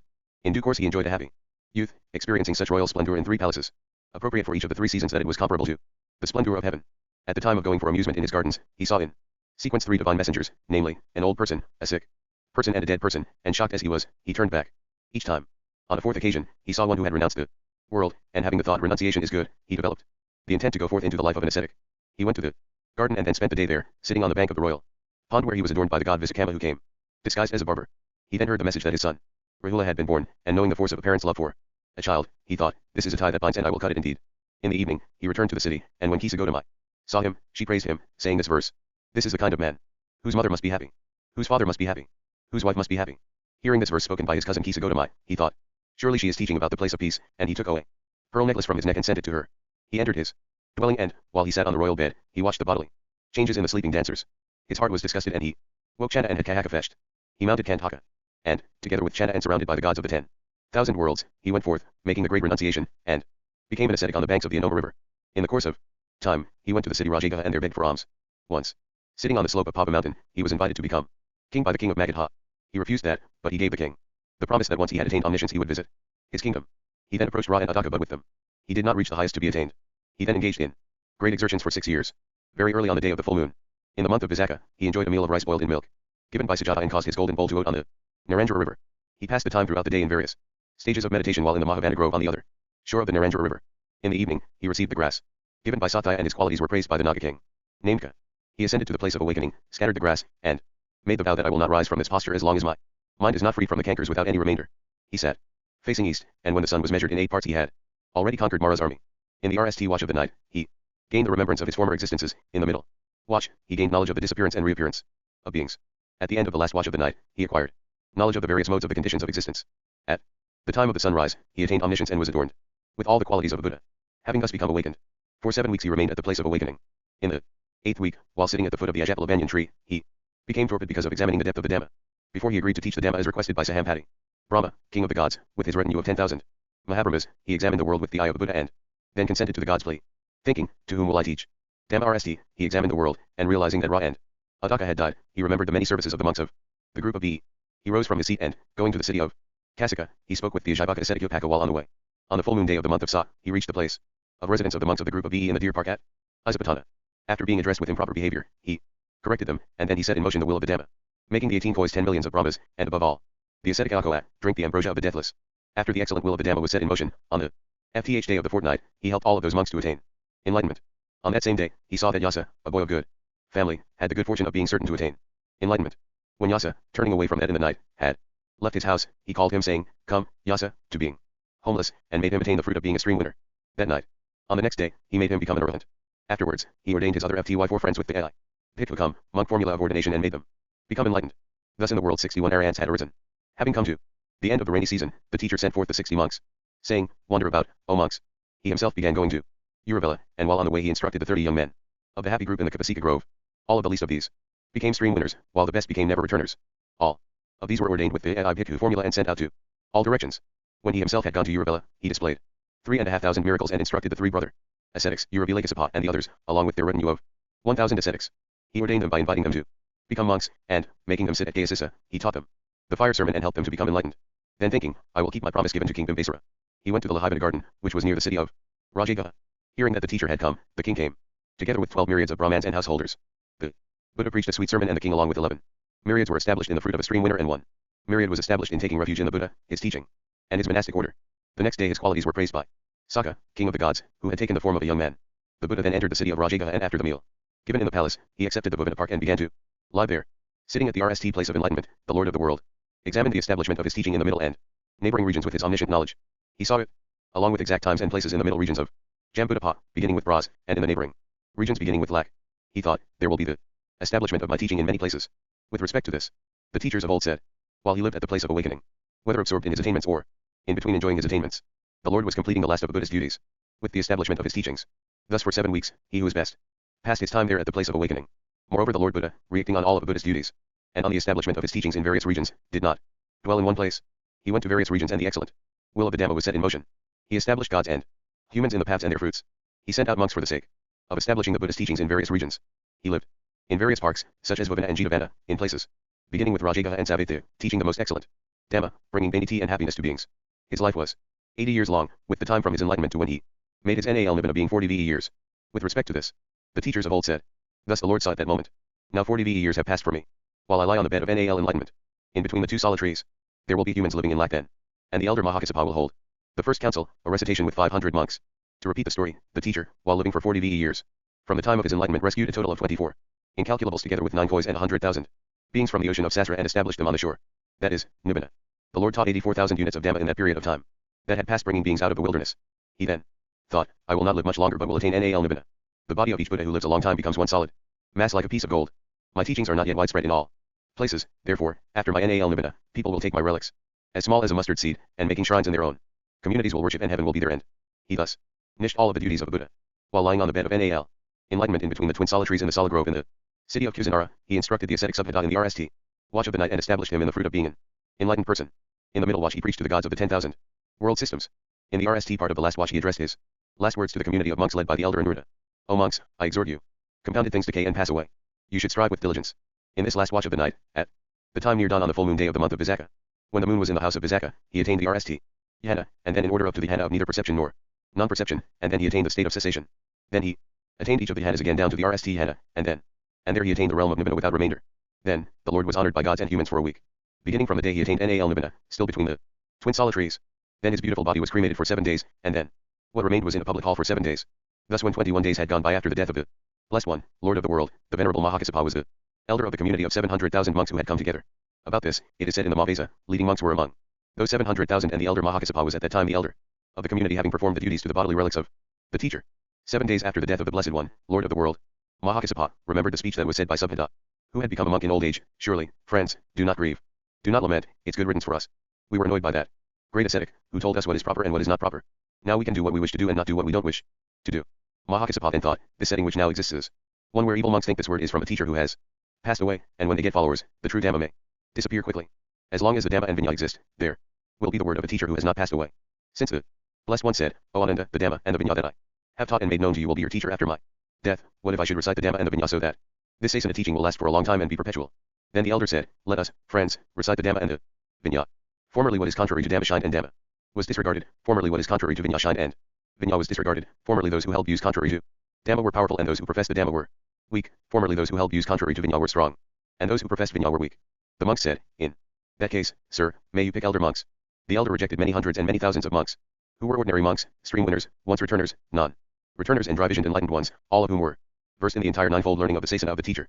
And he chose 499 enlightened monks who were well versed in the analytic insights, who had great powers, who usually had been said by the Blessed One to be the best in the separate areas such as the 3 knowledges. Why did the elder make the number incomplete by 1? For the purpose of making space for the venerable elder Ananda, since it was not possible to hold the council without him. Then the venerable Mahakassapa chose the venerable one with the enlightened ones. There were thus 100 venerable ones who were chosen with the agreement of the monks. Later the venerable elder Ananda attained the analytic insights and became an enlightened one. Then the elder Mahakassapa and the elder Anuruddha, taking the entire order of monks, went to Rajagaha. At that time, there were 18 great monasteries in Rajagaha, and all of them had become houses in a state of nature and were LLED with refuse, because when the Blessed One died, all the monks there had taken their own robes and bowls and went away, abandoning the monasteries and cells. The elders, when they arrived there, thought, for the RST month, we will make repairs on the broken and shattered units of Dhamma, for the purpose of honoring the Blessed One and for the purpose of avoiding the criticism of the heretics. Then this occurred to the elder monks, friends, the repairs of broken and shattered units of Dhamma has been praised by the Blessed One. Now let us for the RST month, friends, make repairs on the broken and shattered units, and in the middle month, after assembling, we will recite the Dhamma and the Vinaya. With respect to this, it is said in the Mahavamsa, in the bright half of the month of Sa, desiring that the good might long endure, they went to Rajagaha, which had the 4 requisites. There they stayed for the rainy season, these elders, beginning with Mahakassapa, endowed with steadfast virtues, and knew the path of the Buddha. In the RST month of the rains, having made repairs on all the beds and seats, they told Ajatasattu about this. Then the king made an excellent pavilion on a jeweled spot of ground at the entrance to the Sathapa cave, which is on the slope of the Vembara mountain to the east of Rajagaha, and he dedicated it to the elders. About this, it is said in the Mahavaja. An elder seat was properly prepared for the elder right there in the middle of that pavilion. A high preaching seat, worthy of the Buddha, was properly prepared facing east. The king informed the monks, my work is niche. This is what is said about that council. It was held on the full moon day of the month of Bhadabhada during the rainy season, 4 months after the death of the Lord, which occurred on the day of the festival of the full moon in the month of Visakha. On the second day, after the duties were done, the elder monks arranged their robes and bowls and gathered in the Dhamma assembly made by King Ajatasattu. When the community of monks was all seated together, the elder Mahakassapa addressed the monks, friends, will we recite Dhamma or Vinaya RST? The monks said, Mahakassapa sir, the Vinaya is the life of the Sasana of the Buddha. When the Vinaya exists, the Sasana exists, therefore we will RST recite Vinaya. Who should have the responsibility for the Vinaya being recited? The Venerable Elder Uppali should have the responsibility, they said. Mahakassapa himself agreed to do the questioning about the Vinaya, and the Elder Uppali agreed to answer about the Vinaya. The Venerable Uppali, rising from his seat and putting his upper robe over one shoulder, paid respect to the elder monks. He sat on the preacher seat holding a fan with an ivory inlaid handle. Then, the Venerable Mahakassapa, seated on the elder's seat, asked the Venerable Uppali about Vinaya. Thus, the teachers of old said. And the elder Mahakassapa himself agreed to ask about the Vinaya and the elder Uppali agreed to answer. Among them, the Parajika section, next the Pasadiya, the Vibhaga for Bhikkhunis, then the Mahavika, the Kalavika, and the Parabara are considered to be the Vinayapika. They are called the Vinayapika. Then the Venerable Elder Uppali laid down the fan with the ivory inlaid handle and descended from the preacher seat. He paid respect to the older monks and sat in the seat assigned to him. Then the Venerable Elder Mahakassapa agreed to ask about Dhamma and the Elder Ananda agreed to answer about Dhamma. The Elder Ananda sat in the preacher seat and took the fan with the ivory inlaid handle. Ananda said, thus have I heard. Thus, the teachers of old said. The 34 suttas which are grouped in 3 sections are the Dhinakaya and come RST in a natural sequence. The 152 suttas which are taken in 15 sections. These are the Mahihima. The 7,762 suttas are the Sayodnika and the 9,557 numbered suttas are the Uttara. The Kataka Nikaya is considered as divided into 15 books, the Katakapaho, Dhammapada, Udana, Itipadako, Sutanipada, Vimana and Pedavethu, and next the Thera and Therigathas, the Jataka, the Nidisa, the Pazamid, the Apanana, the Buddhavasa, and the Karapika. This is the Sudhapiyaka by name, divided into VE collections. The Dhammasaka and the Vibhaga, and the Ditukatha come next. Then the Pugalapanadi and the Kathvatthapakara, the Yamaka, and the Mapana, these are the 7 divisions of the basket called the Abhidhamma which was taught by the fully enlightened one. This is what is called the Abhidhammapika. Thus, the council members said, I have learned 82,000 from the Buddha and 2,000 from the monks, but all 84,000 units of the Dhamma are Bainishale. Kassapa asked about Vinaya and Uppali answered, and Kassapa asked about Dhamma and Anand answered. Thus the first council was nished in 7 months. Translated by Charles Hallisey from the Sagyavasa by Vimaladhamma, from an unpublished edition of the Pali text by Charles Hallisey, pages 45 to 59. 16. Maya, mother of the Buddha. In chapter 14, the Buddha recounted how he left his weeping parents and went in search of a state beyond swearing. In chapter 6, Nagasena explained to King Milanda that the universe can sustain only one Buddha at a time. Things did not remain that simple. In accounts of the Buddha's birth, it was reported that the future Buddha's mother, Mayadavi or Queen Maya, dreamed that a white elephant had entered her womb. The Bodhisattva was not born through the usual route, but emerged from his mother's right side. Shortly thereafter, his mother died. According to some commentators, the womb of a Buddha's mother must remain unsullied after his birth, with her death apparently providing the only assurance that it would remain so. According to others, she would have died of a broken heart when her son renounced the world and set out in search of liberation from swearing. Because she was therefore unable to benefit from her son's teachings, it is said that the Buddha traveled magically to the heaven of the 33, where she had been reborn, in order to teach her the Dharma. The entry of the future Buddha into his mother's womb and, by extension, into the human realm is a momentous event in the history of the universe, and elaborate descriptions of that descent and of that womb appear in a number of texts. One of the most famous is found in the 44th chapter of the Gaviha, a Mahayana sutra dating perhaps from the 2nd century CE. The story has been described as a Buddhist pilgrim's progress, but such a comparison does little to convey the text's visionary qualities. It is the story of the young Sudhana, the son of a guild master, who goes in search of enlightenment. Along the way he encounters all manner of exalted beings, each of whom provides him with instruction.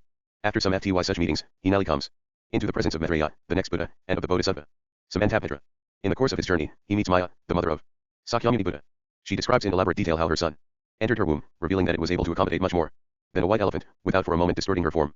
She reveals that it was not only the Bodhisattva Siddhartha who descended from the Tasita, joyous, heaven and entered her womb. Countless identical Bodhisattvas accompanied him to become Buddhas simultaneously in millions of similar universes. She reveals as well that she is the mother not only of all the Buddhas of the present, but of all the Buddhas of the past. And she will be the mother of the next Buddha. Maitreya. Coming out of various trance states, Sudhana circumambulated Mayadavi and her retinue, he circumambulated Mayadavi and her palace and throne. He stood before her, hands folded in reverence, and said, under the tutelage of the young Manjusri I had conceived a desire for perfect enlightenment. Manjusri then encouraged me to seek out and serve companions who could aid me in my quest. I have been going from one such companion to the next and in my search have come in turn to you. Tell me, noble lady, how does a bodhisattva, cultivating the practice of the bodhisattva, achieve perfection with respect to omniscience? She replied, O noble son, I have achieved mastery of the visionary state known as Mahapradnajnamagataviha, the visionary state in which there are magical manifestations that come about through the marvelous workings of the knowledge of the great vows. And having achieved mastery over that visionary state, I am the mother of the innumerable bodhisattvas in their Nal birth, who are destined to become the Buddha Vairocana. Indeed, in all the Jambudvipa continents in all of the Diarent world systems, many are the magical appearances of the births of the blessed Vairocana. As a bodhisattva in his last birth, all of those bodhisattvas are born into my womb. They all come out of my right side. In fact, O noble son, in this very world consisting of its 4 continents, in the city of Kapilavastu, as the wife of King Suddhodana, I gave birth to the Bodhisattva Siddhartha, with the display of all the inconceivable magical powers that attend upon the birth of bodhisattvas. At that time, O noble son, I was in the palace of King Suddhodana. It came time for the bodhisattva to fall from Tasita, heaven, and light rays came out of each and every hair follicle of the bodhisattva's body. These rays were as numerous as the grains of sand in countless Buddha elves. They were called Sarvadathgatajanangwamarla Prabhava illuminations, that are the source of all the wondrous virtues that belong to the mother of all the Tathagatas, and they contained within them the host of excellent virtues that belong to the mother of all the bodhisattvas. These rays illuminated the entire world system and then fell onto my body. They entered into my body from the tip of my head and then penetrated every pore of my body. Thus, O noble son, did those rays of light that had come from the bodhisattva, those rays of light with their many names, rays of light that gave rise to the magical appearances associated with the mother of all the bodhisattvas, all entered my body. And no sooner did that happen, O noble son, than those in my inner circle could see on my body the many miraculous appearances that are associated with the birth of all the bodhisattvas and that were made visible by that host of excellent light rays that came from the bodhisattva. And as soon as those rays from the bodhisattva entered my body, O noble son, then I could see before my very own eyes an entire host of bodhisattvas and their wondrous deeds. These were the bodhisattvas, the magical appearances of whose births had been announced by the rays that had come forth. That is to say, I saw these bodhisattvas seated on the most excellent seats of enlightenment. I saw them seated on the lion thrones of the Buddhas. I saw them surrounded by their retinues of bodhisattvas. I saw them being worshipped by the Indras of all the worlds. I saw them turning the wheel of the Dharma. And I even saw, right before my very own eyes, all of the previous Tathagatas that those Tathagatas had worshipped when they were cultivating the bodhisattva path in their previous births. I saw the magical appearances of their RST conceiving the desire for enlightenment. I saw the magical appearances of their enlightenment, their turning of the will of the Dharma, and their Nal Nirva. I saw the magical appearances of the perfect purity of their Buddha lands. I even saw all of the wondrous manifestations that these Tathagatas, with every momentary changing thought, can produce in all of the universe. These two all appeared right before my very eyes. And, O noble son, when those light rays from the bodhisattva entered into my body came to embrace the entire world. My womb became as expansive as the ether, but at the same time neither my body nor my womb exceeded normal human proportions. And then all of the magical manifestations of palaces in which the bodhisattvas are to dwell while in their mother's womb, all of these palaces in all the 10 directions, could be seen to be within my body. They could all be seen right inside my body. Now, O noble son, as soon as there appeared in my body the wondrous assemblage of palaces in which the bodhisattvas are to abide while in the womb, then the bodhisattva Siddhartha himself entered into my womb, accompanied by bodhisattvas as numerous as the grains of sand in all the Buddha elves in the 10 directions. These bodhisattvas shared with him the same vow and the same religious practice. They shared the same roots of merit, the same manifestations and mastery of the same visionary states. They shared the same knowledge and occupied the same level in their training. They were adept at producing the same magical appearances and had cultivated the same vows. They had also mastered the same course of practice. These bodhisattvas all had bodies of the utmost refinement and subtlety and yet at the same time had control over countless gross physical bodies. They were adept at producing magical manifestations due to their cultivation of the bodhisattva practice that was in every way auspicious. They were all positioned inside a pavilion made from jewels that came from the crests of the kings of the snakes. The bodhisattva Siddhartha was at the same time being worshipped by 80,000 snake kings, including the snake king Sagara. He was also being worshipped by the Indras of all the worlds. Such was the great display of wonders appropriate to a bodhisattva, that is the bodhisattva Siddhartha displayed his descent from Tasita heaven, along with his retinue, and entered into my womb. Many other wonderful things occurred. There appeared a descent of a bodhisattva from each of the multitude of Tasita heavens, so that from every one of the multitude of Tasita heavens a bodhisattva could be seen to descend and take birth in the various worlds, consisting of 4 continents in all of the Diarent universes. Thus did Siddhartha enter into my womb, with the skill and means necessary to ripen all living beings, impelled by the many deluded beings, stirred on by the existence of so many false beliefs. There appeared a mass of rays of light. There was an end to darkness everywhere in the universe and to the sufferings that were caused by every sort of misfortune. There was an end to rebirth in hellish realms. Thus did Siddhartha appear in response to the previous deeds that people had done and to save all living beings, and in such a way as to ensure that all living beings would see his body right before them. And all of those bodhisattvas and snake kings and the rest of the bodhisattva Siddhartha's retinue walked about in my womb, with steps that covered the expanse of the vast 3,000-fold universe, steps as vast in extent as the world systems, themselves as numerous as the grains of sand in countless Buddha elves. And all of those countless bodhisattvas that formed the retinue of the bodhisattva Siddhartha scurried about in my womb in all the 10 directions, seeking the feet of all the Tathagatas everywhere in the entire universe. They scurried about without a stop, every second, eager to get a glimpse of the marvelous manner in which the bodhisattva was dwelling in my womb. And the 4 great kings, the kings of the gods, Sakra, Suyama, Satuda, Sunirmatavasavartan, and the Brahma kings, all approached the bodhisattva as he was in the womb, in order to behold him and worship him, to pay him reverence and hear him preach the law and listen to him discourse. And my womb, accommodating all of that vast retinue, did not swell up and my body did not look any different from any other human body. And yet it accommodated all of that vast retinue. And all of the gods and human beings could see the pure wonder of those magical manifestations of that miraculous crowd of so many bodhisattvas. And why was that? It was all a result of the bodhisattva's vision state, known as the vision state that pertains to the marvelous workings of the great vows. This is the vision state I RST told you that I had mastered. Indeed, that vision is like a well-spoken magic charm. And when, O noble son, in this continent of Jamadvipa, in this world system consisting of 4 continents, when I accept the bodhisattva into my womb, I also accept him into my womb in all of the Jamadvipa continents, in all of the 4-continent world systems, in all of this 3,000-fold universe. I do so with that very same host of magical manifestations that I have already described to you. And my body does not become manifold, nor does it become non-manifold. It is neither one nor many. This too occurs as a result of the bodhisattva's vision state, known as the vision state that pertains to the marvelous workings of the knowledge of the great vows. Indeed, that vision is like a well-spoken magic charm. And, O noble son, just as I was the mother of the Tathagata Vairocana, so have I been the mother of countless other previous Tathagatas. When a bodhisattva is about to be born in this world, it sometimes happens that he is born in a lotus. I become the goddess of the lotus pond and take that bodhisattva. And the world calls me the mother of the bodhisattva. Once he appeared in someone's lap, there too I was his mother. If the bodhisattva is to be born in a Buddha eld, then I become the goddess of the seat of enlightenment in that Buddha eld. In this way, O noble son, bodhisattvas in their NAL birth can display various forms of birth as a form of skillful means to teach beings. I display similar skillful means and become their mothers. O noble son, just as I was the mother of this blessed one in this world system, when there were displayed all sorts of marvelous manifestations associated with the births of all the bodhisattvas, so I was the mother of the blessed Tathagata Krakachanda, Kanapmuni, and the Tathagata Kajyapa. I shall similarly be the mother of all the future Tathagatas of this Bhadrakalpa age. So, when it is time for the Bodhisattva Maitreya to display his descent from Dasita heaven, a light ray will go forth that is capable of displaying all of the miraculous appearances associated with the sojourn of a Bodhisattva in the womb that will lead to his birth. When that ray has illuminated the host of worlds everywhere, then I will see clearly before my eyes those worlds in which the Bodhisattva Maitreya is to teach living beings by displaying to them the appearances of his birth among human beings, in families of kings among men. In every one of those worlds I will be his mother. Translated by Phyllis Grano from the Gabihastra, ed. P.L. Bhatya, Buddhist Sanskrit Texts, Number 5, Darbhanga, Mithila. Institute, 1960, pages 346-47. 17. Why the Buddha had good digestion. The Buddha was remarkable in mind and body. He was said to be endowed physically, for example, with the 32 major marks and 80 secondary marks of a Superman, and his voice had 64 kinds of euphony. Such qualities of the Buddha were the direct result of his practice of virtue in former lives, and stories were told about what the Buddha had done in the past that caused him to possess a particular remarkable quality in the present. These stories illustrated both the great virtue of the Buddha and the workings of the law of karma. The story here explains why, when the community of monks erred from about of gastric distress, the Buddha remained well. The Buddha tells the story of King Padmaka, a virtuous monarch who cares benevolently for his subjects. When an epidemic strikes, he uses all of his resources to procure medicine, but to no avail. He is told that his people can be cured only by eating the ash of a rare sh. The king concludes that he can provide no further vanity to his subjects in his present form and commits suicide, vowing to be reborn as this rare sh. His wish is granted, and he allows himself to be captured and eaten by his people, explaining to them that he is in fact King Padmaka, come back in the form of sh to save them. The King Sakri Ce is a famous example of the virtue of giving, specifically giving the gift of the body. See the next 2 chapters. In a sense, the King Sakri Ce his body twice for the sake of his people, RST by committing suicide and then by allowing his new ichthyoid to be consumed. The sh is a bodhisattva and is freeing others from disease with the gift of his so that he might free them from the disease of Sasra with the gift of the Dharma when he achieves Buddhahood in the distant future. This story is classed as an avadana, perhaps best translated as legend. The term is used for an early genre of Buddhist stories in which a situation in the present is explained by recounting events from the past. In an avadara, the protagonist may or may not be the Buddha in a former life. In this story he is, thus the genre of the avadana and the genre of the Jataka intersect. These legends often begin with someone asking the Buddha why something is the way it is. The Buddha will then, using his prodigious memory of the past, tell a story of a former life in which something occurred whose effects are evident in the present. He will often conclude his account by identifying the characters in the story with members of his audience. The story below occurs in one of the earliest and most famous Avadana collections, the Avadana Jataka, 100 Legends, a Sanskrit work of the Sarvastivadin school, dating from around 100 CE. In this collection, ghosts explain the sinful deeds they did in the past that resulted in their sad fate. Gods tell of the good deeds that caused them to be reborn in heaven. Monks and nuns who have achieved nirvana explain what they did in past lives that led them to enlightenment. And the Buddha explains what acts he performed that led to his present state. The blessed Buddha was respected, venerated, esteemed, and adored by kings, ministers, wealthy people, citizens, merchants, traders, devas, nagas, yakas, asuras, garus, kaineras, and mahoragas. Thus, honored by all such beings, the blessed Buddha, well known, of great merit, rich in the personal belongings of a monk robe, alms, bowl, furnishings and medicine, was dwelling in Sravasti with an assembly of disciples, at Prince Jita's grove, in Anthopya's garden. At the time of the autumn season, the monks were stricken by illness.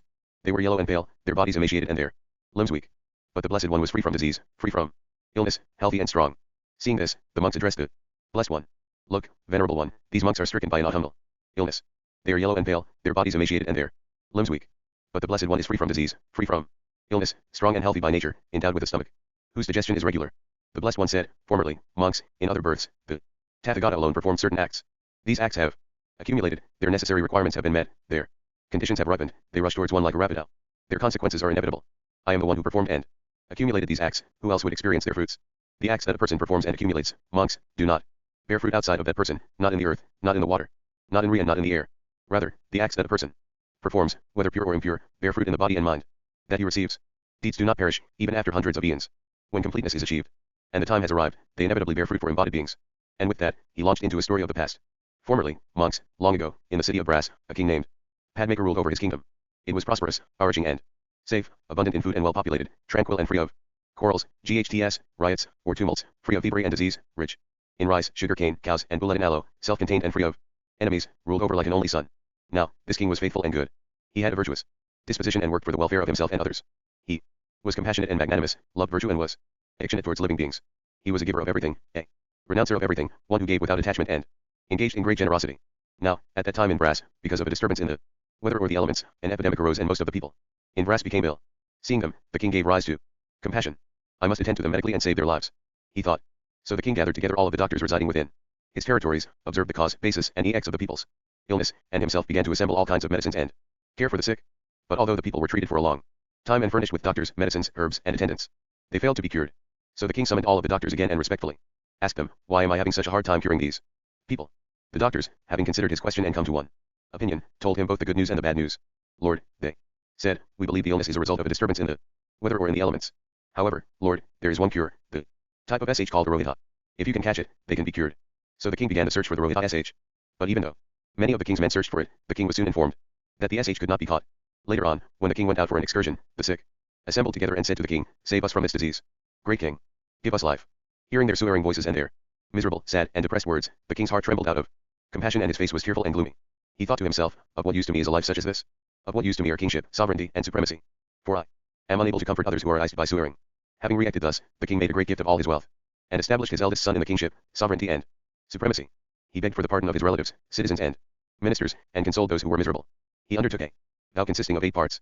Then he ascended to the roof of his palace, threw down incense, flowers, perfumes, garlands, and unguents, and, facing towards the east, began to take a vow.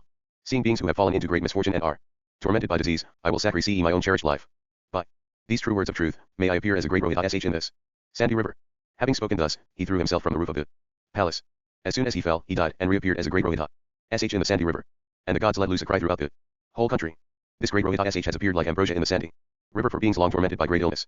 As soon as they heard this, a great crowd of people carrying baskets and gripping weapons in their hands came out, and, with various types of sharp weapons, they began to cut up the Esh of the SH while he was still alive. But even as his body was being carved up, the Bodhisattva used those beings with love, and with his face owing with tears, thought to himself, my capture is a wonderful thing, since by means of my Esh and blood, these beings will be put at ease. Thus, in this way, he satiated those beings with his own Esh and blood for 12 years, and he never turned his mind away from unsurpassed perfect awakening. When he had fully cured the people's illness, the Rohita SH said these words, listen, you beings. I am King Padmaka. I have acquired this type of body for your sake through the sacrifice of my own life.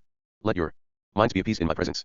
When I have awakened to unsurpassed perfect awakening, I will liberate you from the supreme illness of Sasra and establish you in the supreme end of Nirvana.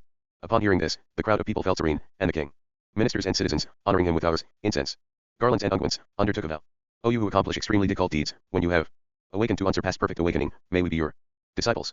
The Blessed One concluded, what do you think, monks? He who was, at that time, in that epoch, the king named Padmaka, 1 a.m. It is because I made such sacrifices that I experienced perpetual well-being in Sasra, and even now, having awoken to unsurpassed, perfect awakening, am endowed with a stomach whose digestion is regular, by means of which everything I eat, drink, chew and enjoy is digested with perfect ease, and I am free of disease and have left illness behind. Therefore, monks, this is a lesson to be learned, you must show compassion for all beings. This, monks, is a lesson to be learned. Thus spoke the Blessed One. And the monks, delighted in mind, rejoiced at what the Blessed One had said. Translated by Raiko Onuma from Padmakavidana, Abad Nataka. 31, in J.S. Spire, ed. Abad Nazataka, A Century of Edifying Tales. Belonging to the Hinayana, 2 volumes, Bibliotheca Buddhika 3, Delhi.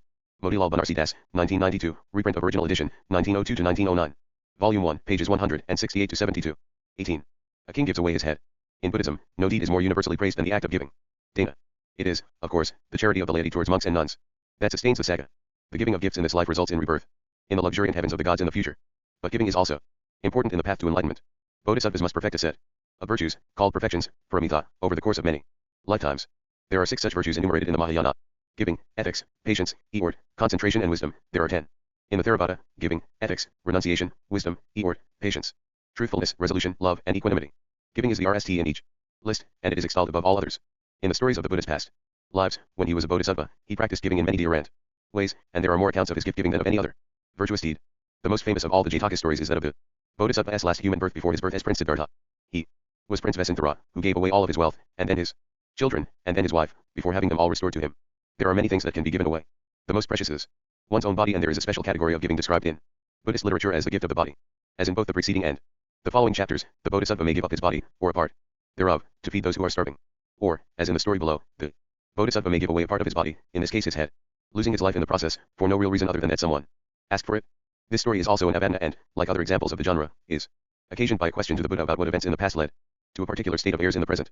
The question that prompts the Buddha's account here is why the Buddha's two chief disciples, Sariputra and Moggallana, passed into nirvana prior to the time of their natural death. The Buddha explains that they did so because they had completely destroyed the actions of desire, hatred, and ignorance in their various forms.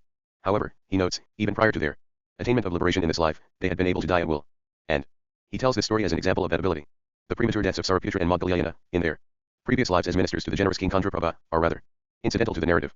The story instead is about this most generous of kings, who distributes his wealth among his subjects to create a utopian kingdom. Its beauties and pleasures are described in ornate detail. It is only when an evil yogin wishes to test the limits of the king's charity that the happiness of the populace is threatened. The yogin, apparently motivated simply by perversity, asks the king to give him the gift of his own head. And the king, over the protests of his ministers, who die on the spot, the local deities and his subjects, happily complies. He explains that the gift of the head is a particularly potent gift in terms of the merit it accrues for the giver. Indeed, he says that he has given his head away many times on the path to enlightenment. He then dedicates the merit of the gift of his head, see chapter 60, to the goal of his achievement of Buddhahood for the welfare of all beings, and cuts his own head. The scene then returns to the present, where the Buddha explains that he had been the king, Sariputra and Moggallana had been his ministers, and Devdatta, his cousin and antagonist, had been the evil yogin. The story, written in an elegant classical Sanskrit, is found in the Divyabhadana, a collection of 38 legends, probably composed in the 4th century CE and associated with the Sarvastivada, a school that flourished in northwest India. Thus have I heard. At one time, the Blessed One was dwelling on Vulture Peak Mountain in Rajaga with a great assembly of 1,250 monks. The monks had given rise to doubt, so they asked the blessed Buddha, who cuts through all doubt, why is it, Venerable 1, that the venerable disciples Sariputra and Moggallana were liberated in the sphere of nirvana without remainder before they could die the normal death that leads to the realm of the ancestors?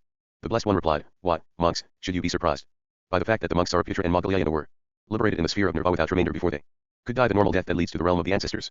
For this is a time when the assembly of monks headed by the Buddha endures, and the monks Sariputra and Moggallana were free of passion, hatred, and delusion, liberated from birth, old age, illness, death, grief, lamentation, sorrow, despair, and mental addictions, free of craving and clinging, and had abandoned all egotism, possessiveness, self-conceit, evil propensities and evil dispositions.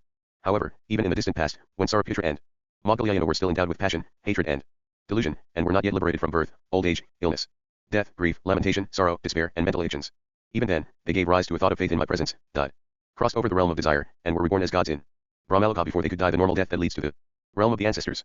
Listen, and I'll tell you all about it. Formerly, monks, in the distant past, there was a capital city called Bhadrasala in the northern country. It was prosperous, thriving and secure, well populated and abundantly provided with food. It was 12 leagues long and 12 leagues wide, square in shape and divided into sections by 4 gates, decorated with high arched doorways, portals, windows, and railings. It was full of varied jewels and merchant stores stocked with all kinds of goods. It was the dwelling of princes, ministers, householders, guild leaders, governors and ochales, and it resounded with the sounds of lutes, utes, drums, bells, tabors, kettle drums, war drums, and conch shells. Now, in that capital city, winds blew in the streets, intersections, and crossroads, exceedingly delightful winds scented with aloe, sandalwood, aromatic powders and perennial flowers, tossing and blowing about. That capital city had armies of elephants, horses, vehicles and foot soldiers. It was adorned with chariots and wagons. Its streets and avenues were broad and exceedingly charming. It was covered with beautiful raised ags and banners. It had arched doorways and portals inlaid with crescents of jewels, and it shone like the dwelling of the gods. It had lotus pools full of delicious, clear, cold water, adorned with water lilies and all types of fragrant lotuses. It was adorned with tanks, wells, and springs, decorated with woods and gardens, covered with all kinds of trees, plants and flowers, and resounding with the cries of Indian cuckoos, parrots, myna birds, kokala birds, ox of peacocks and pheasants. And in the capital city of Bhadrasala, there was a certain royal pleasure park called Magarba, adorned with various flowers, fruits, trees, and bushes, full of wells, exceedingly delightful, resounding with the charming songs of geese, curlews, peacocks, parrots, myna birds, black cuckoos and pheasants. Indeed, the capital city of Bhadrasala was very beautiful. In the capital city of Bhadrasala, there was a king named Chandraprabha. He was pleasing, handsome, and gracious, endowed with the divine eye, a universal emperor of the 4 continents, a righteous Dharma king, autonomous, exercising kingship, sovereignty, and overlordship in Jambudvipa. Wherever King Chandraprabha went, there was no darkness at all. Neither jewels nor lamps nor torches were led in front of him, but light went forth from King Chandraprabha's own body, like rays from the disk of the moon. It is for this reason that King Chandraprabha's name was Chandraprabha, moonlight. Now, at that time in Jambudvipa, there were 68,000 cities, the foremost of which was the capital city of Bhadrasala. All of the cities were prosperous, thriving and secure, well populated and abundantly provided with food. The people of Jambudvipa were exempt from taxes, tolls and ferry fees. They were pleasant and accomplished in farming. The villages, towns, kingdoms, and cities were as close together as a cock's eye. And at that time in Jambudvipa, people lived for 44,000 years. Now, the Bodhisattva King Kandraprabha was a giver of everything, a renouncer of everything, one who gave without attachment and engaged in great generosity. Setting out from the capital city of Bhadrasala, he had 4 great sacrificial grounds built. Outside the city, at the 4 city gates, parasols, ags, pillars and banners were raised, and when golden kettle drums had been beaten, to summon the people, gifts were given and meritorious deeds were done. There was food for those who wanted food, drink for those who wanted drink, hard foods, soft foods, garlands, unguents, clothing, beds, furnishings, dwellings, lamps, parasols, chariots, ornaments, gold vessels full of silver and aromatic powders, silver vessels full of gold, bowls with golden horns, which giving cows and boys and girls adorned with all kinds of ornaments. There was also clothing in various colors, produced in various countries, charming in various ways, clothing made of silk, Chinese silk, and white silk, beautiful clothing made of wool and tukula bark, clothing made of aparanta cloth, bark cloth, harya cloth, excellent woolen cloth, yellow cloak cloth, Banaras cloth, linen, and so forth. King Kandraprabha gave away so many gifts that all of the people of Jambudvipa became rich, wealthy, and great in property. King Kandraprabha gave away so many elephants, horses, chariots, and parasols as gifts that not even a single person in Jambudvipa went about on foot. All of the people of Jambudvipa went from park to park and village to village on the backs of elephants or in chariots, yoked with 4 horses, made of silver or plated with gold, and furnished with umbrellas. Then it occurred to King Kandraprabha, of what use to me are the trivial gifts that I have given? What if I were to owe gifts of clothing, ornaments, and jewels just like mine, so that all of the people of Jambudvipa could amuse themselves with the amusements of kings? So King Kandraprabha owed crowns, turbans, clothing, ornaments and jewels to the people of Jambudvipa. He gave gifts of necklaces, bracelets, armbands, small and large garlands of pearls, and so forth. King Kandraprabha gave away so many ornaments, crowns, turbans and garments for kings that all of the people of Jambudvipa were wearing crowns and turbans. All of the people of Jambudvipa looked exactly like King Kandraprabha. Then King Kandraprabha had a bell-ringing proclamation made. In all 68,000 cities, may all you good people of Jambudvipa amuse yourselves with the amusements of kings for as long as I live. Hearing King Kandraprabha's bell-ringing proclamation, all of the people of Jambudvipa began to amuse themselves with the amusements of kings. With thousands of lutes, utes, drums, bells, kettle drums, war drums, tabors, cymbals, and conch shells, with the sounds of hundreds of musical instruments being played, wearing armbands, necklaces, jewels, pearls, ornaments and rings. Surrounded by groups of young women adorned with all types of adornments, they experienced the prosperity of kings. And as the people of Jambudvipa were amusing themselves with the sport of kings, the air was full of the sound of lutes, utes, drums, bells, kettle drums, tabors, and war drums, the sound of cymbals and reed pipes throughout the 68,000 cities, and the lovely, delightful sound of golden kettle drums being beaten in Kandraprabha's 4 great sacrificial grounds. All of Jambudvipa resounded with a delightful noise, just as the heavenly city of the 33 gods resounds with the sound of dancing, singing and the playing of musical instruments. Thus, the whole assemblage of people who lived in Jambudvipa, led wholly with happiness, because of the sound of singing and music, rejoiced exceedingly. Now, at that time, 72 billion people lived in the capital city of Bhadrasala. King Kandraprabha was beloved, dear and charming to them, and they never tired of gazing upon his complexion, his form, his features, and his solid presence. When King Kandraprabha went to the great sacrificial grounds, millions of living beings looked at him and said, "Look at this child of the gods, King Kandraprabha, who rules here in Jambudvipa." Indeed, there are no other men whose form and appearance are equal to those of Lord Kandraprabha. Wherever King Kandraprabha looked, there were thousands of women looking at him, thinking to themselves, "Fortunate are the women who are married to him." And they thought this with pure minds, and in no other way, so handsome was King Kandraprabha. King Kandraprabha had 12,500 ministers. Among them, there were 2 chief ministers, Mahakandra and Mahidhara. They were handsome, wise, intelligent, and virtuous, more distinguished than all the other ministers, wielding authority over them all, managing the king and guarding the king. The king did not have to worry about any of his heirs, for the chief minister Mahakandra constantly exhorted the people of Jambudvipa to the 10 paths of virtuous action, saying, "O people of Jambudvipa, undertake and follow these 10 paths of virtuous action." And whatever the universal emperor admonished and instructed, so, too, did the minister Mahakandra. King Kandraprabha was beloved, dear and charming to the chief minister Mahakandra, who never tired of gazing upon his complexion, his form, his features, and his solid presence. One day, the chief minister Mahakandra had a dream in which King Kandraprabha's crown was taken away by some Pysikas, goblins who were the color of smoke. When he awoke, he was afraid and alarmed, and his hair stood on end. "I hope that someone does not come and ask for Lord Kandraprabha's head," he thought. For the Lord is all giving, and when it comes to giving everything away, there is nothing of his that he would not renounce for the sake of the miserable, the helpless, the wretched, mendicants and beggars. Then he had an idea. "I will not tell King Kandraprabha about my dream. Instead, I will order some heads to be made out of jewels, and store them in the treasury. If someone comes and asks for the Lord's head, I will entice him with the jeweled heads instead." Thinking this, he had the jeweled heads made and stored them in the treasury. On another occasion, the chief minister Mahidhara had a dream, in which a boat made out of all kinds of jewels and belonging to Kandraprabha's family was broken into hundreds of pieces. Seeing this, he, too, was frightened, trembling and terry-eyed. "I hope that King Kandraprabha will not fall from the kingship," he thought, "and that his life will not be cut short." He summoned some learned Brahmin soothsayers and said to them, "Good sirs, I had such and such a dream. Please tell me what it means." Then the learned Brahmin soothsayers told him, "This dream that you had means that before too long someone will descend upon this very capital city of Bhadrasala and ask for King Kandraprabha's head." Hearing this, the chief minister Mahidhara put his cheek into his hand and remained lost in thought. King Kandraprabha is benevolent in nature, compassionate and affectionate towards living beings, he thought, yet now, he is suddenly threatened by the power of impermanence. Then, on yet another occasion, the 12,500 ministers had a dream, in which Yakas and Karoipi struck down the parasols, ags and banners and broke the golden kettle drums in King Kandraprabha's 4 sacrificial grounds. And seeing this, they, too, were frightened, trembling and terry-eyed. King Chandraprabha is the protector of the great earth, benevolent in nature, compassionate and affectionate towards living beings, they thought. May the power of impermanence not threaten him. May there not be separation, deprivation and dissociation from our Lord. May Jambudvipa not be deprived of guardianship and protection. When King Chandraprabha heard about these dreams, he had a bell-ringing proclamation made throughout the 68,000 cities. May all you good people of Jambudvipa amuse yourselves with the sport of kings for as long as I live. What's the point of these worries? They are nothing more than dreams and illusions. Hearing King Chandraprabha's bell-ringing proclamation, all of the people of Jambudvipa once again began to amuse themselves with the sport of kings. With thousands of lutes, utes, drums, bells, kettle drums, tabors, cymbals, and conch shells, with the sounds of hundreds of musical instruments being played, wearing armbands, necklaces, jewels, pearls, ornaments and rings, surrounded by groups of young women adorned with all types of adornments, they experienced the prosperity of kings. And as the people of Jambudvipa were amusing themselves with the amusements of kings, the air was full of the sound of lutes, utes, drums, bells, kettle drums, tabors, and war drums, the sound of noise throughout the 68,000 cities, and the lovely, delightful sound of golden kettle drums being beaten in King Chandraprabha's four great sacred jail grounds. All of Jambudvipa resounded with a delightful noise, just as the heavenly city of the 33 gods resounds with the sound of dancing, singing and the playing of musical instruments. Thus, the whole assemblage of people who lived in Jambudvipa, led wholly with happiness because of the sound of singing, rejoiced exceedingly. Now, at that time, on Gandhamadana mountain, there lived a Brahmin sorcerer named Rodrika. The Brahmin Rodrika heard that in the capital city of Bhadrasala there was a king named Chandraprabha who recognized himself to be all-giving. What if I were to go and ask for his head, he thought. If he were really so all-giving, then he would surely give me his head. But it is difficult, impossible and out of the question that anyone would renounce the most excellent part of one's body, one's beloved, cherished, dear and charming head. This is impossible. Thinking thus, he descended Gandhamadana mountain. Then the deities living on Gandhamadana mountain began to cry out, alas! King Chandraprabha is benevolent in nature, greatly compassionate, and affectionate towards living beings, yet the power of impermanence now threatens him. All of Jambudvipa became confused and agitated, as dark as smoke, with meteor showers burning in all directions, and divine kettle drums resounding in the sky. Now, not far from the capital city of Bhadrasala, there lived a sage named Visvamitra. He possessed the higher knowledges, was benevolent and compassionate in nature and affectionate towards living beings, and had a retinue of 100. When he saw that all of Jambudvipa was confused, he spoke to the men of Jambudvipa. Listen, people. All of Jambudvipa is now confused and agitated, as dark as smoke. The mighty sun and moon themselves are neither shining, nor burning, nor blazing. Some great man will certainly experience calamity. Troops of chimeras and forest deities are lamenting, and troops of gods are continually emitting cries of alarm. The moon is neither shining nor glowing, and its thousands of rays are dark.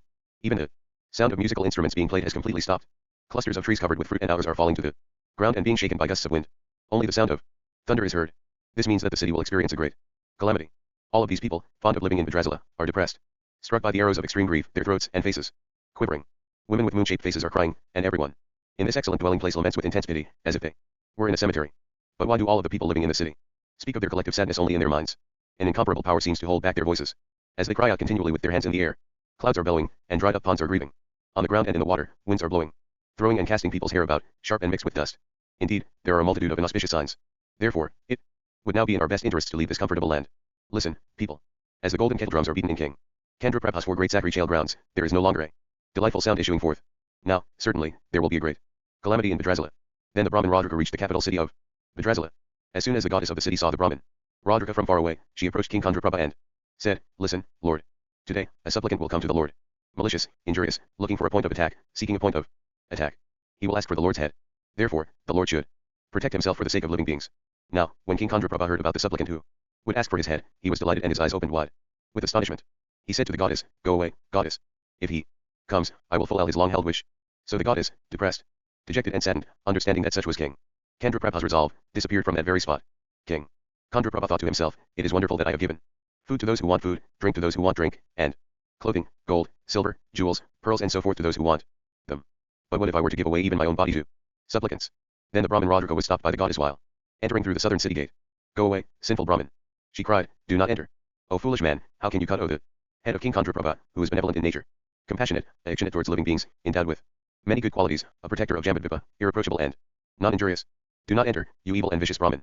As soon as King Chandraprabha heard that a supplicant had been restrained by the goddess at the gate of his city, he said to the chief minister Mahakandra, Listen, Mahakandra, a supplicant has been restrained by the goddess at the gate of my city. Go there quickly, and bring him to me. Yes, Lord, the chief minister Mahakandra replied to King Chandraprabha. He went to the city gate and said to the goddess, Listen, goddess, you have to allow this Brahmin to enter. King Chandraprabha has summoned him. The goddess of the city said to the chief minister Mahakandra, Please, Mahakandra, this cruel and vicious Brahmin has come to Bhadrasala in order to destroy King Chandraprabha. Why should one who is evil in nature be allowed to enter the city? If he's allowed to see the king, he will ask him for his head. The chief minister Mahakandra told the goddess, Don't worry. Goddess, I have thought of a means by which this Brahmin will not be able to take the Lord's head. So the chief minister Mahakandra brought the Brahmin Rodrika into the city. Then he ordered the treasurers, You, bring the jeweled heads. I will give them to this Brahmin. The treasurers made a pile of jeweled heads at the king's door. The chief minister Mahakandra showed the jeweled heads to Rodrika and said, Great Brahmin, take these many jeweled heads, and I will also give you such abundant gold and silver that it will be the livelihood of your sons and grandsons. What do you want with the Lord's head? Full of marrow, mucus, and fat. The Brahmin Rodrika replied to the chief minister, Mahakandra, jeweled heads are of no use to me, nor are gold and silver. I have come into the presence of this all-giving protector of the great earth only for the sake of his head. Hearing this, the chief ministers Mahakandra and Mahidhara put their cheeks into their hands and remained lost in thought, wondering why this fateful moment had now arrived.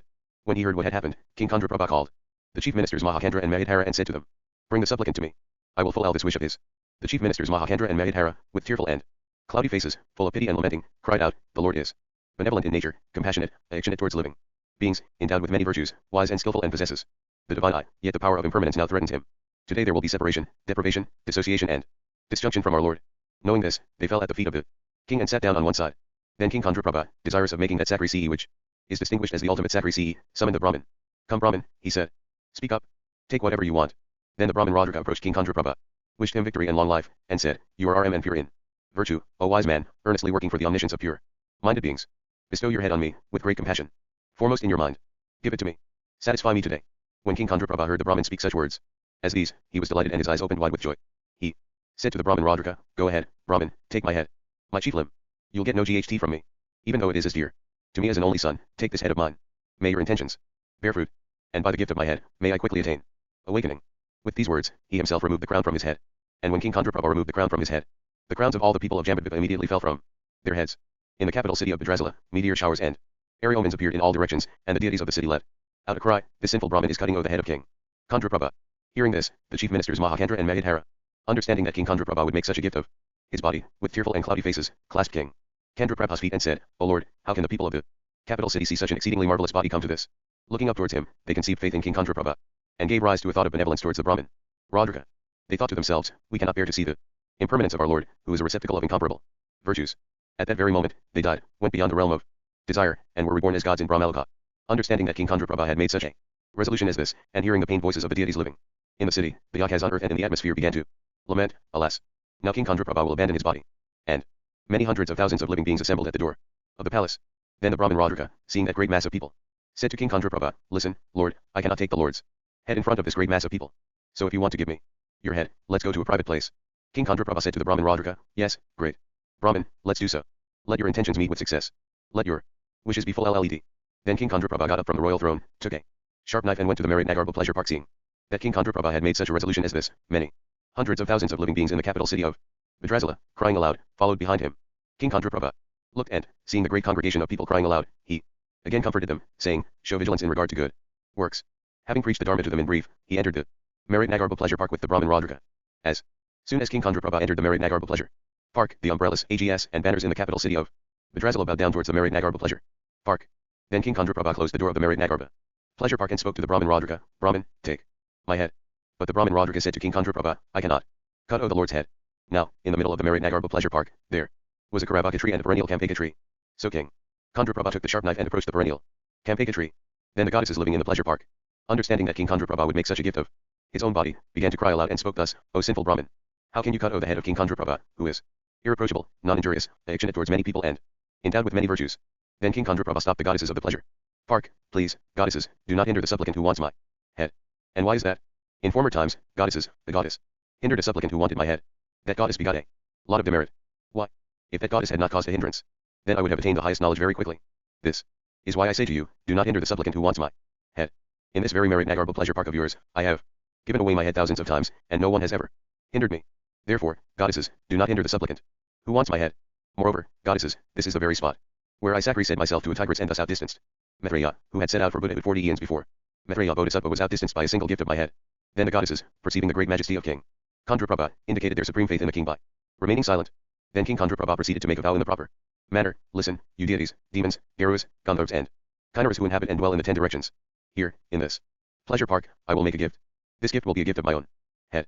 And I will give up my own head not for the sake of kingship, not for the sake of heaven, not for the sake of wealth, not to become Sakra the king of the gods, not to become Brahma, not for the victory of the universal emperor, and not for anything else. But having attained complete and perfect awakening, I will tame beings who are wild, pacify beings who are violent, rescue beings who are in danger, liberate beings who are not liberated, comfort beings who are troubled, and bring to nirvana beings who have not attained nirvana. By these true words of truth, may this exertion bear fruit.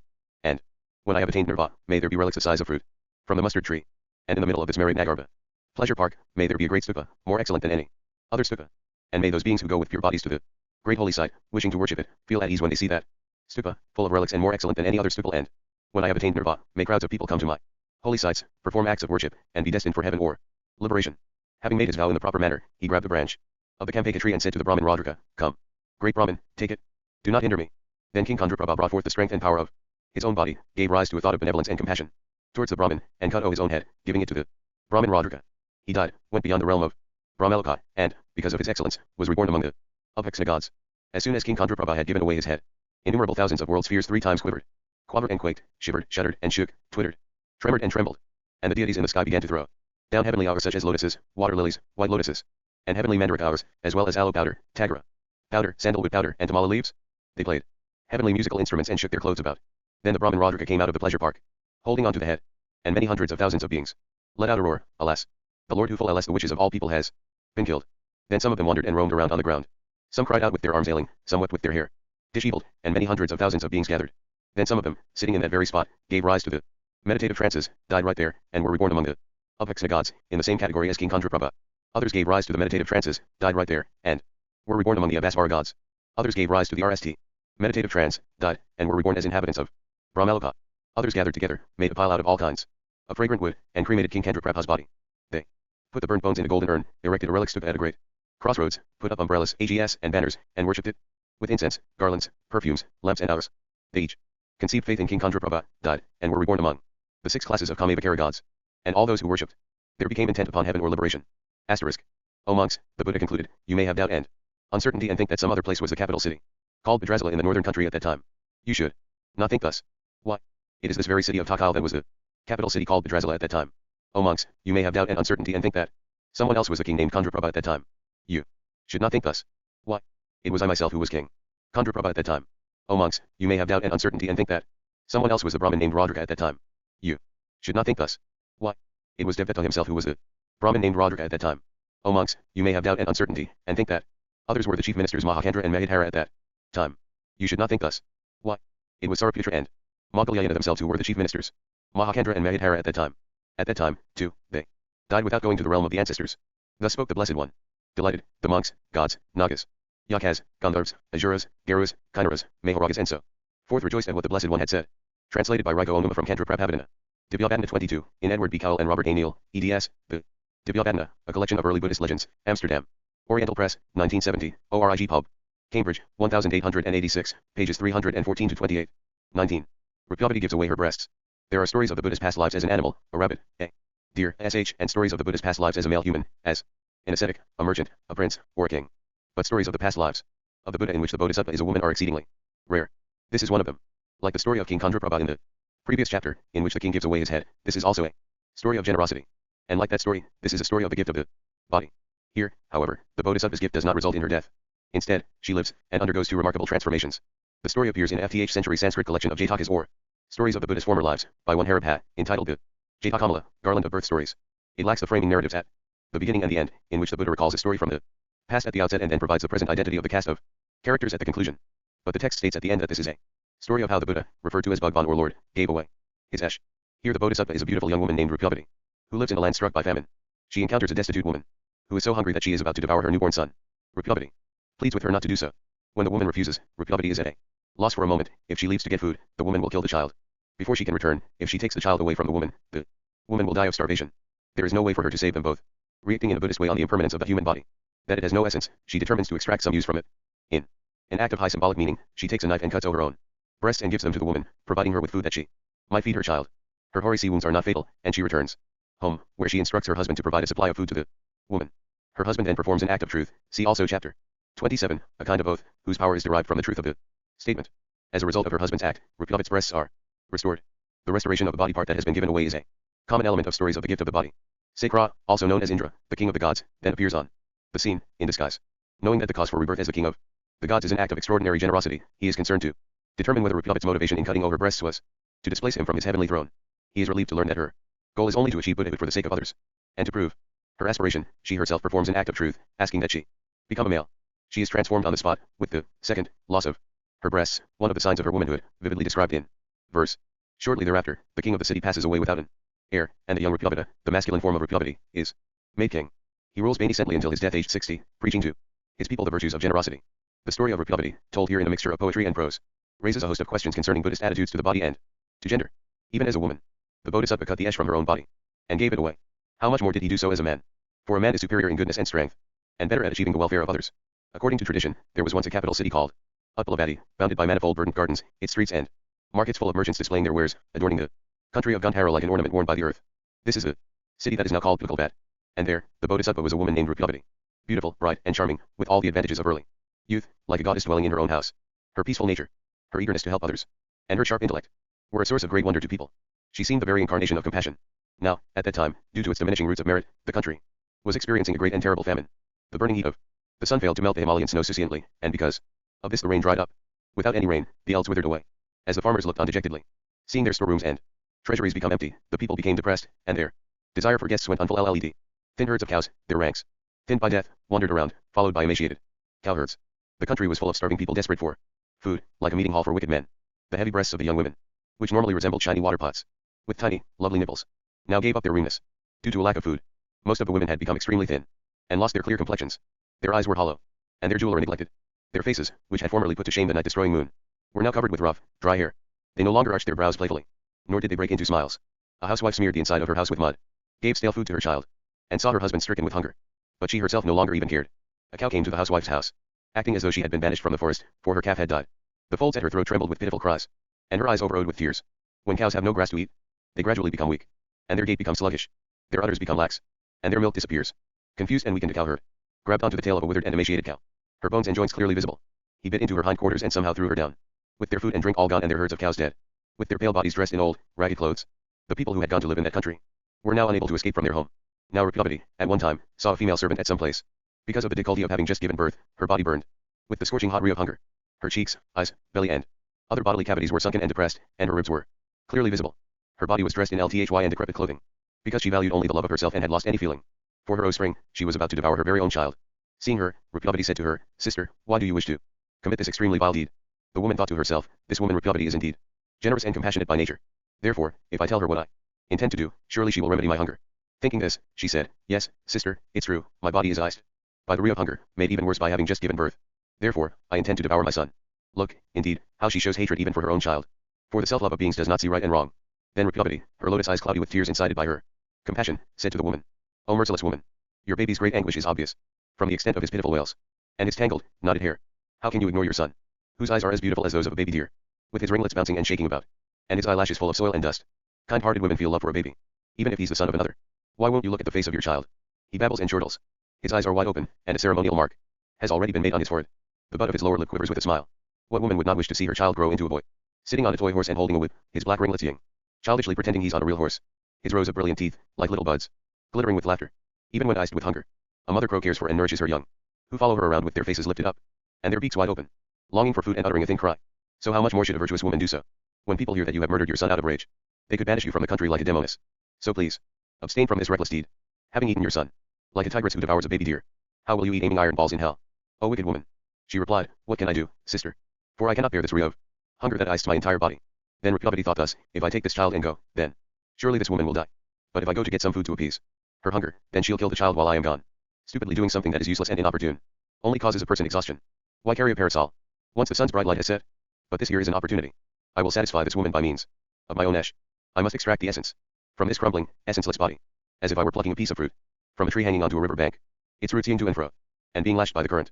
Then the woman again spoke, "Sister, please go. I cannot get this child ready to eat in front of you." Then Repugnity said to her, "Wait a moment. First, bring me a knife, if you have one here." And the woman brought Repugnity a knife. Then Repugnity cut over her breasts with the sharp knife, like two golden water pots gushing with blood. She gave them to the starving young woman, unconcerned with the sewering of her own body. Those who are indifferent to their own sewering remove the sewering of living beings, for they are troubled by the sewering of others, but not by the sewering of themselves. Then, having given both breasts to the woman, Repugnity went back into her own house. The charming belt and garment on her beautiful body were stained with blood that had gushed forth from her severed breasts. She looked like a golden image that has been worshipped with wrong powder. Then Repugnity's husband jumped out of his chair and asked her in confusion, "O beautiful wife, what horrible person has cut the breasts from your beautiful body, like a demon?" She told her husband what had happened and then said, quickly, "Husband, we must give food and drink to this woman, whose ray of hunger has been aggravated by giving birth." And Repugnity's husband, with a startled mind, agreed. Obeying the command of that vessel of compassion, he sent to the unfortunate woman an overflowing vessel of delectable food. And when the people saw the miraculous deed Rukmavati had done. They were so amazed. They suddenly shook their hands in the air, like twigs shaking on a tree. And people said to her, by means of this deed you have done, even the hearts of the wicked are now incited towards generosity. Surely, you, as a favor to the world, stand RM as the very embodiment of that which is known as the perfection of generosity. Among those who strive for enlightenment, how your sharp intellect contrasts with your female sex, how this gift of yours stands in contrast with your delicate form. By this virtuous woman's gift, which surpasses all gifts, other givers have been put to shame. Then Rukmavati's husband performed an act of truth, as no one else, not even a man, has given such a gift before. By means of this truth, let my wife's breasts immediately be restored. As soon as the householder had performed his act of truth, her chest was restored, heavy with the weight of her bosoms. And then Rukmavati once again adorned the city, like a lotus pond that relieves the thirst of the world, through the water of generosity. Her heavy breasts were like two Kakravaka birds. Her beautiful face was like a lotus, and her teeth were like lotus laments. Then Sakra, king of the gods, began to wonder, by means of this gift, which surpasses all gifts in the world, does Rukmavati wish to expel me from the city of the immortals and herself assume sovereignty over the gods? With an apprehensive mind, and eager to know how she felt, he plunged through the sky, dark with masses of diffuse rain clouds, and descended into the capital city of Uppalavati. He magically turned himself into a very beautiful Brahmin. His chest was adorned with a white sacred thread woven from lotus brass, his neck was beautified by a string of beads, one shoulder was hidden from the eyes of women by a spotted black antelope skin, and he carried a bag made out of leaves in his right hand. Pretending to beg for food, he came to Rukmavati's house. Then Rukmavati brought hard and soft foods of various types and aired them to Sakra, disguised in the excellent form of a Brahmin. The Lord of Gods greeted her and said, the whole world is adorned by the fame resulting from the sacred of your breasts. It spreads in all directions, and is as dazzlingly bright as a piece of conch shell. By means of this austerity, do you desire to conquer the station belonging to Indra? Good woman, I ask you this only out of curiosity. Then she declared to the Lord of Gods, as I wish only for the state of a victor Buddha, in order to bring peace to the three worlds. O Brahmin, by means of this truth of mine, let my sex become male immediately. For manhood is an abode of virtue in this world. As soon as she had spoken these words, she attained the state of a man. And Sakra went back to his own city, with a satisfied mind. And when they heard that this miraculous deed had been accomplished in the world, the people's resolve became even stronger. And when her two breasts, swollen like the frontal lobes of an elephant in rut, saw just a few beard hairs as dark as collyrium powder appearing on that moon-like face, they immediately disappeared into a broad chest, as if out of shame. And the Bodhisattva came to be known in the world by the name of Rukmavati. Then, some time later, in the capital city of Uppalavati, the king died without an heir. And after the king died, the city was no longer resplendent, like a night when the moon is in eclipse. Then, when several days had passed, and the ministers had comforted the women of the palace, though their own grief was great over the loss of the king, they spoke as follows to the assembled citizens. Because we have no leader, our country could, at some point, be taken over by our enemies and deprived of its own leadership. And then all our reward would be too late and nothing but a cause for our weariness, like the digging of a well to put out the rear of a burning house. So this is our opportunity. This youth Rukmavati is endowed with all the marks of royalty and all desirable virtues. Thus, it is he whom we should consecrate into sovereignty. So the joyful citizens performed the consecration of him, whose mind was totally devoted to helping others. Together with his entourage, they raised over him a beautiful white parasol, with a pair of shower fans. They festooned the marketplaces and arched doorways with garlands, perfumed the streets and highways by sprinkling fragrant water, and LLED the streets with charming dancers. They made their city like the palace of Kubra. Then the rain clouds gave them water, seasonably and to their heart's content, and no natural disasters ever gave them trouble. With that Lord of the earth, ruling the earth through good government, people no longer heard even the word swearing. The rice grew abundantly without being cultivated, and the trees were always laden with flowers and fruit, as if kingship itself were ruling over the well-ruled earth. The water bullet and aloe gushed forth such abundant milk, they virtually milked themselves. He had full LLED his desire for uncurtailed giving. His senses were restrained, and he possessed good fortune, and the three constituents of regal power, sovereignty, good counsel and energy. His body was adorned with the ornaments of various good qualities. With that earth protector, the world was truly blessed with a king, that lion among kings, whose lotus feet were worshipped by the other kings, and whose face was like a lotus, mounted a lion throne. Though solitary by nature, he taught the Dharma leading to the ultimate fruit, on behalf of his people. Look at the magnitude of the fruit resulting from generosity. By means of it, I have got rid of my female state, right here, in this world, and as the fruit of a celebrated birth, I have produced the state of a man, made delightful by its sovereignty over the world, and its three regal constituents. Moreover, this is nothing more than a single hour, blooming on the tree of generosity. For another, greater fruit will be produced, in the world to come. Repeatedly keeping this in mind, you should all deposit endless treasure stores of gifts, spotless in virtue, among the world of supplicants. If the soil of the eld of supplicants were not sprinkled with the waters of virtue, where would the giver who desires the fruit of generosity plant the seeds of his gifts? Those who exceed their fellow man, in giving away their famous merit. What man, if he has any wisdom, would wish to scare such people away from their supplicants? Contracting his brows like a snake, one person constantly speaks words full of praise, while another person speaks words that are cruel. One person looks on others respectfully, while another, through snobbery, looks on them with disdain. One person gives away many things, while another gives only one thing.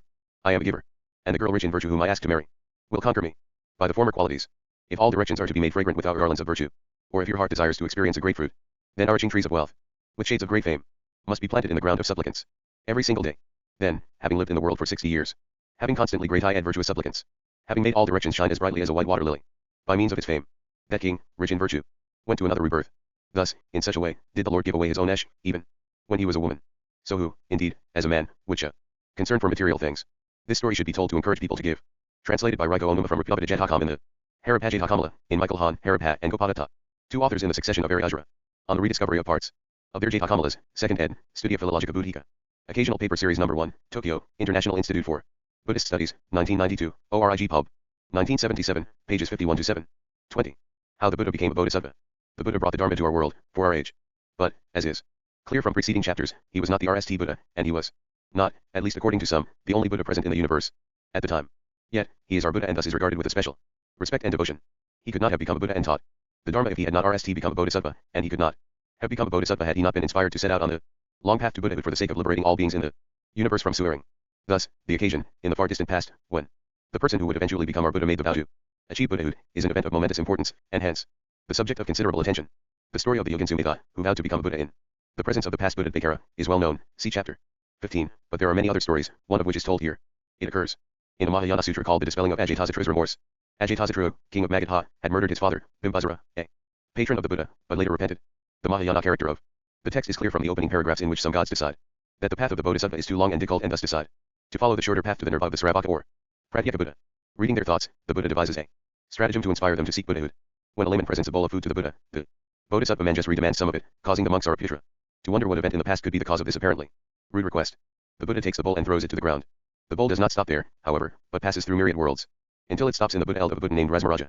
The Buddha then asks various of his disciples, RST his chief monks and then the future Buddha Maitreya, to locate the bowl, but none is able to do so. The task falls to the Bodhisattva of wisdom, Manjusri, who, with a gesture reminiscent of the comic book superhero Plastic Man, stretches his right arm down into the ground and through the various world systems below until it grasps the bowl. The Bodhisattvas in the retinue of the Buddha Rasmaraja inquire about the presence of the elongated but resplendent arm that has suddenly appeared in their midst. Rasmaraja explains its source, and, using his miraculous powers, allows his disciples to see our world, causing one Bodhisattva to observe, with a certain repugnance, Lord, just like priceless beryl gemstones thrown in the mud, Lord, so are those Bodhisattvas and Mahasattvas who are reborn in the world system Saha to be regarded. This is not an untypical response from those in other universes, who enter our world less opulent than theirs. The Bodhisattva is admonished for his remark. Manjusri retrieves the bowl, his arm emitting blessings as it moves back up through the universe. The Buddha then tells a story set in a time long ago in a universe far away. A small child saw a monk returning from his begging round and asked for something to eat, which the monk gladly provided. The child followed the monk back to where the Buddha of that time was staying. The monk then gave the child some more food, and instructed him to place it in the Buddha's bowl.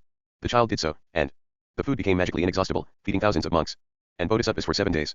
The monk then convinced the child to take refuge in the 3 jewels and to vow to achieve enlightenment for the sake of all beings. The child's parents arrived shortly thereafter and gave their approval for their son to become a monk. The Buddha, as in a Jataka story, then returns to the present to identify the characters in the story in their present form. One might imagine that the Buddha had been the monk and that the Bodhisattva Manjusri had been the young child. But the opposite was true. The monk was Manjusri, and it was he who had inspired our Buddha to embark on the path to Buddhahood. The Buddha then reveals that Manjusri had done this not only for him, but for countless other Buddhas of the past, that Manjusri, who appears in the form of a youthful prince, is, in fact, the father of all Buddhas.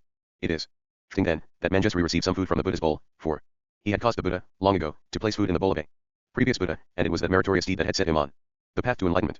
Scholars sometimes make reference to the cult of the Bodhisattva, of tendencies in certain Mahayana sutras to exalt a particular Bodhisattva above all others, and even above the Buddha himself. This text would seem to be an example of this tendency. The Buddha is on Mount Drika, Vulture Peak, near Rajagrat, with a massive assembly of monks, Bodhisattvas, and other mythical beings of various types. The manifold subtleties of the Dharma and the arduous requirements of the Bodhisattva path are being expounded. This thought occurred to 200 deities from that assembly who had previously practiced but had lost the aspiration to awakening. If the Dharma's teachings or qualities of a Buddha are so limitless, if the course of training of a Bodhisattva is so very hard to follow, and if supreme and perfect awakening is that difficult to realize, then we cannot follow this training, so let us achieve parinirvana NAL, liberation by means of the way of the Saravakas or the way of the Pratyeka Buddhas. Thereupon the Lord, reading the minds of those gods, and thinking, oh, these gods are destined to awaken to supreme and perfect awakening, for the purpose of guiding those gods conjured up a householder outside that assembly, a householder who was holding in his right hand a bowl LLED with food which had 100 diarentavurs. Then that householder came to the Lord, prostrated himself at the Lord's feet, and presented the bowl of food to the Lord, saying, May the Lord deign to receive this food out of compassion for me, at which the Lord accepted the bowl full of food. Thereupon Prince Manjusri rose from his seat, arranged his outer robe on one shoulder, placed his palms together and said to the Lord, if the Lord does not deign to give me some of this food, the Lord will be guilty of ingratitude. Then the venerable Saraputra thought to himself, oh, in what way was Prince Manjusri formerly of service to the Lord that he should now accuse the Lord of ingratitude? Then the Lord, reading the venerable Saraputra's mind, said to the venerable Saraputra, Saraputra, as a Tathagata I know the right time, so wait and I shall tell you. Thereupon the Lord threw the bowl to the ground, and as soon as he had done so that bowl passed before the eyes of those perfectly awakened ones in all the Buddha elts down below in which Buddhas and Lords lived, dwelt, and resided. Then, after passing through as many Buddha elts down below as there are grains of sand in the river Ganges, that bowl came to rest, hovering, unsupported in mid-air, in the world system called Abhabasa, in the Buddha elt occupied by the realized, worthy and perfectly awakened one named Rasmaraja. Those who were in personal attendance on those Buddhas and Lords asked, Lord, where has this bowl come from? To which those Buddhas and Lords replied, it has come from a world system up above known as Saha, from the Presence of the Lord, the realized, worthy and perfectly awakened. One Sakyamuni, and it has been thrown in order to guide other Bodhisattvas. Thereupon the Lord said to the Venerable Sariputra, Sariputra, fetch that bowl and empty out where and in what place it is. Then the Venerable Sariputra entered 10,000 samadhis meditative trances, and passed through 10,000 Buddha elves by means of the power of his own wisdom and the power of the Buddha, but still failed to see the whereabouts or location of that bowl, after which he sat down. Once again in the presence of the Lord. Having sat down he said to the Lord, Lord, I did not see the whereabouts or location of that bowl. Then the Lord said to the Venerable Mahamoggalyayana, Moggallaya, you look for that bowl. Then the Venerable Mahamoggalyayana, after entering 10,000 samadhis, passed through 10,000 Buddha elves down below by means of the power of the Buddha and the power of his own magic, but still failed to see the whereabouts or location of that bowl, after which he sat down. Once again in the presence of the Lord. Having sat down he said to the Lord, Lord, I did not see the whereabouts or location of that bowl. Thereupon the Lord said to the Venerable Subhuti, Subhuti, you look for that bowl. Then the Venerable Subhuti, after entering 12,000 samadhis, went through 12,000 Buddha elves down below by means of the power of the Buddha and the power of his own magic, but still failed to see that bowl, after which he sat down once again in the presence of the Lord. Having sat down he said to the Lord, Lord, I did not see the whereabouts or location of that bowl. In that way 500 greater Ravakas failed to empty that bowl, even though they looked for it using their particular magical powers and their divine vision. Thereupon the Venerable Subhuti said to the Bodhisattva, Maitreya, Maitreya, the Lord has declared you to be one rebirth, away from supreme and perfect awakening, so you empty out where and in what place that bowl is. The Bodhisattva and Mahasattva. Maitreya said to the Venerable Subhuti, Reverend Subhuti, although the Tathagata has declared me to be one rebirth away from supreme and perfect awakening, I do not know even the names of the samadhis which Prince Manjusri can sink into and rise out of. Yet, Reverend Subhuti, when I attain awakening the time will come when Bodhisattvas and Mahasattvas of the likes of Prince Manjusri will wonder how does the Tathagata lift up his foot, and how does he place it down, and will not even comprehend how he takes a single step. Therefore, Reverend Subhuti, ask Manjusri himself. He is able to empty and fetch the bowl. Thereupon the elder Subhuti said to the Lord, Lord, please command Prince Manjusri to fetch that bowl, and present it before the Lord. Then the Lord said to Prince Manjusri, Manjusri, fetch that bowl, and empty out where and in what place it is. Then Prince Manjusri thought to himself, let me produce that bowl without getting up from my seat and without disappearing from this assembly. Thereupon Prince Manjusri became absorbed in the samadhi called all-pervasive, and reached down with his right hand into the earth. Then the hand of Prince Manjusri saluted as it went those Buddhas and Lords in all those Buddha elves in which Buddhas and Lords had appeared, and from that hand a voice was heard which said to the Lords, the Lord, the realized, worthy and perfectly awakened one Sakyamuni hopes that you are keeping well, in good health, in good shape physically, getting along all right, feeling strong and in good spirits. Then 100,000 million rays of light blazed forth from each and every hair pore of the arm. 100,000 lotus hours sprang forth from each and every ray of light, and the forms of Tathagatas appeared sitting in the heart of each lotus. And all those Tathagatas were singing the praises of the Lord and Tathagata Sakyamuni. All the Buddha elves through which the hand passed also quaked in 60 arent ways. All those Buddha elves were also LLED with a great radiance. All those Buddha elves also became adorned with parasols, AGS, and banners.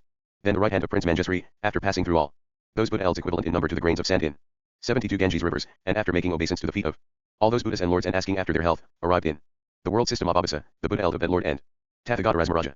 Then, when it had made obeisance to the feet of that Lord and Tathagata Rasmaraja, it uttered the words, the Lord, the realized, worthy and perfectly awakened one Sakyamuni hopes that you are keeping well, in good health, in good shape physically, getting along all right, feeling strong and in good spirits. From that hand 100,000 rays of light blazed forth, and 100,000 lotus hours also sprang up, but those rays of light did not clash with the Tathagata's, i.e., Rasmaraja's rays of light. Thereupon, a Bodhisattva and Mahasattva by the name of Prabhasri, who was in attendance upon the Tathagata Rasmaraja, said to that Tathagata, Lord, this arm from which these 100,000 rays of light are being emitted, from which 100,000 lotus hours have also sprung forth, on all of which the forms of Tathagatas are sitting and singing the praises of the Lord Sakyamuni, this arm, which is so beautiful to look at and which causes so much joy, to whom does it belong? When this was said, the Lord replied to the Bodhisattva Prabhasri, Prabhasri, if you should pass through as many Buddha elds up above this Buddha eld as there are grains of sand in 72 Ganges rivers, you will empty the world system known as Saha, in which the realized, worthy and perfectly awakened one called Sakyamuni lives, dwells, and resides. There is a Bodhisattva and Mahasattva by the name of Manjusri, who is armed with the inconceivable armor, and who has acquired all the supernormal faculties, powers, and perfections. That Manjusri has sent down this hand, without rising from his seat, for the purpose of getting this bowl. Then those Bodhisattvas from that Buddha eld of the Tathagata Rasmaraja became very curious and said, Lord, we would like to see that world system Saha, that Tathagata Sakyamuni, and that Prince Manjusri. Then the Tathagata Rasmaraja emitted a light from the circle of hair between his eyebrows, and that light penetrated all those Buddha elds equal in number to the grains of sand in 72 Ganges rivers, so that all the world systems there were LLED with a great radiance. All the sentient beings whose bodies that light touched became possessed of the happiness of a universal monarch. All the practitioners of yoga whose bodies that light touched obtained the fruit of their respective practices. All those in training whose bodies that light touched became arhats absorbed in meditation on the 8 stages of liberation. All the Bodhisattvas whose bodies that light touched attained the samadhi called sun-like lamp. And so it was that the Bodhisattvas from the Buddha eld of that Tathagata Rasmaraja came to see this world system Saha, the Lord Sakyamuni, Prince Manjusri, and the entire assembly of Saravakas. Thereupon the Bodhisattva and Mahasattva Prabhasri, seeing this world system Saha, wept and shed tears, saying, Lord, just like priceless beryl gemstones thrown in the mud, Lord, so are those Bodhisattvas and Mahasattvas who are reborn in the world system Saha to be regarded. The Tathagata Rasmaraja said, Son of good family, do not say that. Why?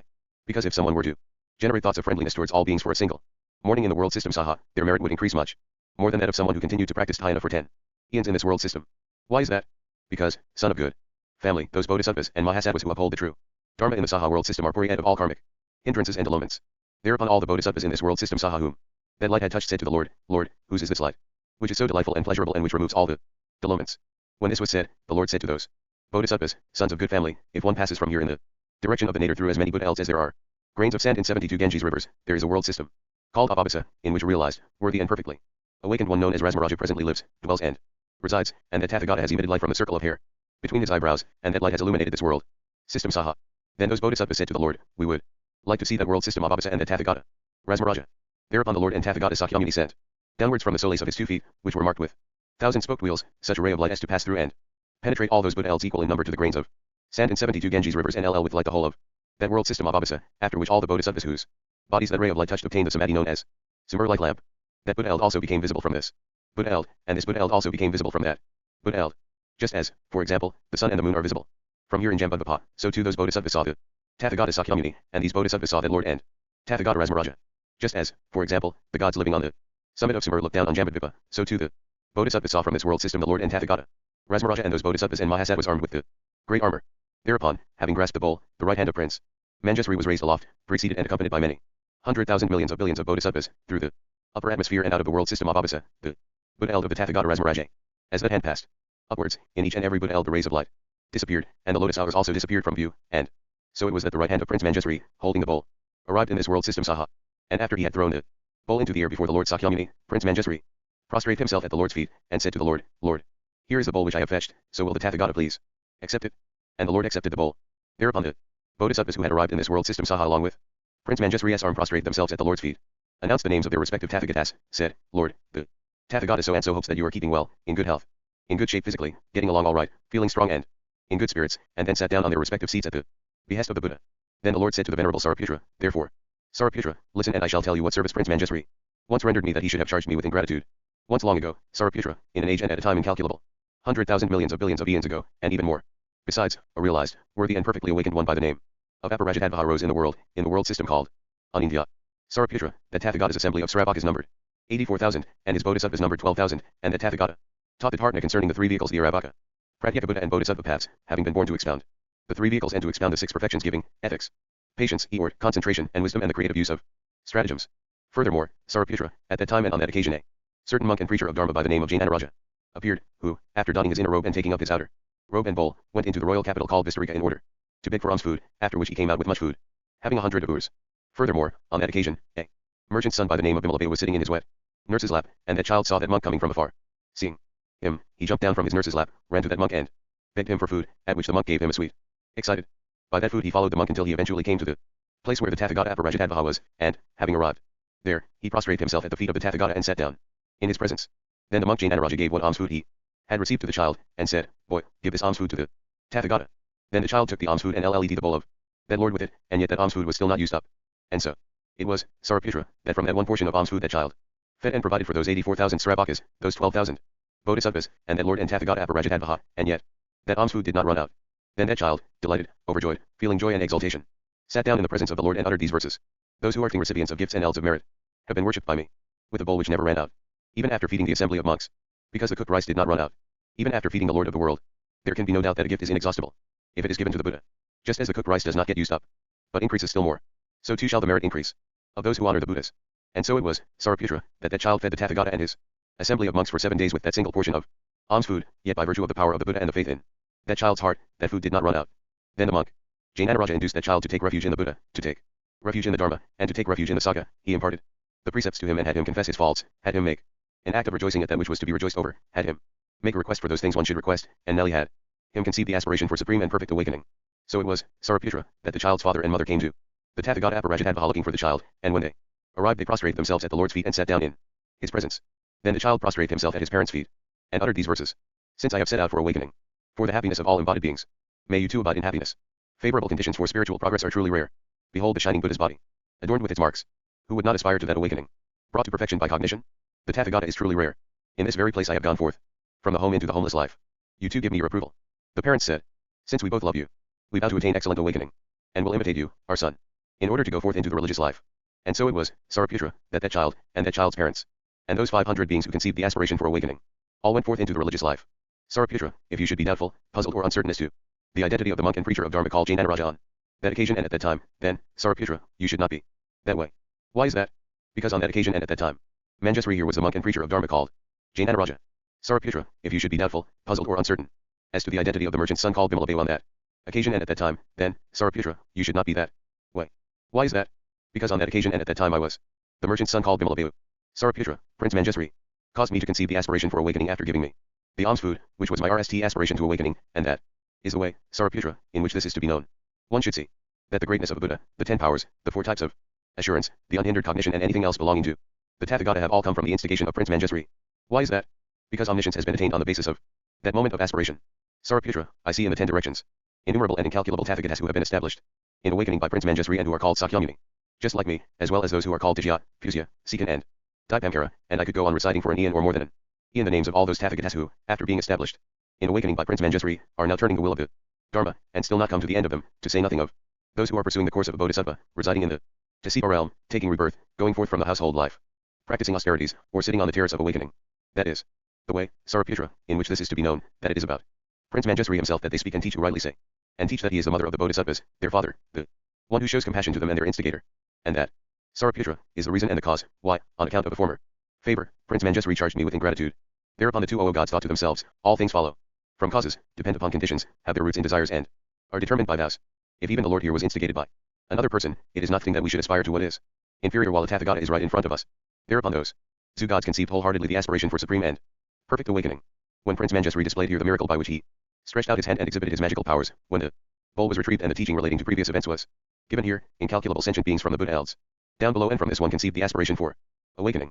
Further, from countless Buddha elves in the 10 directions, the Buddhas and Lords sent jeweled parasols as O-earrings for Prince Manjusri and as coverings for the Dharma, and those jeweled parasols LLED this world system.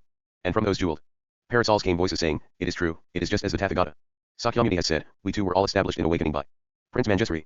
Translated by Paul Harrison from Tibetan block print and manuscript editions, including the Tabo manuscript of the Ajatazatra Kaupya Vinodana Sutra. The passage appears in the Dirge edition of the Tibetan Canon, To 216, MDOSD, Volume Cha, 223b1-23001, Tibetan. Tripitaka, Taipei edition, Volume 13, Taipei, SMC Publishing, 1991, pp. 152/446, 1, 154/459, 1. 21. Proving the Buddha. Buddhism arose in India during a period of intense reaction on the nature of knowledge and the true sources of knowledge. As with so many elements of scholastic traditions, Buddhists did not only engage in discussions of these issues among themselves, they read, reacted to, and debated against the positions put forth by proponents of other religions, notably the Hindus and Jains. Much attention was directed at the Vedas, the sacred oral scriptures of the Hindus, regarded by their adherents as the uncreated and eternal source of all knowledge, free from error. Because they have no author, they have always existed. Existing is sound. In the perfect language, Sanskrit, knowledge derived from the Vedas, therefore was claimed to be superior to any knowledge that humans might gain through either personal experience or reasoning. Buddhists argued against this, asserting that the Vedas were not uncreated, but created, not eternal, but impermanent. Knowledge gained through the Vedas, or any body of scripture, therefore, was of limited value in and of itself. Buddhist philosophers therefore identified only two sources of valid knowledge, direct perception and inference. Of these, the former was more reliable because it was not mediated through language and thought. Having dismissed the Vedas as a source of infallible knowledge, Buddhist thinkers were faced with the question of the status of their own sacred scriptures, the words of the Buddha. The philosopher Dinaga, c. 500 CE, argued that language is a system of signs governed by conventions established by a given community. Scriptures, therefore, whether they be Buddhist or non-Buddhist, are of limited value. Tarmakirti, 600 to 660, whose work is excerpted here, argued that Buddhist scriptures, although not infallible, were nonetheless of great value because they contained advice on how to gain direct experience of the truth, specifically the Four Noble Truths, and thereby bring an end to swearing. Tarmakirti explored these issues in his most famous work, entitled Pramavritika, roughly translated as Commentary on Valid Knowledge.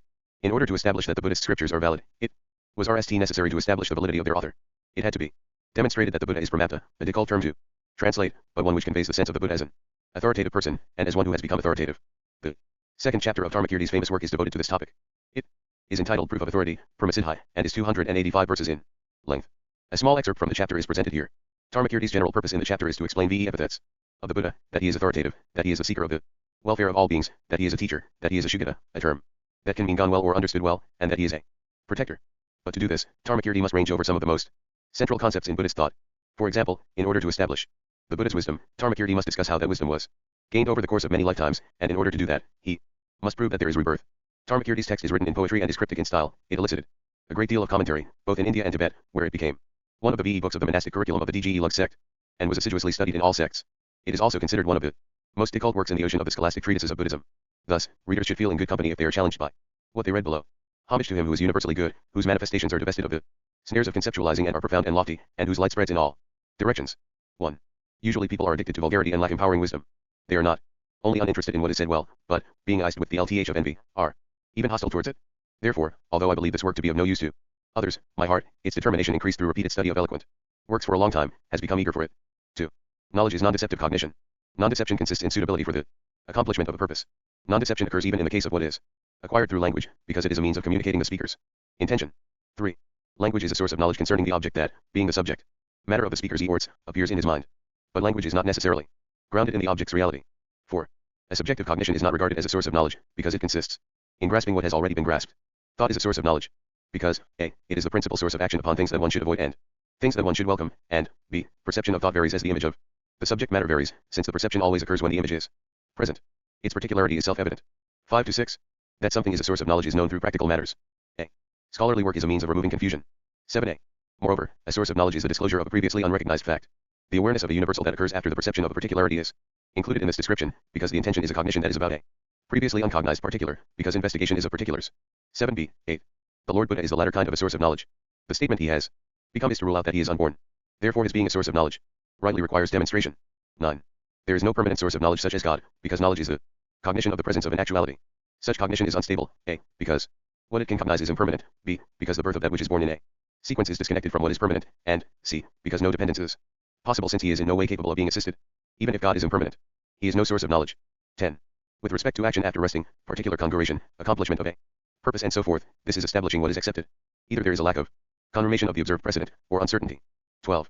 A certain pattern that has particular qualities is established to follow the presence or absence of a superintendent. Whatever is inferred from that is correct. 13. An inference is not correct on the basis of what is similar owing to its having the same name as what is attested in a particular thing. For example, the inference of from seeing a whitish substance is incorrect. 14. Otherwise, one could establish that since some pot, which is a transformation of clay, is a creation by a potter, then an anthill must also be a creation by him. 15. The error of referring to a particular is supposed to be found equally in the EECT. Because in a demonstration by means of a similarity in the EECT based on being pervaded by what is to be established, there is a dearance in the relata. 16.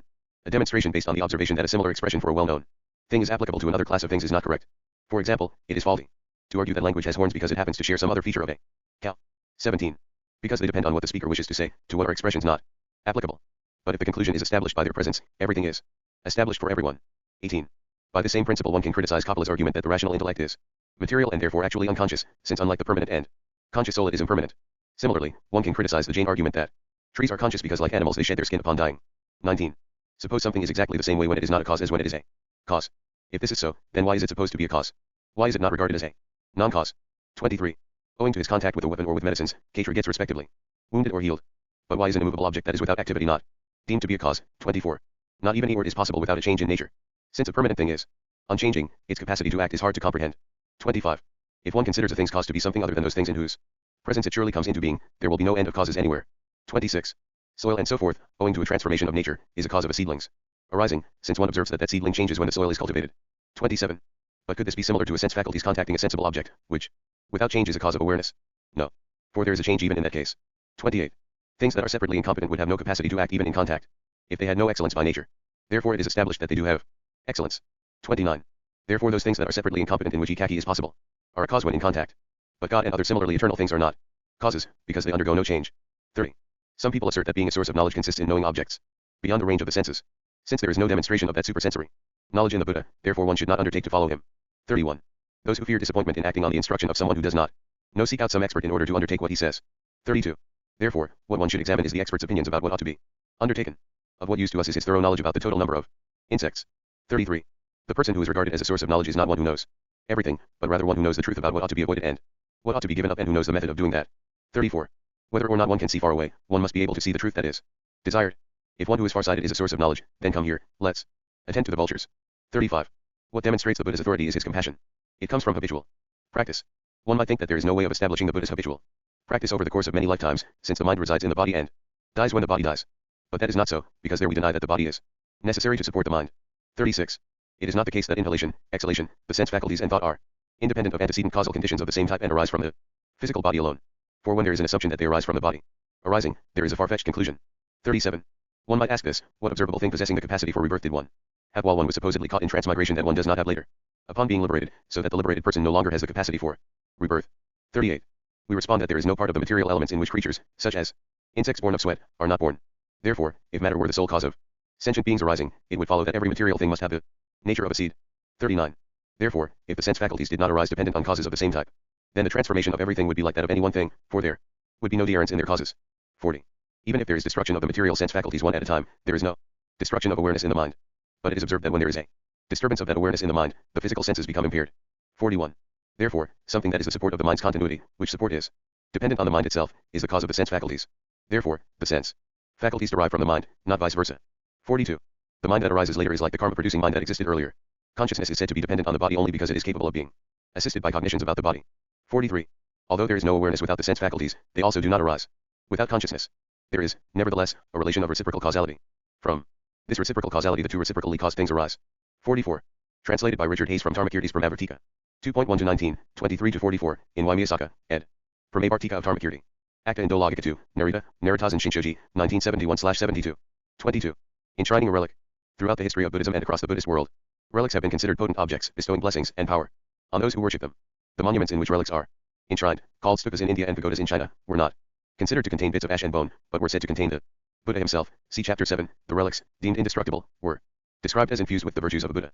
The vicinity of a stupa was considered sacred ground, and thus an auspicious site for the entombment of the ashes of both monks and laity. Hundreds of minor stupas have been discovered around such sites in India. Stupas and the relics they preserved were also pivotal in the social history of Buddhism. These monuments became magnets attracting monastery building and votive construction, as well as local ritual traditions and regional pilgrimage that generated rewards both spiritual and material. Stupas were physical signs on the topography of Asia, and now the West, marking the presence of the Buddha and hence of Buddhism. Relics and stupas also played an important political role in the history of Buddhism. The Indian king Ashoka is regarded by the tradition as a universal emperor, Chakravartin. His fame derives in part from his sponsorship of a massive re-enshrinement of the relics of past Buddhas, constructing, according to legend, some 84,000 stupas, many built by missions dispatched to outlying realms.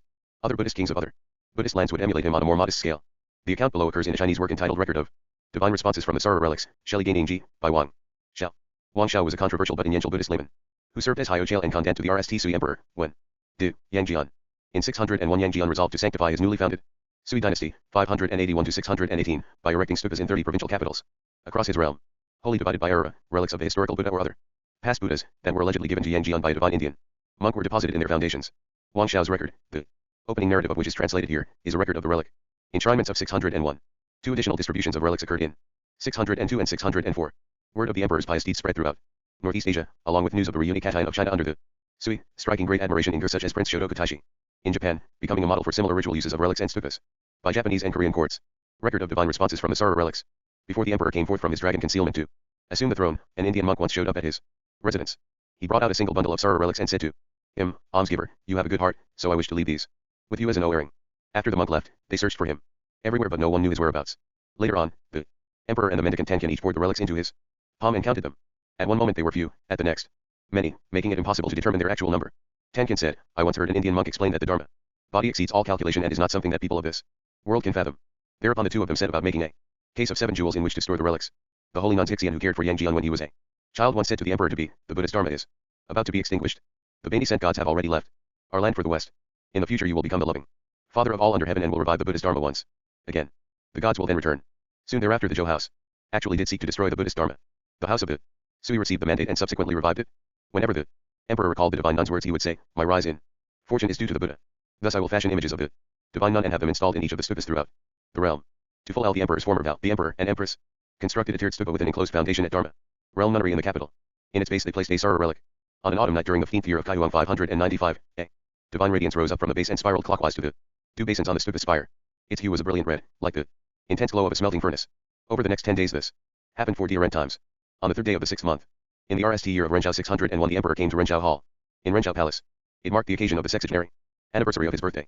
Every year on this day he would ponder deeply to himself what merits he might cultivate or good deeds he might perform to repay his parents' kindness. To this end, he invited illustrious mendicants to come and discuss the day. They resolved that he should select 30 elevated and untrammeled sites from throughout the realm's provincial capitals, and on each of them build a Sara reliquary. The emperor personally selected 30 relics from the relic case of 7 jewels. He took them out from the container and placed them on the bench before the royal throne. Joining with the mendicants, he burned incense and prostrated himself, vowing that, as a disciple of the Buddha, he would forever protect the 3 jewels and strive to deliver all creatures by means of the true and orthodox Dharma. Then he took 30 glass jars and vases of gold, inserted the glass vessels into the golden pitchers, and placed the Sara relics inside them. He burned aromatic shanglu and mixed the ashes into a paste, which he then daubed on the lids of the pitchers, and imprinted with his seal. Noon on the 15th day of the 10th month was selected throughout the 30 provinces as the appointed hour to insert the reliquary pitchers into their copper and stone cases and simultaneously erect the stupas. Each of the mendicants, with utmost devotion, received their relics and conveyed them to their locations. Before they entered their provincial borders, they had each household repeatedly cleanse the area of LTH and evil. Clergy and common folk, men and women, all descended on the city to greet the relics coming from afar. Incumbent governors and their subordinates jammed the road to escort them along. The entire fourfold saga decorously and solemnly came to make O-earrings, bringing with them jeweled parasols, banners, lotus pedestals, and palanquins, Buddha tents and Buddha carriages, piles of incense, bowls of aromatic hours and all manner of music. Each took in hand incense and hours, which he or she lit and scattered accordingly. They circumambulated the relics and sang verse praises, the Brahma tones of which were exceedingly melodious. According to the Agama Sutras, when the rites were performed for escorting the relics of the Buddha into the city of Kusinagara, people flocked from far and near, gathering there like billowing clouds and mist. Even among the blind, lame, old and in RM there was none who did not come crawling on hands and knees. The mendicants who escorted the relics chanted the following words before the great fourfold saga, endowed with boundless loving kindness, a bodhisattva will chop his bones to pieces out of pity for suffering sentient beings. With this ideal in mind, the exalted one the emperor has ordered that we distribute these relics so that the whole world may together lay a foundation for goodness. They went on to quote passages from the sutras and use various techniques in order to admonish and instruct the crowd, bringing it to such tender sorrow that their tears fell like rain. Their hearts focused and their palms joined in adoration. The entire assembly knelt down with the right knee to the ground. The mendicants then read aloud the following litany of contrition. I, the said emperor, having received the bodhisattva precepts and become a disciple of the Buddha, do reverently declare before all the Buddhas, all the Dharma, and all the Sangha of saints and worthies, throughout the 3 times and the 10 directions that I serve as Lord and Father to the multitudes of this realm solely through the grace of the 3 jewels, thinking to pursue Bodhi enlightenment. Together with the people at large, today I wish to distribute these relics and erect pagodas for them in the Diarent provinces. My hope is that we may all be able to cultivate good karma and together reap the marvelous fruit of Buddhahood. On behalf of this humble disciple, the empress, the imperial princes and all descendants of the royal households, the Ochales of the inner and outer courts, all sentient beings throughout the hidden and manifest realms of the Dharmadhatu, and all creatures who are enmeshed in the 8 calamities of the 3 lower destinies, we now OER confession and perform ritual circumambulation. We reverently invite the eternally abiding Buddhas, the most profound Dharma, treasury of the 12-fold canon, and the lordly bodhisattvas, saints, and worthies to descend to the sanctuary and bear witness to the fact that your disciple confesses and repents on behalf of all living beings. Thereupon they performed prostrations and received the 3 refuges, all in accordance with proper ritual procedure.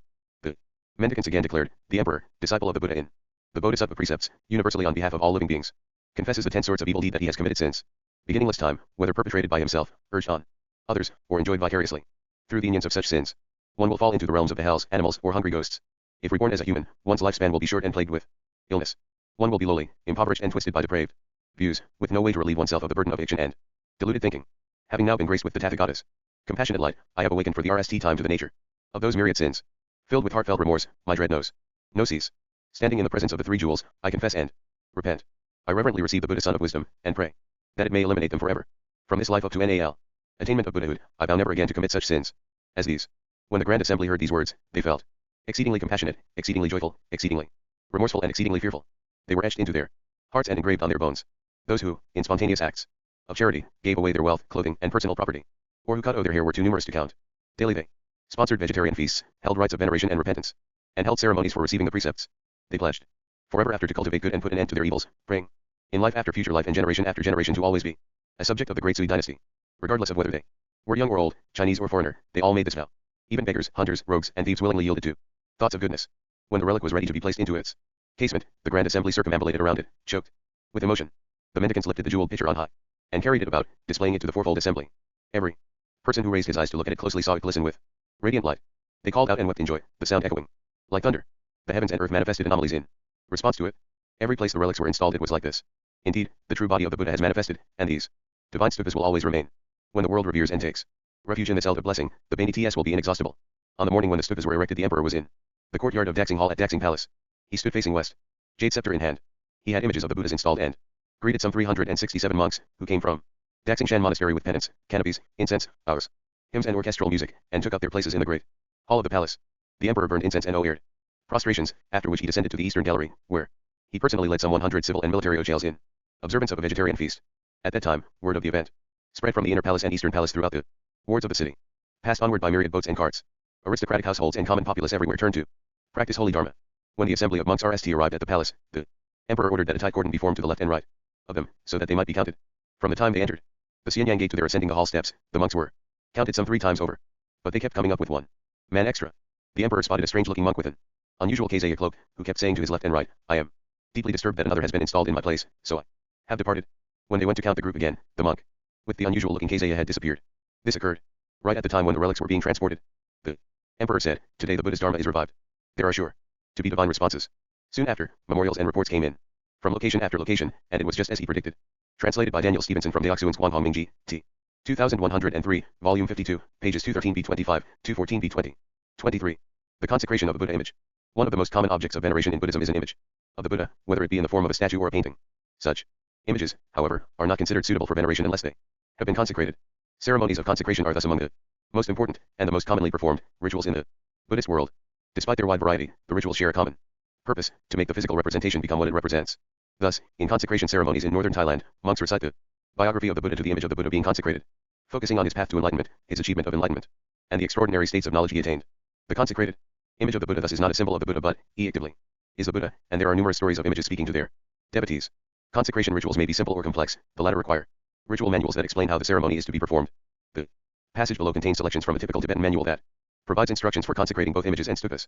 It was written by the famous scholar of the Sky sect of Tibetan Buddhism, Gragspar Shilchen, 1147-1216.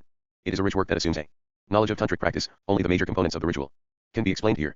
The consecration of the image or stupa is a process of transformation, and the person performing the consecration, usually a group of monks or lamas, must be transformed by each visualizing himself as a Buddha, called a heroic being alone, that is, one without a consort or retinue. This is called self-generation.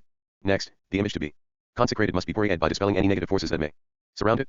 There are various ways of accomplishing this, but it is considered to be especially effective to use a wrathful approach, in which a powerful protective deity, called here the Wrathful One, is summoned to frighten away any and all obstacles, often described as demons. The Wrathful One is extolled with a hymn of praise. Section 2. Next, the image or stupa is bathed.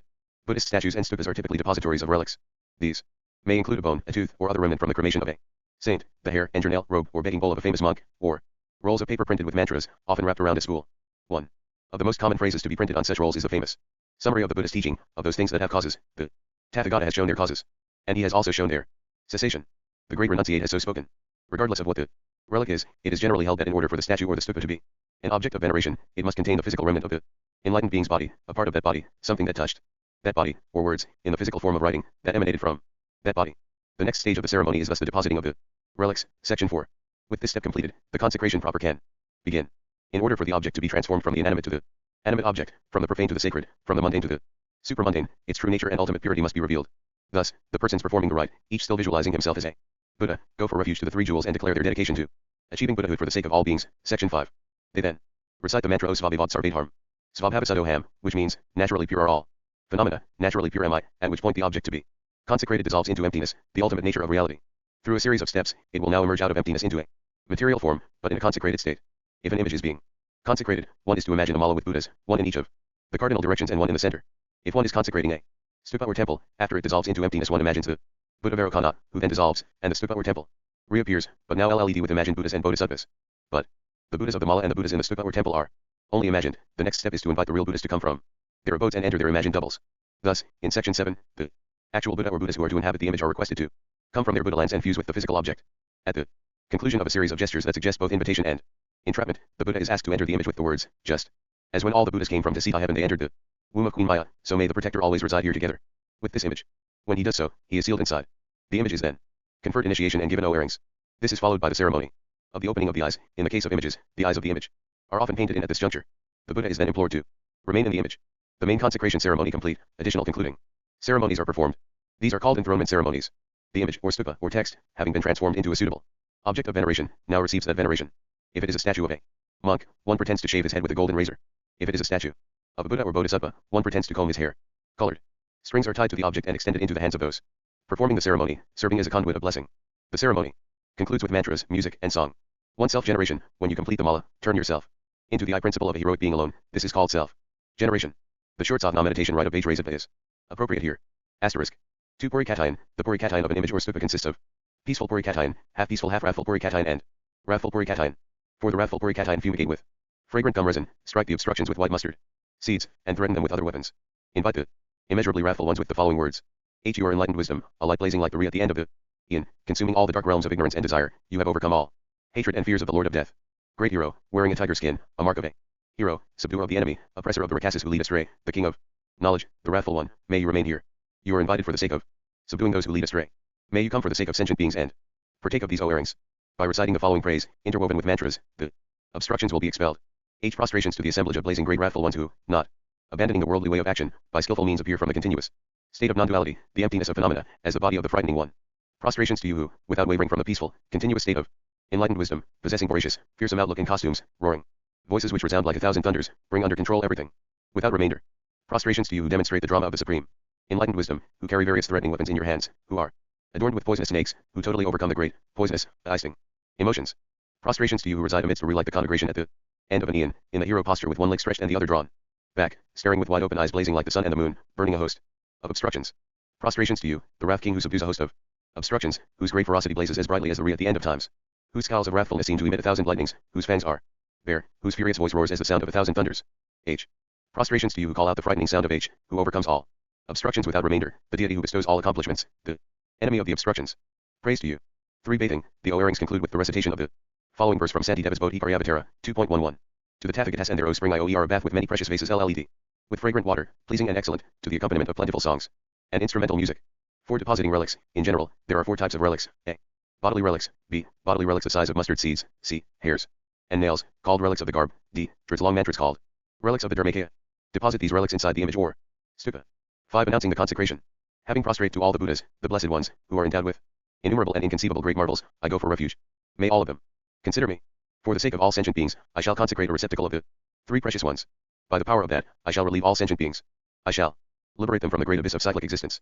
I shall defeat all the opposing and misleading forces. I shall clear all turmoils of eye-sting emotions bound by the dispositions of sentient beings. I shall break down the mountain of pride of sentient beings. I shall uproot the tree of rebirth of sentient beings. I shall smash into dust the son of the Lord of Death. I shall clear the darkness of ignorance. I shall guide the faithless antagonists and those holding wrong views into the right views and transform them into believers. I shall reverse the river of karma. I shall drive the ocean of existence. I shall light the lamp of dharma. I shall show the path to enlightenment. I shall lead to patience and calm. I shall strive to the top for the bliss of meditative concentration. I shall extinguish the host of residential of desire. I shall demolish the sharp weapon of hatred. I shall guide to truth. I shall calm the whirling of jealousy. I shall untie the knot of avarice. I shall appease all swearing. I shall enter the city of great bliss and fearlessness and abide there. Therefore, may you bestow and grant me supreme accomplishments of activity, and, at the same time, may you bestow as well on the entire assemblage. 6. Generating the image or stupa as an enlightened being, by reciting O Svabhivad Sarvedharm Svabhavasat Ham, all the images and stupas are visualized away from the true state of emptiness. Generate the seeds of the VE Buddhas of the Mala, beginning with the elephant seed. On top of them generate the throne of precious substances, on top of it the lotus throne, and, on top of that, the sun and moon thrones. If you consecrate images and you know these embodiments of enlightenment, on top of the thrones generate their seed syllables, from these their emblems such as a vajra or a will, and from these their individual forms. If you do not recognize these embodiments of enlightenment, generate the 3 seed syllables OA with Makron H, and from these generate the blessed one, great Vajradhara with white body holding a vajra and a bell. When you consecrate a stupa or a temple, generate the seed syllable BHR and from that Vairocana. Dissolve that and generate the stupa or temple exactly as they appear, but now they have become embodiments of Vairocana. Inside the stupa or temple generate the thrones of the VE Buddhas of the Mala, beginning with the lion throne, and on top of these, the seed syllables of these VE Buddhas OH Tram HRA with Makron and from them the forms of these VE Buddhas of the Mala. Meditate that the stupa or temple are replenished with inconceivable Buddhas and Bodhisattvas. If you consecrate books, generate the seed syllable A with Makron and from it generate the Tathagata Amitpa. If you consecrate an emblem such as a vajra and a bell, generate the seed syllable H and from it the Tathagata Akobhya. Asterisk. 7. Invitation and fusion of the wisdom beings. A. Inviting, by making a vajra assembling hand gesture and reciting O vajra samjaj H Baho, an inconceivable assemblage of Buddhas and Bodhisattvas assembles from all quarters of the sky. Then, for inviting them closer to the space in front of themselves, the mantric performers hold their vajras and bells while reciting either with melody or without.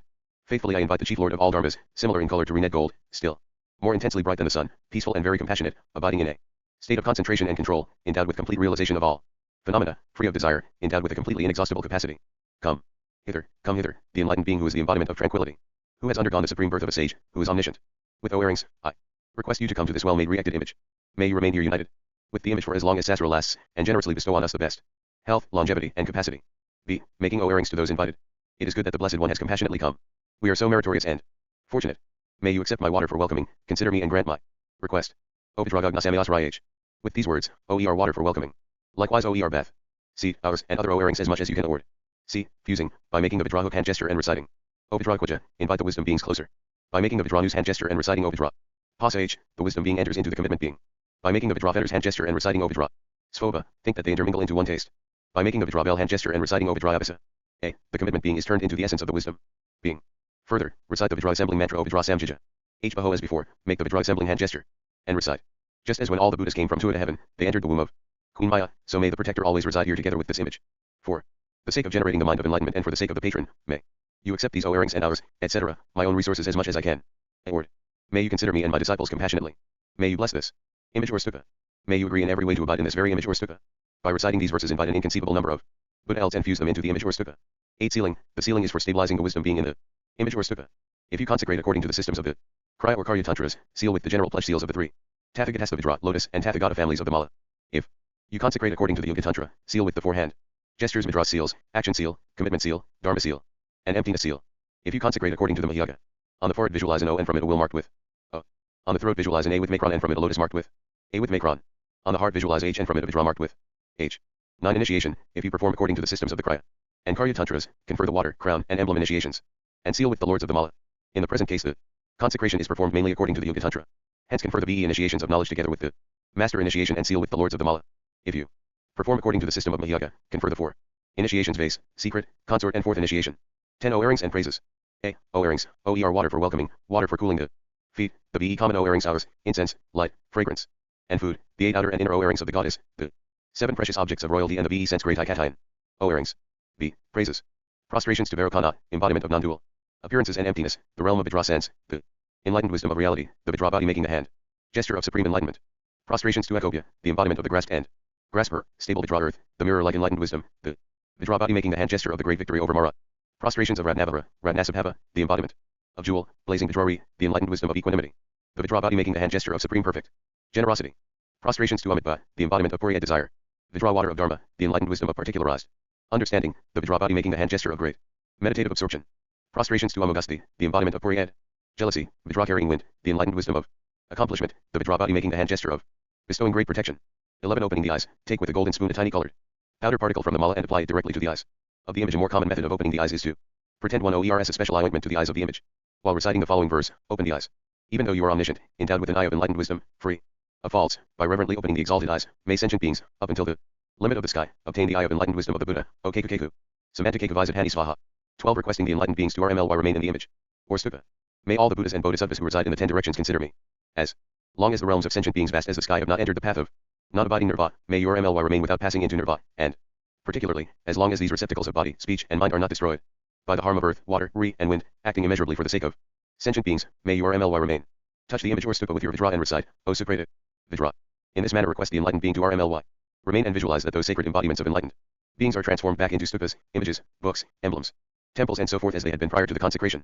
13. Enthronement O-earrings. This is only a very small selection from the enthronement O-earrings. A. Make general enthronement O-earrings with extensive O-earrings and praises. B. Special enthronement O-earrings. I. For images.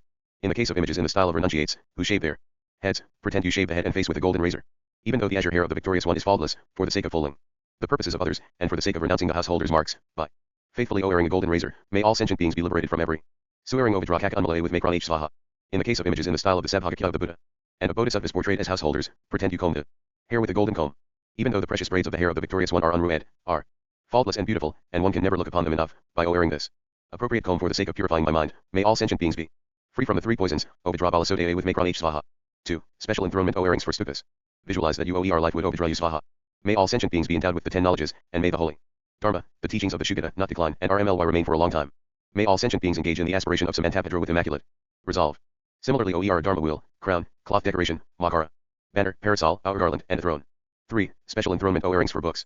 OER throne, wrapping cloth, wooden boards, and book strap. 4. O-earring the wooden boards recite. Even though the holy Dharma of the unity appears is totally free of grasping, by O-earring this cover, an auspicious sign of interdependence that brings wisdom and compassion into interdependency, similar to the sun and the moon, may people attain the union of all dualities, O Vajra Prajna Yupe Advaya with Makron H Svaha.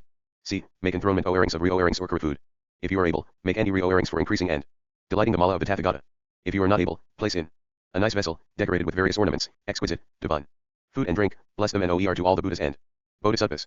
D. Make enthronement O-earrings by reciting verses of auspiciousness, reciting the consecration mantra and by scattering hours. All performers hold the thread tied to the image, or stupa, and hold hour in their hands. The Lama recites any verses of auspiciousness. The Lama together with the chief assistants recite the consecration mantra 108 or 21 times and scatter hours while the others OER immeasurable songs and instrumental music. O Supravi Vajra Svaha. Translated by Yale Benter from Greg's Parshilchan, 1147. 1216, Agra Ichoga Dangrab Tunis Padanj Silba, in the Complete Works of the Great Masters of the Sky Sect of the Tibetan Buddhism, Tokyo, the Toyo Bunko, 1968, Volume 4, pages 237-52. 24. A Hymn to the Buddha. The Buddha seems to have been an object of devotion, praise and homage from the beginning of the Buddhist tradition in India. As the tradition developed, he was not the only Buddha to receive such devotion, but he was always held in special esteem as the Buddha who compassionately chose to be born in, and teach the Dharma to, our benighted world. Early Buddhist texts describe the devotion displayed towards Sakyamuni by his disciples, and the later tradition developed standardized lists, one of which contains 206 qualities in 21 categories. of his virtues of body, speech, and mind. Indeed, the term dharmakaya, dharma body, originally meant the corpus, kaya, or qualities, dharma, of the Buddha that were worthy of devotion. Hymns of praise to the Buddha were composed in India that seem to have circulated widely and to have been used in various ritual settings. Some hymns praised the miraculous beauty of the Buddha, his body, adorned with 32 major marks and 80 secondary marks of a Superman. Others praised his unsurpassed wisdom, in its many manifestations. The Buddha was also praised as a teacher, for he not only discovered the truth that brings liberation from suffering, but he compassionately taught it to the world. He is thus regarded as the best of teachers, endowed with unmatched pedagogical skills. The work translated here is a hymn to the Buddha praising him not for how he taught, but for what he taught. Among the large number of doctrines set forth by the Buddha, traditionally numbered at 84,000, one is singled out here, the teaching of dependent origination. Pratityasamutpata. The Buddha seems to have gained fame early on. For his emphasis on causation, he explained how suffering arises from causes, and argued that by destroying the cause of suffering itself would cease. Indeed, the summary of the Buddha's teaching by one of his RST disciples, Svahit, was, of those things that have causes, the Tathagata has shown their causes, and he has also shown their cessation. The great renunciate has so spoken. This single statement would be repeated throughout the Buddhist world and would be written on strips of paper and placed inside images, this statement of the Buddha taking the place of a relic, as noted in the previous chapter. The idea of dependent origination took on special meaning in the philosophy of Nagarjuna, who elaborated on the Buddha's claim that everything is empty of self because everything arises in dependence on something else, nothing can be independent because everything is dependent. Thus, the mere fact that things arise in dependence on causes is itself proof that everything is empty of autonomous existence. This emptiness and dependent origination are said to be fully compatible and complementary. The world functions, the law of karma operates, the path to liberation may be traversed because of emptiness. If things were not empty, change and transformation would not be possible. At the same time, the fact of dependent origination means that emptiness is not the utter absence of existence, but rather the absence of a species kind of falsely imagined existence.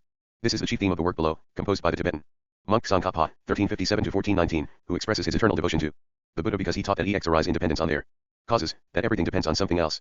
Praise of the Blessed Buddha from the perspective of dependent origination, essence of the well-spoken. Homage to the Guru Majapho.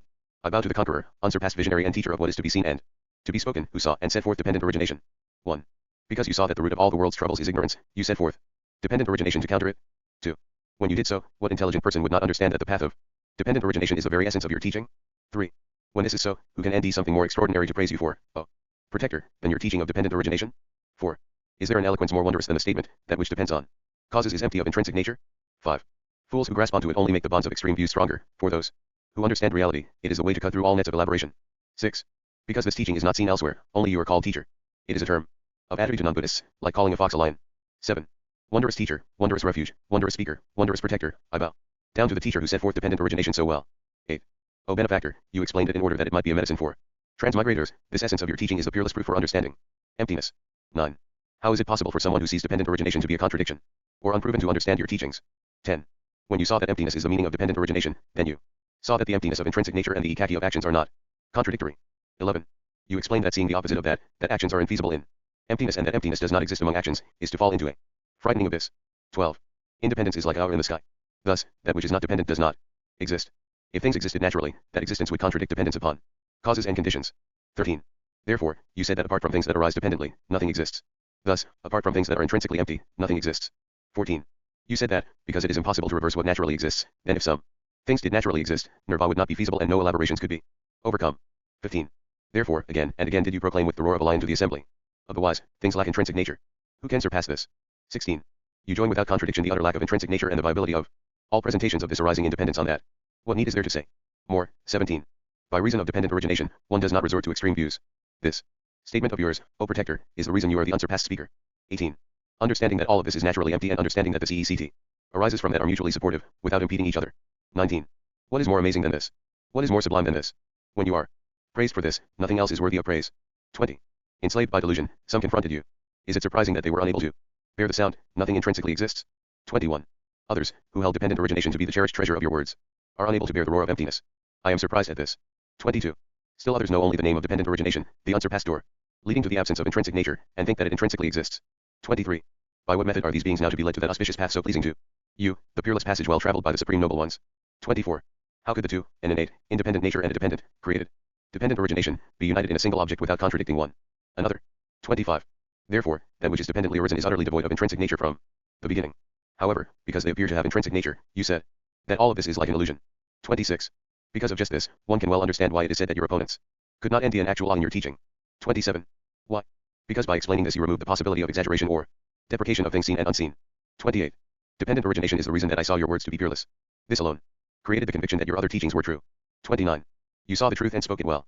For those who study your teachings all troubles are cast away because all faults are uprooted. 30. Those who oppose your teaching, no matter how long or how hard they try, are like those who repeatedly summon faults, because they rely on the view of self. 31. How wondrous. When scholars understand the difference between these two, how could they not respect you from the depths of their being? 32. What need is there to speak of your many teachings? Even conviction in just the general idea of a mere point of one portion bestows supreme happiness. 33. Alas, my mind has been destroyed by delusion. I have long taken refuge in the collection of such virtues, yet I have not gone in search of even a portion of those virtues. 34. Still, even with slight faith in you, until my life disappears into the jaws of the Lord of death, I will delight in the thought that this is indeed the fortunate age. 35. Among teachers, the teacher of dependent origination; among wisdoms, the wisdom of dependent origination. These two are like chief kings in the world. No other knowledge is as perfect as yours. 36. Whatever you have spoken begins from dependent origination for the purpose of passing beyond sorrow. You have done nothing that does not lead to peace. 37. How amazing. All those whose ears your teaching enters become serene. Thus, who would not respect those who uphold your teaching? 38. You have refuted all who oppose you and are free from all contradictions. You fulfill the two aims of living beings. My delight in your ways increases. 39. Over countless eons you gave gifts again and again, sometimes of your body, at other times your life, your beautiful loved ones, your riches. 40. Seeing the qualities of your teaching, I am drawn to your heart like a sh by a hook. It is my misfortune not to have heard it from you. 41. Strengthened by that sorrow, my mind does not relinquish your teaching, just as the mind of a mother does not forget her beautiful child. 42. Yet when I contemplate your speech, it is in the divine voice of the teacher, his body, blazing with the glory of the major and secondary marks, surrounded by patterns of light. 43. When I think about you teaching this dependent origination in this way, a reaction of the Muni appears in my mind. Just a glimpse of him is medicinal, like the cool rays of the moon for one tormented by heat. 44. Those people who do not understand your auspicious and wondrous ways are utterly confused, like grass twisted together. 45. Having seen this, I sought for your intention, again and again, following the wise, with much exertion. 46. When I studied many treatises of our own and other schools, my mind was utterly tormented by the webs of doubt, again and again. 47. You predicted that the camphor grove of Nagarjuna's works would explain your unsurpassed vehicle just as it is, free from the extremes of existence and non-existence. 48. The vast orb of stainless wisdom, unimpeded in the sky of scriptures, dispels the darkness of the deepest extreme views and outshines the stars of mistaken teachings. 49. When, through the kindness of my teacher, the works of Nagarjuna were illuminated by the white beams of light of the glorious Kandrakirti's good explanations, my mind found rest. 50. Among all your deeds of speech are supreme. It is for this alone that the wise should remember the Buddha. 51. A monk who goes forth from the world following that teacher should revere the great ascetic by not being descient in the study of the conqueror's words and striving in the practice of yoga. 52. I dedicate the virtue of this encounter with the teachings of the unsurpassed teacher, made possible through the kindness of my Lama, in order that all beings may be cared for by an excellent guide. 53. Through setting forth his muni-sent deeds, until the end of existence may I be unmoved by the winds of misconceptions, and having understood the inner meaning of the teaching may I be led with conviction in the teacher. 54. May I not relax even for an instant in upholding for the sake of all beings, even if I must give up my body and my life, the auspicious ways of the Muni, who made manifest the reality of dependent origination. 55. May I spend day and night analyzing how to increase, by whatever means, this teaching that the Supreme Guide gained by striving diligently for its essence, through measureless hardships. 56. When I strive in that way with the supreme intention to achieve Buddhahood for others, may I be tirelessly and constantly aided by protectors such as Brahma, Indra, the kings of the four directions, and Mahakala. 57. Translated by Donald Lopez from Sanskrit. Kamaidan Das Jigritan. Toms Kad Kyi Madris Pa Im Job Shis Chen Postan Pa Bla Na Med Pa. Lazab M. Orton Singh Brel Par Byung Bh Sung Bais Go Nas Stat Pa Legs. Par Bchat Pa Is Ning Po, better known as Ritten Brel Stat Pa, by Sung. Ka Pa. It appears in the volume of miscellaneous writings, BKA. Bumdur Bulletin, in the second volume, Ka, of the last edition of his collected works. See the collected works, Subum, of the incomparable Lord Tsukapa Bilobs Agrex Pa, Kamsham Shas. Kia Sikril Poshark Sang Ka Pa Chen Poach Sung Bum, New Delhi. Mongolian Lama Guru Deva, 1978, pages 13-4, 16-3. Monastic life. 25. The evolution of ordination. The saga came into existence when the group of Bhe who heard the Buddha's RST sermon requested his permission to go forth and be ordained. The Buddha ordained them simply by saying to each of them, "Come, monk, and I bhikkhu." This same simple formula was used for the next group to hear the Dharma, the young Brahman Yasa and his four friends, and then a larger group of FTY of Yasa's friends. All became arhats. The Buddha then instructed them to go out in different directions to teach the Dharma, and he granted them permission to ordain others. They were not to say "Come, monk," however. Instead, those who sought admission to the order had to repeat the refuge formula 3 times. I go for refuge to the Buddha. I go for refuge to the Dharma. I go for refuge to the Sangha. Such an arrangement would grant entry to the order of monks to anyone who sought it. This apparently created problems, and a new system was instituted that bestowed the right to confer admission to the members of the Sangha, resulting eventually in the well-known ordination ceremony described in the next chapter. The transition, however, was not a smooth one, as the following selection demonstrates. It resulted from a series of modicatines as various difficulties presented themselves. This section illustrates an important characteristic of the Vinaya, the code of monastic discipline. The Buddha did not formulate rules. Hypothetically. Indeed, in the early saga there was no real need for rules because all of the monks were arhats or destined to become arhats. But as the order grew, problems developed that required regulations to prevent their occurrence in the future. Thus, for every rule there is a narrative describing the circumstances of its creation. The Vinaya, then, far from being an austere legal code, is a rich source of insight into the concerns of the community, regardless of whether one accepts the tradition's claim that each of the rules was established by the Buddha himself after a specific historical incident. The circumstances that surround the formulation of a rule are often humorous. The rule that a person must request ordination prior to being ordained arose after a monk, chastised for his bad behavior, replied that he had never asked to be a monk in the RST place. Sometimes a rule made in response to one problem had to be revised when it created another. After a monk explained that he had become a monk because he saw how well the monks ate, the Buddha made a rule that the Spartan conditions of monastic life had to be explained to those seeking admission prior to their ordination. When a potential monk heard such an explanation, he replied that he had wanted to become a monk before learning of the lifestyle, but now had changed his mind. The Buddha therefore amended the rule, requiring that the sparse requisites of monastic life be explained not before, but after ordination. The other accounts below provide the circumstances leading to the rule that ordination requires the permission of at least 10 monks, rather than 2 or 3, then the permission of at least 10 monks who have been monks for at least 10 years, and then the permission of 10 monks of good standing who have been monks for at least 10 years.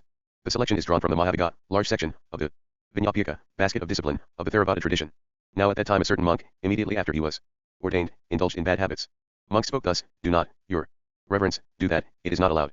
He spoke thus, "But, indeed, I did not ask the Venerable One saying, 'Ordain me.' Why did you ordain me without being asked to do so?" They told this matter to the Lord. He said, "Monks, you should not ordain without being asked to do so. Whoever should so ordain, there is no inch of wrongdoing. I allow you, monks, to ordain when you have been asked to do so. And thus, monks, should one ask for it? That one who wishes for ordination, having approached the order, having arranged his upper robe over one shoulder, having honored the monk's feet, having sat down on his haunches, having saluted with joined palms, should speak thus to it, 'Honored sirs, I ask the order for ordination. Honored sirs, may the order raise me up out of compassion.' And a second time should he ask. And a third time should he ask. The order should be informed by an experienced, competent monk, saying, 'Honored sirs, let the order hear me. This person so and so wishes for ordination from the venerable so and so. So and so asks the order for ordination through the preceptor so and so. If it seems right for the order may ordain so and so through the preceptor so and so. This is the motion. Honored sirs, let the order hear me. This person so and so wishes for ordination from the venerable so and so. So and so asks the order for ordination through the preceptor so and so. If the ordination of so and so through the preceptor so and so is pleasing to the venerable ones, let them be silent. He to whom it is not pleasing should speak. And a second time I speak forth this matter. And a third time I speak forth this matter. So and so is ordained by the order through the preceptor so and so. It is pleasing to the order. Therefore they are silent. Thus do I understand this. Now at that time at Rajagaha a succession of meals of sumptuous foods came to be arranged. Then it occurred to a certain Brahmin. Now, these recluses, sons of the Sakyans, are pleasant in character, pleasant in conduct, having eaten good meals they lie down on beds, sheltered from the wind. What now if I should go forth among these recluses, sons of the Sakyans? Then that Brahmin, having approached some monks, asked for the going forth. The monks allowed him to go forth and they ordained him. The succession of meals dwindled away after he had gone forth. Monk spoke thus, "Come along now, your reverence, we will walk for alms food." He spoke thus, "Your reverences, I did not go forth for this, that I should walk for alms food. If you will give to me, I will eat, but if you will not give to me, I will leave the order. But did you, your reverence, go forth for your belly's sake?" "Yes, your reverences." Those who were modest monks, looked down upon, criticized, spread it about, saying, "How can this monk go forth in the stamina and discipline which are well taught for his belly's sake?" These monks told this matter to the Lord. He said, "Is it true, as is said, that you, monk, went forth for your belly's sake?" "It is true, Lord." The enlightened one, the Lord, rebuked him, saying, "How can you, foolish man, go forth in the stamina and discipline which are well taught for your belly's sake? It is not, foolish man, for pleasing those who are not yet pleased, nor for increasing the number of those who are pleased." Having rebuked him, having given reason talk, he addressed the monks, saying, "I allow you, monks, when you are ordaining, to explain for resources, that going forth is on account of meals of scraps. In this respect the order is to be made by you for life. These are extra acquisitions, a meal for an order, a meal for a special person, an invitation, ticket food, a meal provided for monks chosen by lot, food given on a day of the waxing or waning of the moon, on an observance day, on the day after an observance day. That going forth is on account of rag robes. In this respect the order is to be made by you for life. These are extra acquisitions, robes made of linen, cotton, silk, wool, coarse hemp, canvas. That going forth is on account of a lodging at the root of a tree. In this respect the order is to be made by you for life. These are extra acquisitions, a dwelling place, a curved house, a long house, a mansion, a cave. That going forth is on account of ammonia as a medicine. In this respect the order is to be made by you for life. These are extra acquisitions, d. fresh butter, oil, honey, molasses. Now at that time a certain Brahmin youth, having approached some monks, asked for the going forth. The monks explained the resources beforehand. He spoke thus, "If, honored sirs, you had explained the resources to me after I had gone forth, I should have been satisfied, but now, honored sirs, I will not go forth. The resources are disgusting and loathsome to me." The monks told this matter to the Lord. He said, "Monks, the resources should not be explained beforehand. Whoever should thus explain them, there is no inch of wrong doing. I allow you, monks, to explain the resources soon after ordaining a person. Now at that time monks ordained through a group of 2 and a group of 3 monks. They told this to the Lord. He said, "Monks, you should not ordain through a group of less than 10 monks. Whosoever should so ordain, there is no inch of wrongdoing. I allow you, monks, to ordain through a group of 10 or more than 10 monks. Now at that time monks of 1 year standing and of 2 years standing severally ordained the one who shared his cell. And when he was of 1 year standing, the venerable Upasena, Vengante's son, ordained the one who shared his cell. When he was of 2 years standing, having kept the rains residence the annual retreat during the rainy season, taking the one who shared his cell, and who was of 1 year standing, he approached the Lord. Having approached, having greeted the Lord, he sat down at a respectful distance. Now, it is the custom for awakened ones, for lords, to exchange friendly greetings with incoming monks. Then the Lord spoke thus to the venerable Upasena, Vengante's son, "I hope, monk, that things go well with you. I hope you are Keeping going, I hope you came here with but little fatigue on the journey. Things do go well with me, Lord, I am keeping going, Lord, I came, Lord, with but little fatigue on the journey. Now truth enders sometimes ask knowing, and knowing. Sometimes do not ask, they ask, knowing the right time to ask. And they do not ask, knowing the right time when not to ask. Truth enders ask about what belongs to the goal, not about what does not belong to the goal. Awakened ones, lords, question monks. Concerning two matters, shall we teach Dhamma, or shall we lay down a rule of training for disciples? Then the Lord spoke thus to the Venerable Upasena, Vengantes. Son, of how many years standing are you, monk? I, Lord, am of 2 years standing. And of how many years standing is this monk? He is of 1 year standing, Lord. Who is this monk as regards you? He is the one who shares my cell, Lord. The awakened one, the Lord rebuked him, saying, it is nothing, foolish man, it is not becoming, it is not proper. It is unworthy of a recluse, it is not allowable, it should not be done. How can you, foolish man, when you should be exhorted and instructed by others, think to exhort and instruct another monk? Too quickly have you, foolish man, turned to abundance, that is to say to acquiring a group. It is not, foolish man, for pleasing those who are not yet pleased, nor for increasing the number of those who are pleased. Having rebuked him, having given him reasoned talk, he addressed the monks, saying, monks, one who is of less than 10 years standing should not ordain. Whoever such should so ordain, there is no inch of wrongdoing. I allow you, monks, to ordain through one who is of 10 years standing or through one who is of more than 10 years standing. Now at that time ignorant, inexperienced monks ordained, thinking, we are of 10 years standing, we are of 10 years standing. Consequently there were to be found ignorant preceptors, wise monks who shared their cells, inexperienced preceptors, experienced monks who shared their cells, preceptors who had heard little, monks who shared their cells who had heard much, preceptors of poor intelligence, intelligent monks who shared their cells, and a certain former member of another sect, when he was being spoken to by his preceptor regarding a rule, having refuted the preceptor, went over to the fold of that same sect. As before, those who were modest monks spread it about, saying, how can these ignorant, inexperienced monks ordain, thinking, we are of 10 years standing, we are of 10 years standing, so that there are to be found intelligent monks who share their cells. Then these monks told this matter to the Lord. He said, is it true, as is said, monks, that ignorant, inexperienced monks ordained, thinking, there are to be found intelligent monks who share their cells? It is true, Lord. Then the awakened one, the Lord, rebuked them, saying, how, monks, can these foolish men, ignorant, inexperienced, ordain, thinking, we are of 10 years standing, we are of 10 years standing, intelligent monks who share their cells? It is not, monks, for pleasing those who are not yet pleased, and having rebuked them, having given reason talk, he addressed the monks, saying, monks, one who is ignorant, inexperienced should not ordain. Whoever such should ordain, there is no inch of wrongdoing. I allow you, monks, to ordain through an experienced, competent monk who is of 10 years standing or more than 10 years standing. From the Book of Discipline, Vinyapika, Volume 4, Mahavika. Trans. I.B. Horner, Oxford, The Polytext Society, 1996, pages 73 to 8. 26. Making men into monks. The procedures for the ordination of monks evolved over time. At the beginning of the process, it was the Buddha's simple instruction, come, monk, that made a man a monk. This developed into a number of more formal procedures, described in the previous chapter, which were abandoned after certain problems arose. At the end of the process, there developed the ordination ceremony set forth here. The various sects of Indian Buddhism veered less on matters of doctrine than on matters of discipline, and a number of ordination ceremonies developed in India, to spread throughout Asia. But they are in the main quite similar, and the ceremony presented here, coming from the Mulasarvastivadin sect, may be regarded as typical. Given the historical centrality of ordination to the vitality of Buddhism, the ceremony is presented in its entirety, rather than an excerpt. It is a rich and fascinating ritual, and only a few of its salient features can be noted here. The candidate must undergo an elaborate interview, RST with an Ochale called the monk who instructs the candidate in private, who, as his title suggests, asks the candidate a series of questions out of the hearing of the assembly. These questions fall into 3 general categories. The RST focuses especially on issues of gender, seeking to determine, in some detail, whether the candidate is a fully endowed human male. This session on masculine identity is notable in a ceremony that will shortly require a vow of lifelong celibacy. The second set of questions focuses on the social standing of the monk, seeking to determine whether he has the permission of his parents, whether he is in debt, whether he is in the army, whether he has been expelled from the saga in the past, and so on. Following the dictum that the monastic rules were formulated only in response to a specific problem, this list of questions provides some possible insight into the types of candidates who sought to join the saga. The third set of questions deals with matters of health, with the candidate required to testify that he is free from a list of diseases that constitutes a veritable pathology of ancient India. After the monk has successfully passed this interview in public and in private, he is then asked whether he is willing to subsist on the 4 supports or requisites of the monastic life: rags for robes, alms for food, the root of a tree for a bed, and herbs for medicine. After he has agreed to accept each of these, a long list of exceptions, called supernumeraries, here is provided, suggesting that the number of monks who indeed dressed in rags, lived exclusively on alms, slept in the root of a tree, and used only herbs for medicine may have been relatively small. The ceremony turns next to the 4 deeds that cause downfall, that is, expulsion from the saga. The violation of the vow of celibacy is discussed RST, followed by the violation of the vow not to steal, then the violation of the vow not to kill humans, and ending with the vow not to lie. One should note, however, that the kind of lie that entails expulsion is of a special variety. A monk may not claim to have superhuman qualities, translated here as higher human characteristics, such as the ability to see supernatural beings or to have attained various stages on the path to enlightenment. These attainments, which the monk must vow not to claim, are described at some length, providing the only sustained discussion in the ceremony of the goals of Buddhist practice. Despite the fact that this particular monastic code includes 253 vows for a fully ordained monk, only these 4 are listed here. The candidate is instructed that he will learn of the others later. Special attention is also given to setting the precise date and time of The ordination, for seniority in the saga was said not by the time from birth, but from the time of ordination. The ceremony concludes with an exhortation to the candidate to study some of the basic categories of Buddhist doctrine, and to behave honorably in the august community of which he has now become a member. Then if the candidate is a full 20 years old, the preceptor, Upadhyaya, should send for his bowl and religious robes. The monk who performs the ritual must be requested. The monk who instructs the candidate in private must be requested. Those monks who will enter the prepared site for the ritual must also be requested. When the monks who are to enter the prepared site for the ritual are assembled there, then any offense committed in the past half month that should be restrained, confessed, and requires the community's the saga's intervention should be individually examined and, being once again healed through restraint, confession, and the community's intervention in regard to those offenses that are known, they should sit down.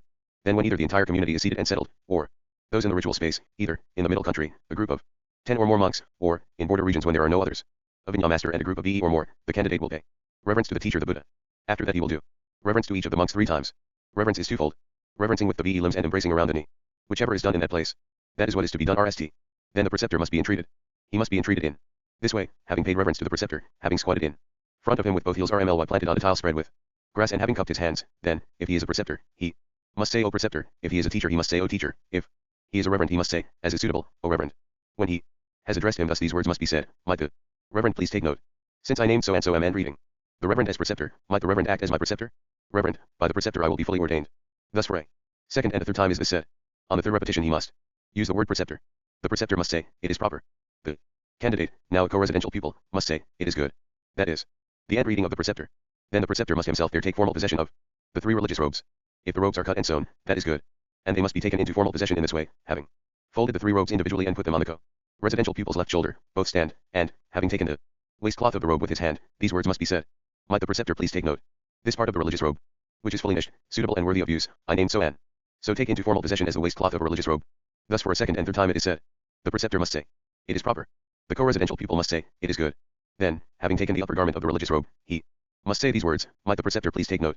This part of the religious robe which is fully nished, suitable and worthy of use, I name so and so take into formal possession as the upper garment of a religious robe. Thus for a second and a third time it is said. The preceptor must say, it is proper. The co-residential pupil must say, it is good. Then, having taken the lower garment of the religious robe, he must say these words, might the preceptor please take note. This part of the religious robe which is fully nished, suitable and worthy of use, I name so and so take into formal possession as the lower garment of a religious robe. Thus for a second and a third time it is said. The preceptor must say, it is proper. The co-residential pupil must say, it is good. Then those religious robes must be put on, and he too, when he himself has the waistcloth on, must do reverence to the community that has assembled for the full ordination. That is the taking into formal possession of the 3 religious robes when they are already cut and sewn. If there are no religious robes cut and sewn, material must be taken into formal possession. It must be taken into formal possession. In this way, having folded individually the material for the 3 religious robes and put it on the co-residential pupil's left shoulder, both stand, and, having taken the material for the waistcloth of the religious robe with his hand, these words must be said, might the preceptor please take note. This cloth I name so and so take into formal possession for a waistcloth. Since it is the understanding, I will make it into 9 or more small segments. I will make it into 2.5 or more strips. If no impediment arises, I will wash it, stretch it, cut it, bond it, join it, sew it, dye it, or put a patch on it. As is needed, so I will do. This cloth is suitable and worthy of use. Thus for a second and a third time it is said. The preceptor must say, it is proper. The co-residential pupil must say, it is good. Then, having taken the material for the upper garment of the religious robe he must say these words, might the preceptor please take note. This cloth I name so and so take into formal possession for an upper garment. Since it is the understanding, I will make it into 7 small sections, and I will make it into 2.5 strips. If no impediment arises, I will wash it, stretch it, cut it, bond it, join it, sew it, dye it, or put a patch on it, as is needed, so I will do. This cloth is suitable and worthy of use. Thus for a second and a third time it is said. The preceptor must say, it is proper. The co-residential pupil must say, it is good. Then, having taken the material for the lower garment of the religious robe, he must say these words, might the preceptor please take note. This cloth I name so and so take into formal possession for a lower garment. Since it is the understanding, I will make it into VE small sections, and I will make it into 1.5 strips. If no impediment arises, exactly as before, up to the co-residential pupil must say, it is good. That is the taking into formal possession of uncut and unsewn cloth. Then his bowl must be shown. It must be shown in this way. When one monk has put the bowl in his left hand and covered it with his right hand, he, starting from the senior's end, must stand in front of each monk and must say these words with a bow, might the reverend, or the venerable, please take note. Venerable, this bowl of the one named so and so is not insouciant, nor excessive, nor whitish. All the monks, moreover, when the bowl is indeed not of those sorts must each say, the bowl is good. If those words are said, it is well. If they are not said, that monk comes to be guilty of an offense. That is the showing of the bowl. Then the preceptor must himself there take formal possession of the bowl. It must be taken into formal possession in this way, both stand, and when the candidate has put the bowl in his left hand and covered it with his right hand, he must say these words, might the preceptor please take note. I, named so and so, take into formal possession this bowl, which is suitable for food and the vessel of as a begging bowl. Thus for a second and a third time it is said. The preceptor must say, it is proper. The co-residential pupil must say, it is good. That is the taking into formal possession of the bowl. Then he who is to be fully ordained, having gone out of the range of hearing, but within the range of sight, having cupped his hands, must stand facing the group. Then the monk who performs the ritual must ask the monk who instructs the candidate in private, who is the one who was requested to be the one who instructs the candidate in private for so and so, with so and so as preceptor.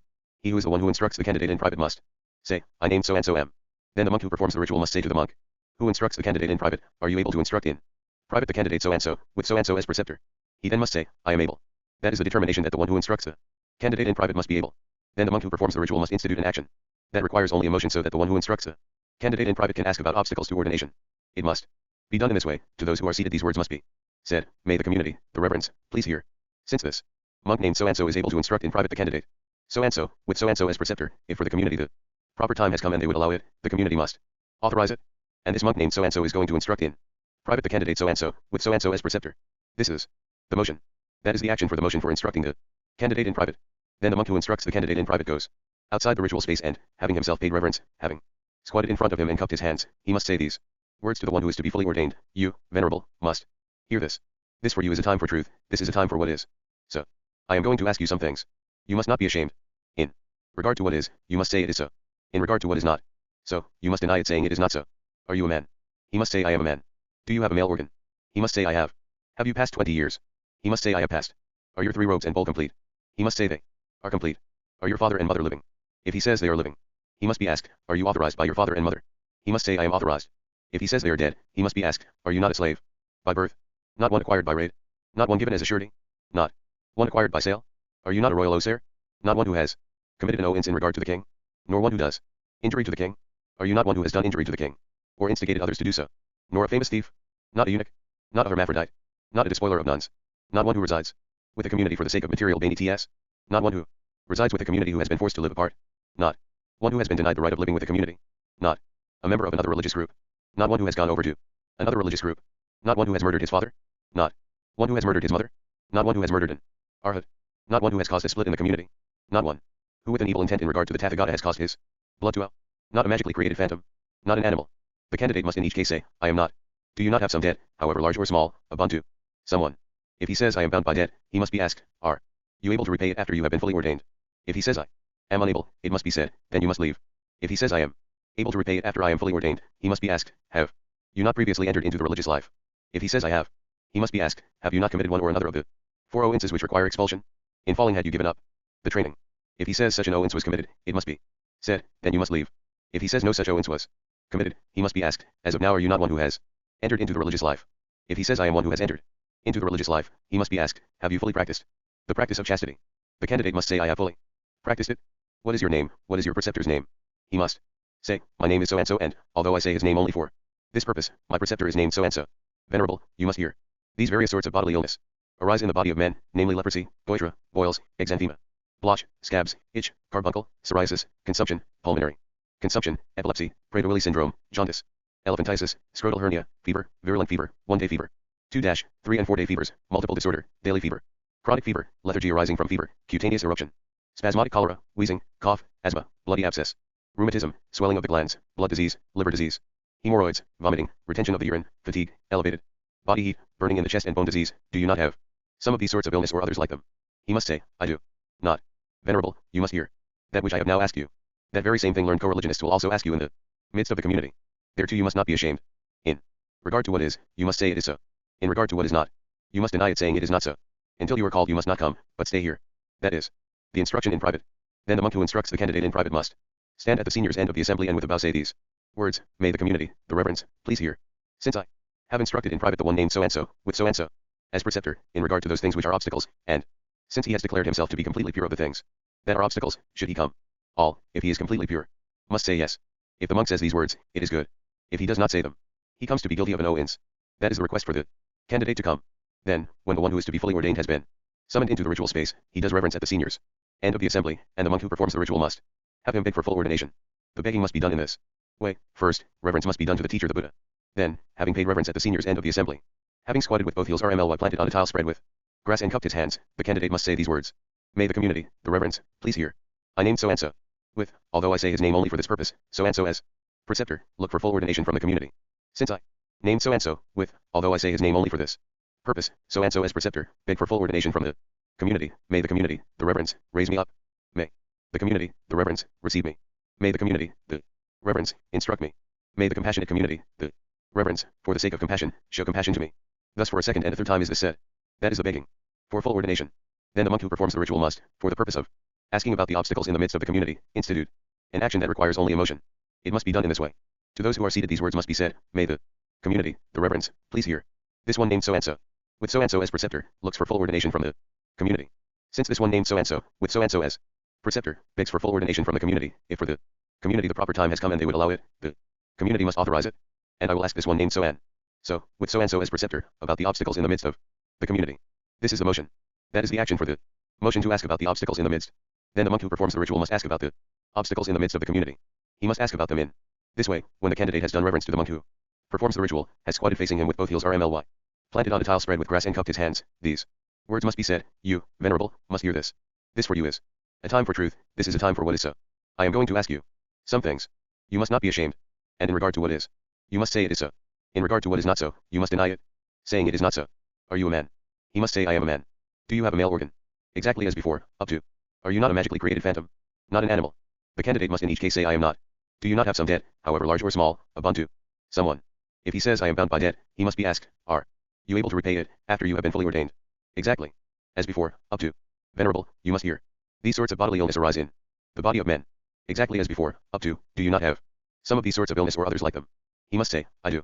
Not. That is the asking about the obstacles in the midst. Then the monk who performs the ritual must make a motion and institute an action. It must be done in this way. To those who are seated these words must be said, may the community, the reverends, please hear. This one named so-and-so, with so-and-so as preceptor, having looked for full ordination from the community. This one named so-and-so, with so-and-so as preceptor, begs full ordination from the community, and he is also a man, has a male organ, has passed 20 years, his 3 robes and bowl are complete, and he has declared himself completely pure of the things that are obstacles. Since this one named so-and-so, with so-and-so as preceptor, has begged for full ordination from the community, if for the community the proper time has come and they would allow it, the community must authorize it. The community must fully ordain this one named so-and-so, with so-and-so as preceptor. This is a motion. In regard to the action it must be done in this way, may the community, the reverends, please hear. This one named so-and-so, with so-and-so as preceptor, having looked for full ordination from the community. This one named so-and-so, with so-and-so as preceptor, begs for full ordination from the community, and is also a man, has a male organ, has passed 20 years, his 3 bowls and robe are complete, and he has declared himself completely pure of the things that are obstacles. Since this one named so-and-so, with so-and-so as preceptor, begs full ordination from the community. Therefore, if the community fully ordains this one named so-and-so, with so-and-so as preceptor, those venerables that allow that this one named so-and-so, with so-and-so as preceptor, be fully ordained, they must say nothing. Those that do not allow it, they must speak. This is the RST declaration of the action, and thus for a second and a third time is this said. The community, having allowed and authorized it, the community has fully ordained this one named so-and-so, with so-and-so as preceptor, just so, through their silence, do I hold it to be so. That is the putting into EECT of full ordination. Then the sundial must be measured to determine the exact moment of the ordination and therefore the new monk's seniority. When the Blessed One had said the sundial must be measured, and when the monks measured the sundial with long sticks, the Blessed One said, the sundial must not be measured with long sticks. But when, in making the measurement with their feet, the monks exceeded it too much, the Blessed One said, the measurement must not be made by feet, but it thus must be measured with pegs. But when, in making the measurement, the monks used long pegs, and so again exceeded it too much, the Blessed One said, it must be measured with a peg measuring 4 inches and as many pegs as there are, that number should be called his stature. That is the measuring of the sundial. Then the portion of the day must be declared also for the purpose of exactly establishing his seniority, morning, midday, afternoon, the RST watch of the night, midpoint of the RST watch, the middle watch, midpoint of the middle watch, the last watch, midpoint of the last watch, before the appearance of dawn, at the appearance of dawn, before sunrise, at sunrise, when an eighth of the sun has arisen, when a fourth of the sun has arisen, when meal time has passed, when a fourth of the sun remains, when an eighth of the sun remains, when the sun has not yet set, when the sun has set, when the constellations have not yet arisen, and when the constellations have arisen. That is the declaration of the part of the day. Then the season must be declared for the same purpose. There are VE seasons, winter, summer, the rains, the short rains and the long rains. Their winter is 4 months. Summer is 4 months. The rains are 1 month. The short rains are a day and a night. The long rains are 3 months minus a day and a night. That is the declaration of the season. Then the 4 supports must be declared, venerable so-and-so. You must hear. By the knowing and seeing Blessed One, the Tathagata, the Arhat, the completely and perfectly awakened one. These 4 have been proclaimed thus as the supports for a monk who has entered the religious life and is fully ordained, and, by relying on these, a monk has the true rank of one who has entered the religious life and is a fully ordained monk in this well-spoken teaching, dharma, and discipline, vinyat. What are the 4? In regard to cloth, refuse rag is suitable and easy to get, and, by relying on that, a monk has the true rank of one who has entered the religious life and is a fully ordained monk in this well-spoken teaching and discipline. Are you named so-and-so able to subsist, for as long as you live, with the cloth of refuse rag? The newly ordained must say, I am able. When the supernumerary is acquired, woven silk or a bolt of cotton or napped cotton or muslin or frost cloth of any silk fabric or Himalayan silk or deep napped cotton or red napped cotton or any napped cotton or red wool or any Banar's cloth or evenly dyed Three-colored cloth or one-colored cloth or any spun hemp or linen or plain cotton or any dakula fabric or any cloth from Kumbara or cloth imported from the western border or any other suitable cloth that is acquired from the community or an individual. There again, in regard to your acceptance, due measure should be practiced. Will you be fully and completely cognizant of such a condition? The newly ordained must say, I will be fully and completely cognizant. You named so and so must hear. In regard to food, alms is suitable and easy to get, and, by relying on that, a monk has the true rank of one who has entered the religious life and is a fully ordained monk in this well-spoken teaching and discipline. Are you named so and so able to subsist, for as long as you live, with alms food? The newly ordained must say, I am able. When the supernumerary is acquired, boiled rice or porridge, made from water, melted butter and Nepalese pomegranate, etc., or made from milk, or soup made from milk, etc., or food given on the FTH day festival or the 8th or the 14th or the 15th day festivals or food regularly and permanently provided by donors or a meal by special invitation or food from an unexpected invitation or food that is left or any other suitable food that is acquired from the community or an individual. There again, in regard to your acceptance, due measure should be practiced. Will you be fully and completely cognizant of such a condition? The newly ordained must say, I will be fully and completely cognizant. You named so and so must hear. In regard to places for one's bedding and seat, the root of a tree is suitable and easy to get, and, by relying on that, a monk has the true rank of one who has entered the religious life and is a fully ordained monk in this well-spoken teaching and discipline. Are you named so and so able to subsist, for as long as you live, with your bedding and seat at the root of a tree? The newly ordained must say, I am able. When the supernumerary is acquired, a cell or hall or upper room or cabana or enclosed arbor or a parapet or palatial residence, or a cabana over a gatehouse or a latticed arbor on a rooftop or a latticed arbor or a wooden house or an underground cave or a rock shelter or a mountain cave or a thatch hut or a leaf hut or a constructed ambulatory or a natural ambulatory or a constructed overhang or a natural overhang or any other suitable place for one's bedding and seat that is acquired from the community or an individual. There again, in regard to your acceptance, due measure should be practiced. Will you be fully and completely cognizant of such a condition? The newly ordained must say, I will be fully and completely cognizant. You named so and so must hear. In regard to medicines, a herbal decoction is suitable and easy to get, and, by relying on that, a monk has the true rank of one who has entered the religious life and is a fully ordained monk in this well-spoken teaching and discipline. Are you named so and so able to subsist, for as long as you live, with medicine from herbal decoction? The newly ordained must say, I am able. When the supernumerary is acquired, clary add butter or sesame oil or honey or treacle or seasonable medicine or limited medicine or medicine to be taken for a week or medicine to be used for life or medicine made from roots or stalks or leaves or hours or fruits or any other suitable medicine that is acquired from the community or an individual. There again, in regard to your acceptance, due measure should be practiced. Will you be fully and completely cognizant of such a condition? The newly ordained must say, I will be fully and completely cognizant.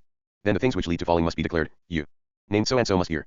By the knowing and seeing blessed 1. The Tathagata, the Arhat, the completely and perfectly awakened one. These four have been proclaimed thus as those things which lead to a fall for one who has entered the religious life and is a fully ordained monk.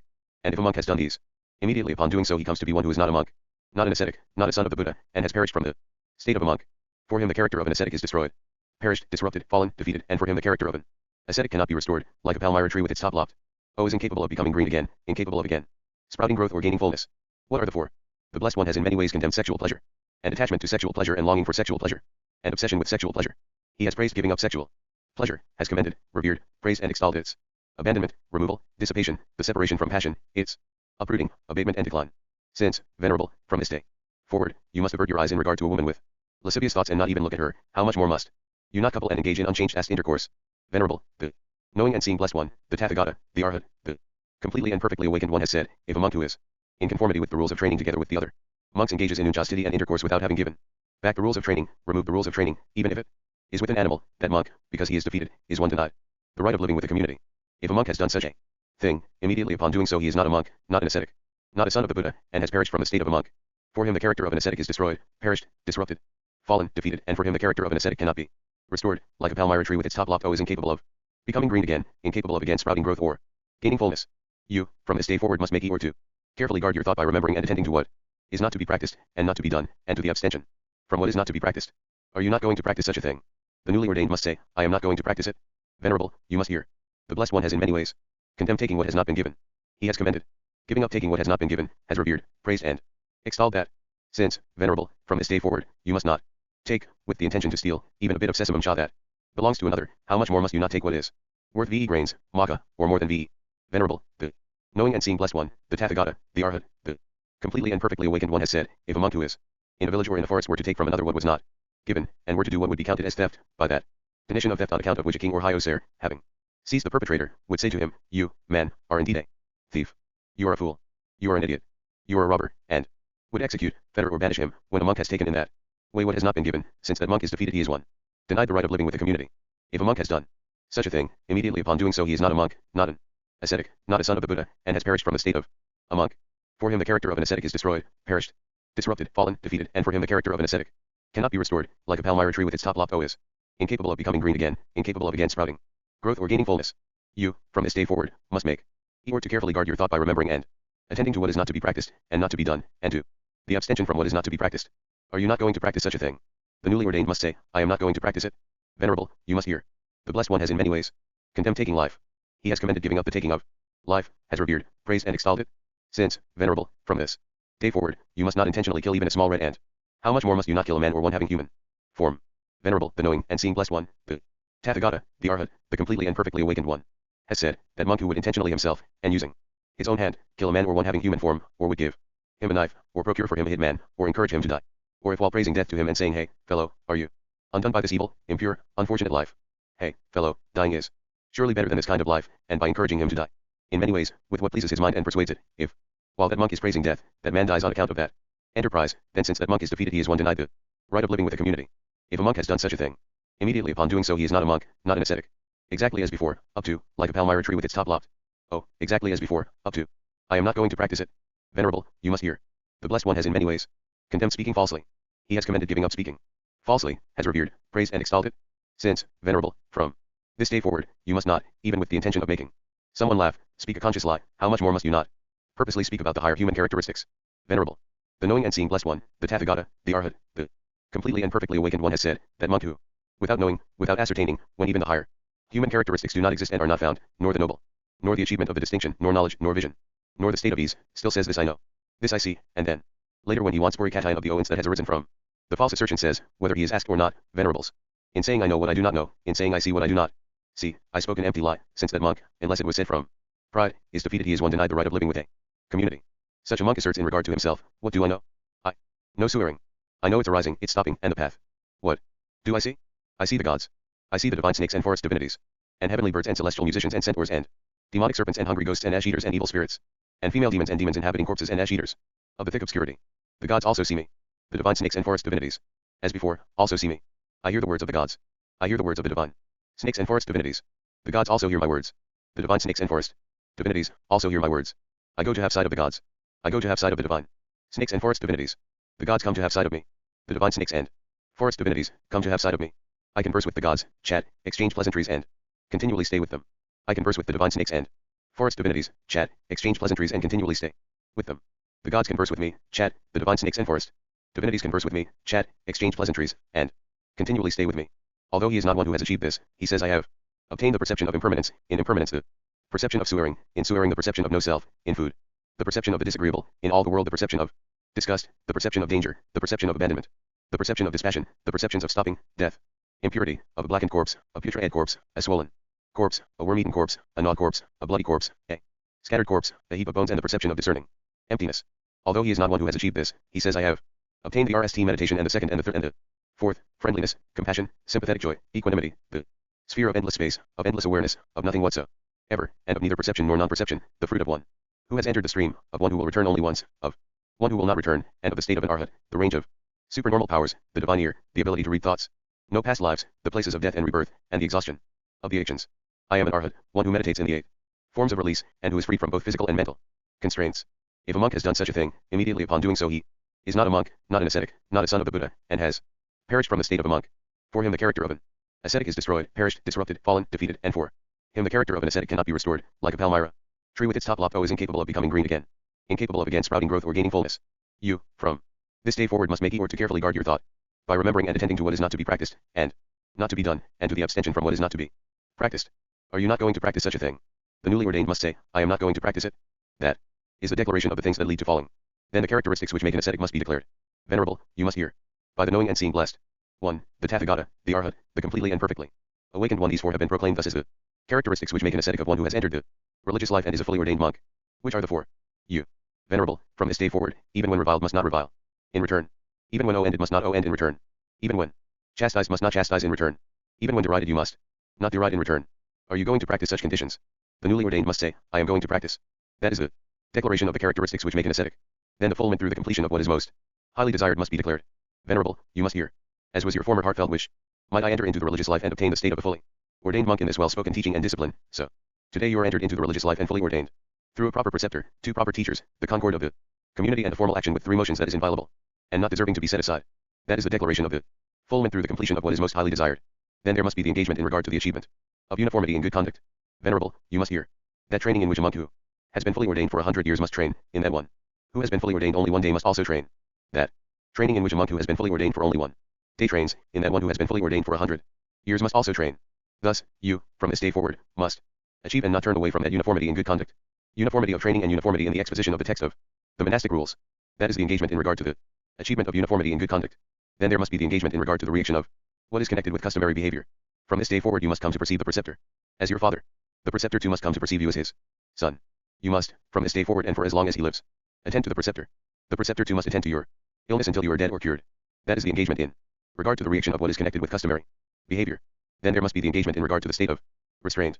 From this day forward you must well, in reference to your co-religionists, seniors, those in mid-career and juniors, with respect, with regard for and with your apprehensions under control. That is the engagement in regard to the state of restraint. Then there must be the engagement in regard to accomplishing the required. From this day forward you must explain, must read, must recite, must develop skill in the constituents of what is taken as a person. Skanda, skill in the elements, dhatu, skill in the organs and objects of sense, ayatana, skill in the origination of things by dependence, pratityasamutpata, and skill in possibilities and impossibilities. You must not lay aside the obligation to obtain what has not been obtained, to realize what has not been realized, to directly experience what has not been directly experienced. That is the engagement in regard to accomplishing the required. Then the acquirement of an understanding of fully taking on what has not been declared must be declared. I have only declared to you those which are the very most important rules of training. Others you will hear every half month, when the exposition of the text of the monastic rules is being expounded. Still others will be taught in detail by your preceptor, your teacher, those having the same preceptor, those having the same teacher, those with whom you are familiar, those with whom you speak, friends and close friends. That is the declaration of the acquirement of an understanding of fully taking on what has not been declared. Then there must be the engagement in regard to reverence. You are fully ordained in the order of he with the most excellent wisdom, the Buddha, as favorable conditions and prosperity are called to obtain, so too is this achieved. The lovely entrance into the religious life and completely pure ordination were declared by the fully awakened and knowing one, whose name is truth. That is the engagement in regard to reverence. Then there must be the engagement in regard to that connected with the declaration of the means that must be accomplished. Venerable, since you are now fully ordained, you must achieve attentiveness. That is the engagement in regard to that connected with the declaration of the means that must be accomplished. The ritual for the full ordination of a monk is completed. Translated by Gregory Skippen from H. Imer, Rab 2 Bai. Exit. Tibetus Kubersets in Depravrajyavistu im Binyader. Malaservistavadens. Asiatisk Forskungen, BD 82, V. Spaten. 1983, pages 135.15 to 165.5, with reference to Kalyamitra. Vinayabhasuk, Durjsanjayur, Dul B.A., Volume Su 243b4, 268-2, b. Janananda, Upasampajapti, Tibetan Sanskrit Work 6, Putna. 1961, A.C. Banerjee, 2 Buddhist Vinaya Texts in Sanskrit. Calcutta, 1977. 27. A murderer becomes a monk. The saga grew through the Buddha's encounters with all manner of persons, to whom he taught the Dharma. Not all listened. Among those who did, some became monks, some became lay disciples. Stories of these encounters form an important part of the tradition. Among these, perhaps none is more famous than the story of the murderer Agulimala. This story raises a number of points that bear consideration, including questions of criminal responsibility, the workings of the law of karma, and the power of the truth. Commentaries provide a good deal more detail than the sutta itself, which appears below. A son was born to the wife of Gaga, a minister at the court of King Pasenadi, a patron of the Buddha. The child's horoscope predicted a life of violence, so his parents named their child Asaka, non-violent, in an order to avert his destiny. He lived up to his name during his youth, until his teacher, deceived by other boys jealous of Asaka's success, demanded a horisi gift from his student, the little injures cut from the right hand of 1,000 people. The devoted but credulous Asaka set out to gather them, one by one, wearing his prizes strung around his neck. He soon came to be known by another name, Agulimala, finger necklace. The Buddha heard of the serial killer who had terrorized the populace and set out to end him. By that time, Agulimala had accumulated 999 injures. When he saw the Buddha approaching, he thought he had found his Nal victim. However, the Buddha employed his magical powers to prevent Agulimala from approaching him, and admitted him to the order of monks, where he eventually became an arhat. When King Pasenadi learned of Agulimala's presence in the saga, he did not have him arrested, but instead ordered to provide his robes and food. Others, however, apparently criticized the Buddha for allowing a criminal to escape into the ranks of the saga. As mentioned in chapter 25, the Buddha formulated species C rules in response to species C situations. The disapproval that resulted from the ordination of Agulimala led the Buddha to make a rule forbidding criminals from becoming monks or nuns. This rule, however, did not apply to Agulimala because it had not been in place at the time of his ordination. Agulimala did not entirely avoid the consequences of his deeds. However, those who recalled his earlier vocation would pelt him with sticks and stones while he was begging for alms, even after he became an arhat. The Buddha explained that the physical pain he sued was a consequence of his violent past. This illustrates an important point in karmic theory, that even one who has destroyed the seeds of all future rebirths and who will enter nirvana death can experience physical, but not mental, pain in their last lifetime as a result of negative deeds done in the past. The sutta below contains another famous episode. On his alms round, Agulimala is moved by the swearing of a mother and her newborn child. The Buddha recommends that Agulimala cure them by an act of truth, a declaration whose truth has supernatural powers, in this case, the power to heal. The Buddha RST instructs him to say, "Sister, since I was born, I do not recall that I have ever intentionally deprived a living being of life. By this truth, may you be well and may your infant be well." When Agulimala politely points out that this is not entirely accurate, the Buddha amends the statement to begin, "Since I was born with noble birth." The phrase noble birth can be interpreted in a number of ways, but here it seems to mean since I became a monk. When Agulimala speaks these words to the mother and her child, they are cured. A golem last statement has been repeated by monks to pregnant women over the centuries in the hope of assuring a successful birth. Thus have I heard. On one occasion the Blessed One was living in Savatthi in Jeta's Grove, Anthapiakayas Park. Now on that occasion there was a bandit in the realm of King Pasenadi of Kosala, named Agulimla, who was murderous, bloody-handed, given to blows and violence, merciless to living beings. Villages, towns, and districts were laid waste by him. He was constantly murdering people and wore their injures as a garland. Then, when it was morning, the Blessed One dressed and, taking his bowl and outer robe, went to Savatthi for alms. When he had wandered for alms in Savatthi and returned from his alms round, after his meal he set his resting place in order and, taking his bowl and outer robe, set out on the road leading towards Agulimla. Cowherds, shepherds and ploughmen passing by saw the Blessed One walking along the road leading towards Agulimla and told him, "Do not take this road, recluse. On this road is the bandit Agulimla, who is murderous, bloody-handed, given to blows and violence, merciless to living beings. Villages, towns, and districts have been laid waste by him. He is constantly murdering people and he wears their injures as a garland. Men have come along this road in groups of 10, 20, 30 and even 40, but still they have fallen into Agulimla's hands." When this was said the Blessed One went on in silence. For the second time. For the third time, the cowherds, shepherds and ploughmen told this to the Blessed One, but still the Blessed One went on in silence. The bandit Agulimla saw the Blessed One coming in the distance.